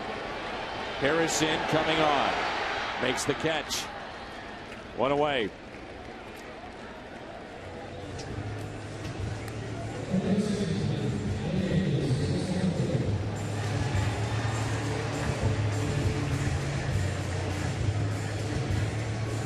Sam Freeman and Waka available in the pen. We don't know about Waka specifically, but Sam Freeman, yes. He's warming up again, so here's that. Maness's night is through. He's a young left-hander. Very good numbers in minor leagues.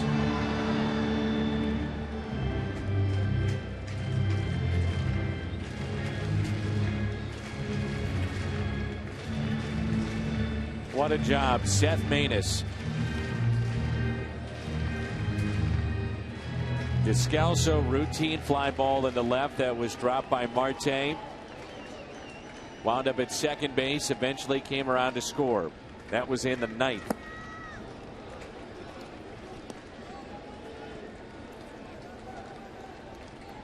Nothing in 2.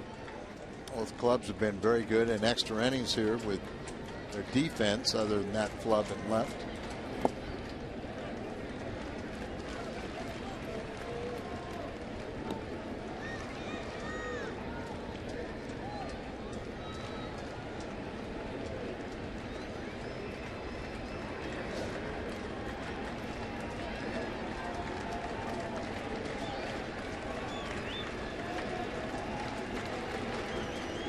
One-two pitch.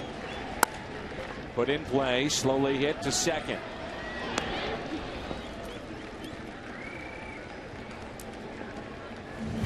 Well, both teams have had their chances. Both teams have come up with key double plays. Seth Maness, as they brought Harrison in from right field.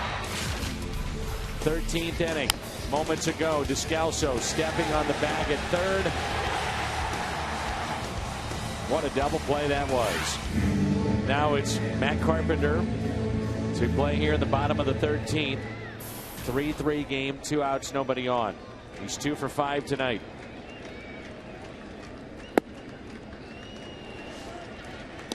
This is where this lineup gets tough again for St. Louis with Carpenter, Beltran, Craig. Of course, your cleanup hitter, Seth Maness. Careful now.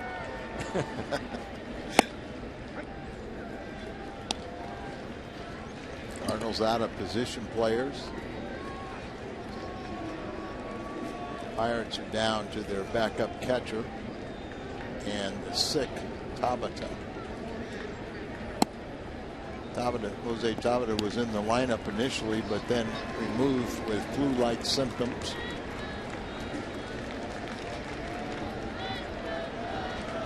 Who knows? They might even send him back to the hotel.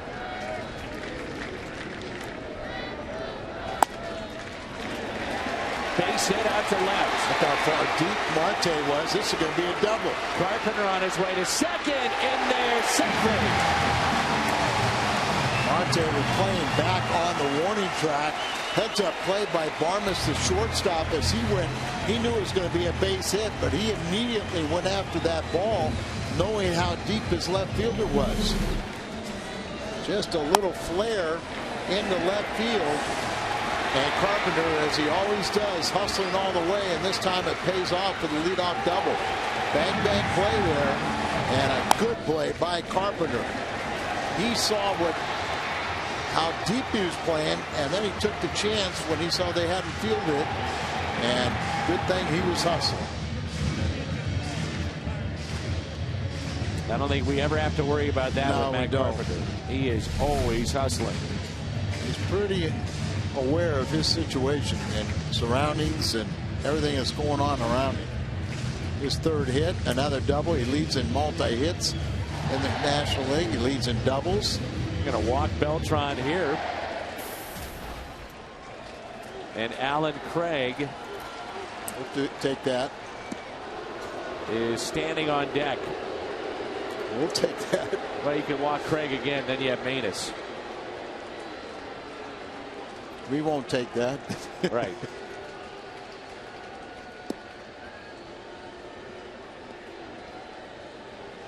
I don't know how you're following your scorecard.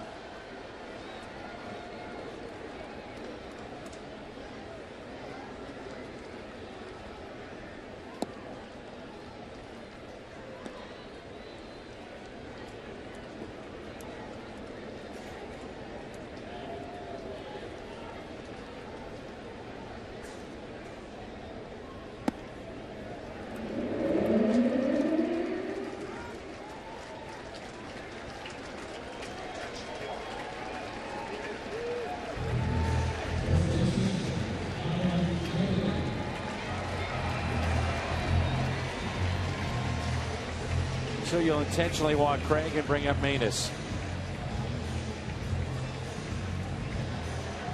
So the crowd reacts to this.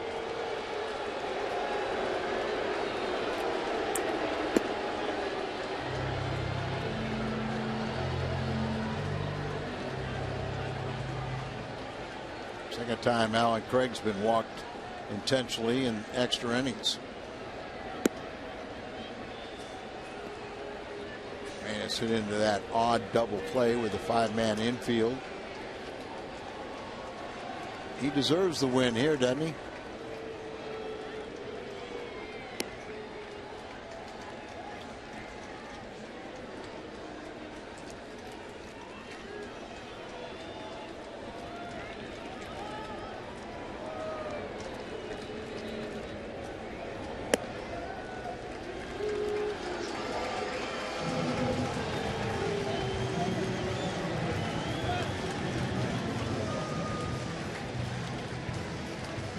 So it's another chance for Seth Manus. Oh, we know he's not going to hit into a double play.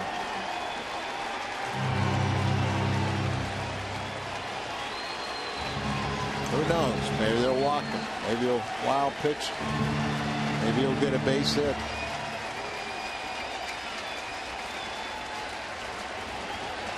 Seth Manus at the plate for the second time. Ball one.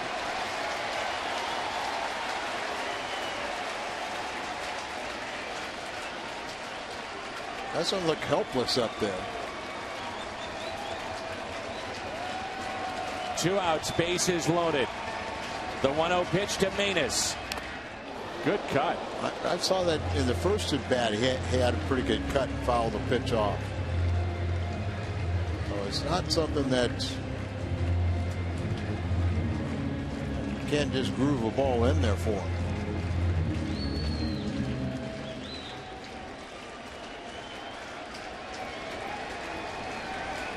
a little athlete. The 1-1. Strike two.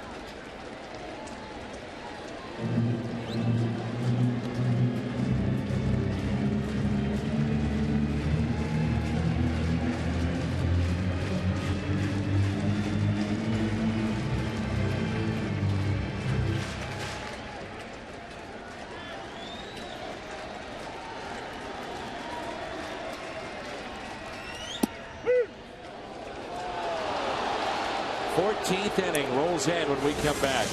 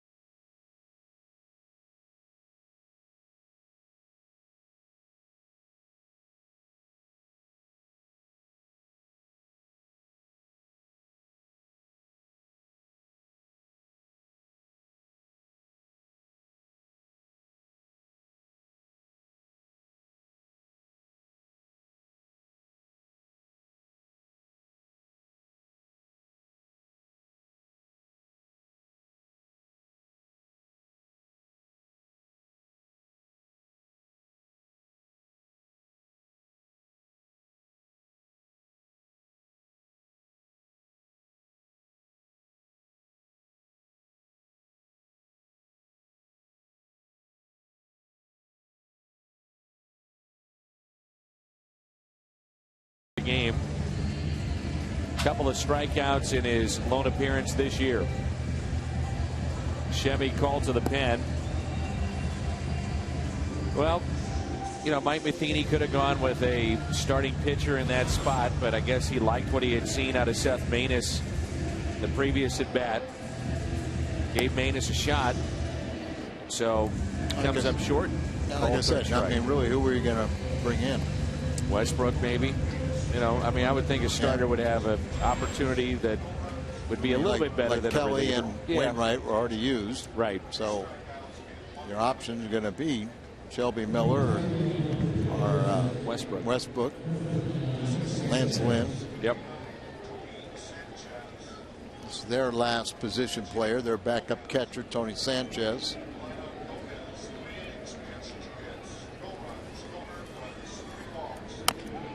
And that's a strike. A foul ball.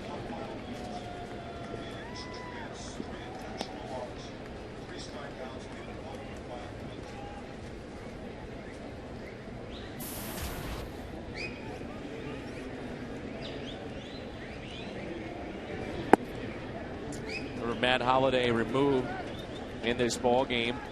He was standing at second base. Looked like a sprained ankle. We've not gotten any word from the Cardinals yet as to what has taken place with Matt. Cardinals have stranded 16 tonight. The Pirates 10. 1 ball and 2 strikes on the pinch hitter Tony Sanchez, who's hitting .185. No home runs, 1 RBI. Former top draft choice of the club a few years ago.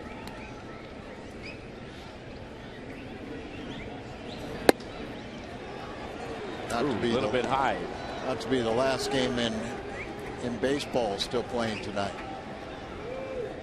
Appears to be everything is a final except for the Houston-Oakland game out in the Bay Area. Hit sharply towards third. Nice play, Descalso.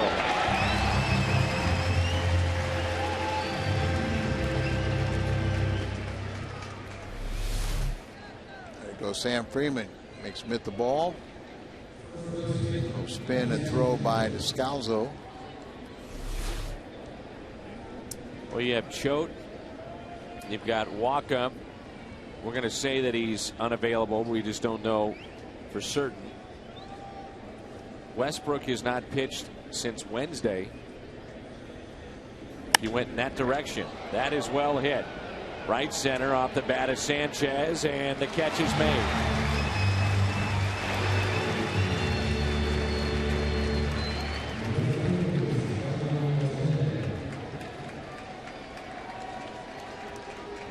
Nice going, Sam Freeman. He's got the first two. We know he's got a very good arm. Yeah, very live arm, and he's doing it in very quick fashion. So, if necessary, to retire Marte quickly, he can go back out there.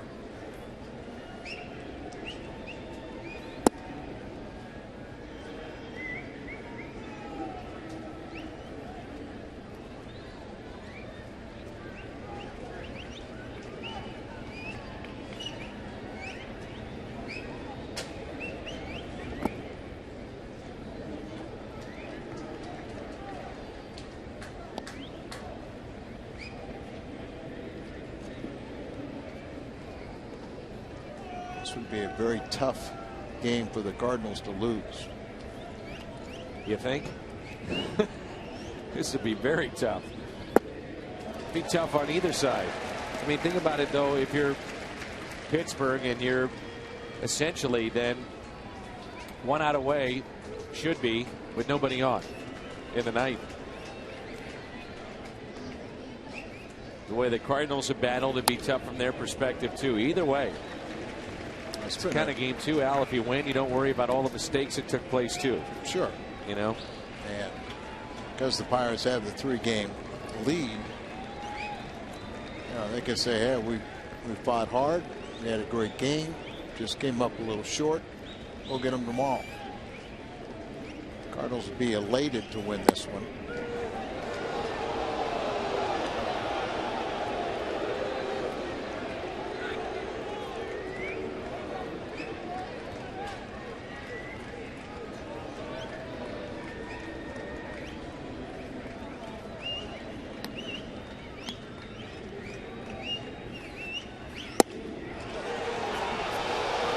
Two-out walk.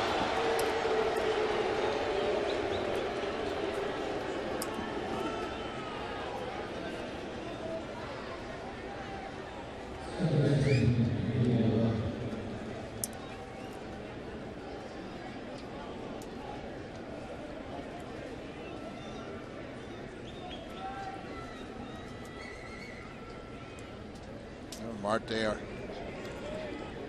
has one stolen base tonight. That's 34.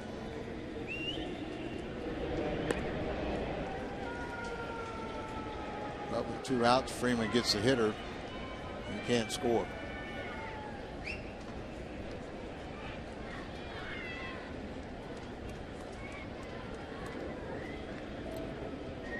So 2 outs, runner at first, Neil Walker at the plate. Walker's switch hitter. 260 overall, but he's 215 from the right side. No home runs, just 7 RBIs.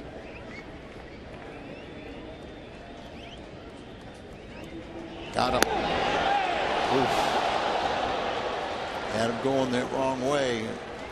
Throw a little bit high, or they pick him off.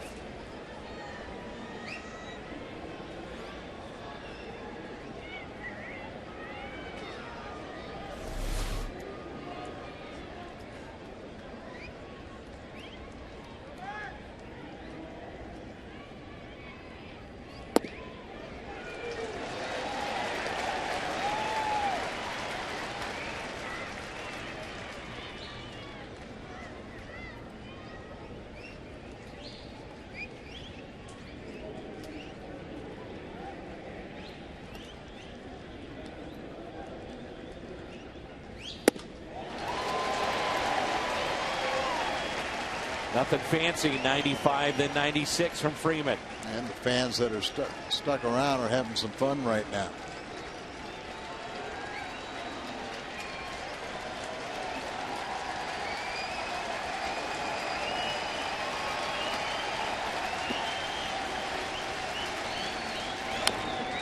Runner was going on that pitch.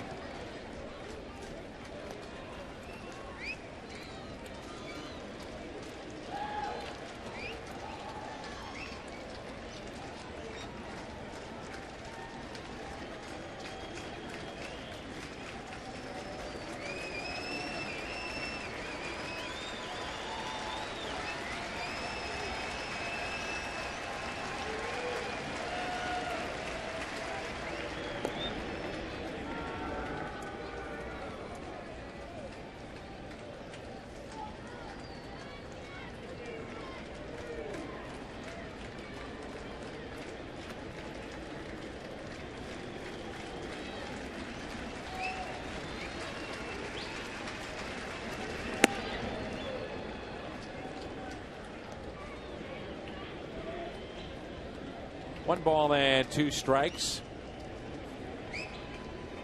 Clock is hit midnight. Doubleheader today, huh? Finish this one, play our regular scheduled game. Fun at the old ballpark. Here's a 1-2 pitch. Instead, another check on Marte.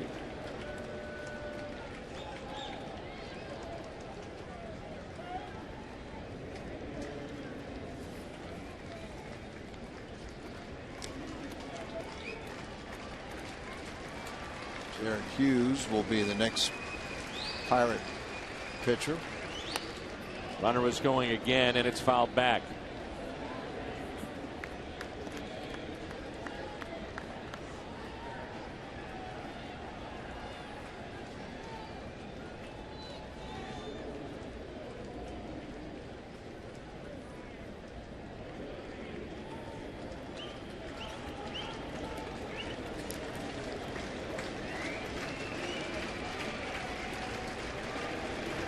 Got him.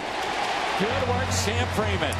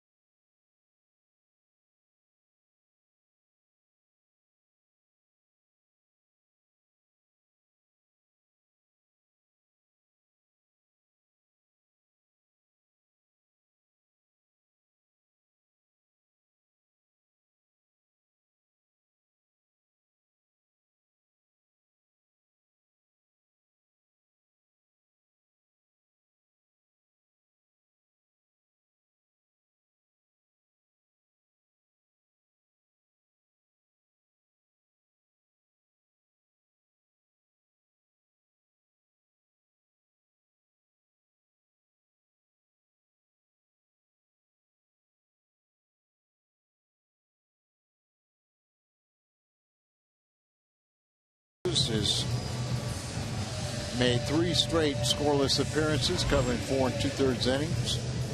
He spent a time on disabled list with right shoulder inflammation. He's gone 13 innings, over 10 appearances with Pittsburgh since he surrendered his last home run. That was to Evan Gattis.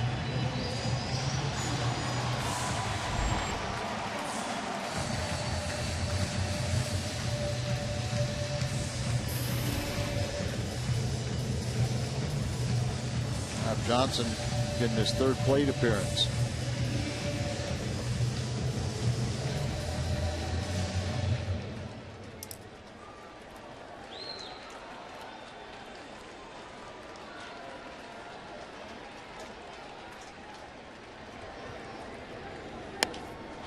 Johnson pulls it foul.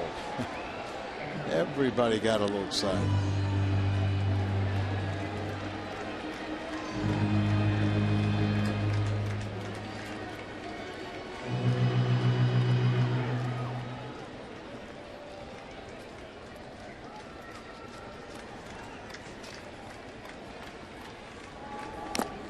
Strike two.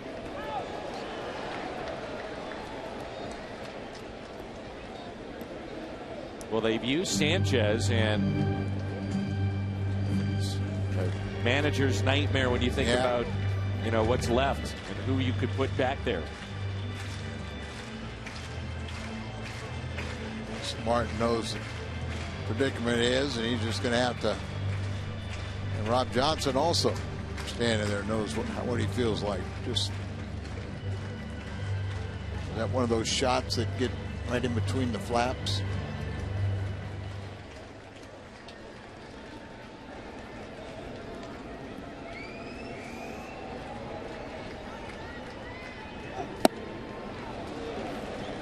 Strikeout of Johnson, and that's how we start the bottom half of the 14th. Rear back, big mechanical man.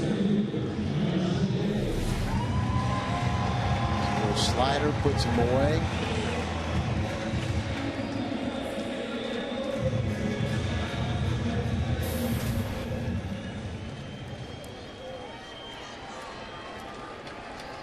One out, and here is John Jay.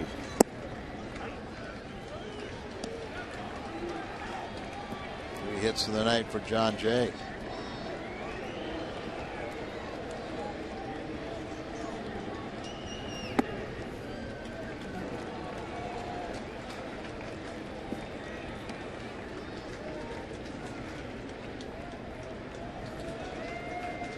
.6'7", 245 for Jared Hughes. Jay hits it short, play to short into center field. Farmas couldn't come up with it. Jay is swinging the bat very, very well. Hard hit ball, and Farmas, player's getting a little tired, tries to come on the hit. This has scored a base hit, his fourth of the night.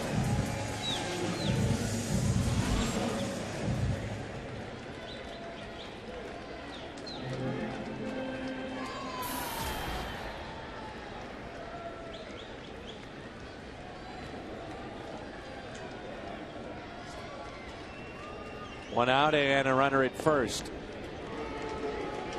Think about this game, Dan, if Adam Wainwright wouldn't have gutted his way through 7 innings, and the Cardinals would have had to go into the bullpen quicker. Probably wouldn't be here then.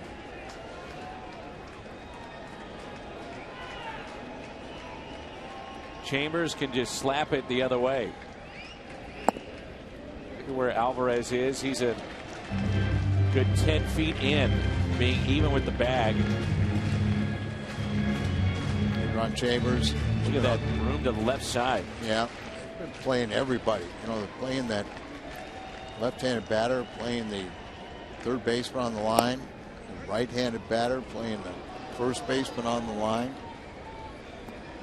Then they play Marte, the left fielder, close to the, like a right-handed pull hitter, the way the left fielder's playing. So a huge gap out left center. Pete Kozma is on deck, and here's a 1-1 pitch to Chambers. Another check on Jay.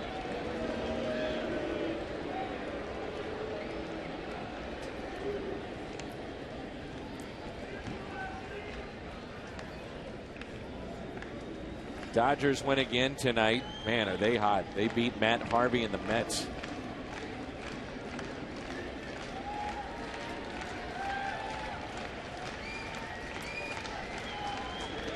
Runner goes. Good jump by Jay, and he is in there safely. Farmas was trying to block the bag, couldn't do it. Adrian Chambers could win it potentially with a base hit. It's 2 balls and 1 strike. Well, you look at how mechanical Jared Hughes is. He's 6'7", so he's very slow to the plate.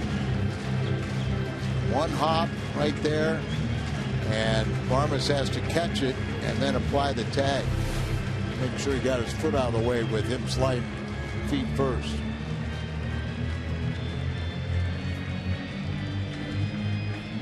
Like these big guys, but they're slow to the plate, and Cardinals took a chance, and John Jay successfully steals.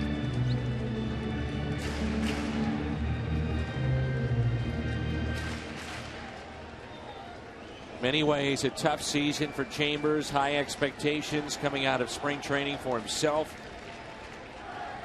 Now he's back in the big leagues.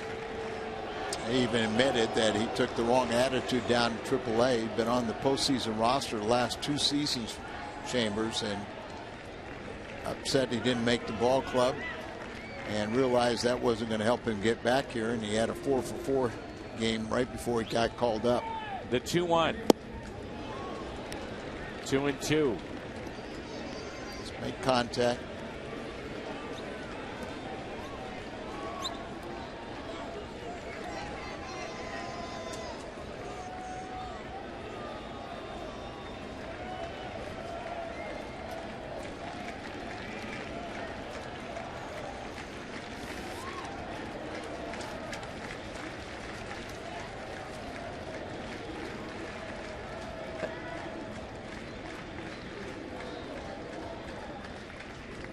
Chambers slaps it the other way.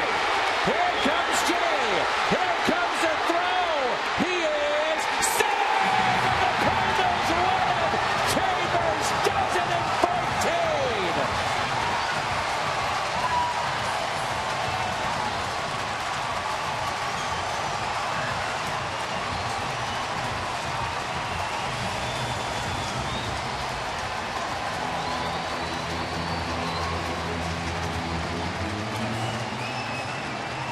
Marte had a strong throw in there and a close bang-bang play, but I think the umpire said they'd seen enough. The players were tired. Adrian Chambers comes through the game-winning hit.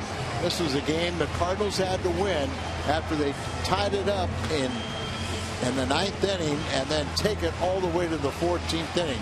The Redbirds are 2 out in the Central Division.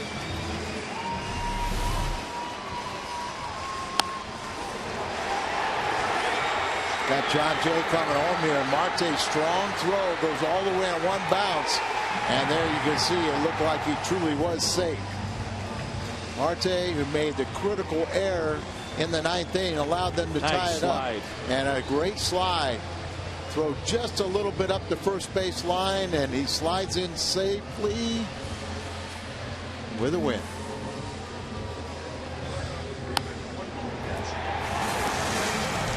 The reaction from the bench as we head to the postgame.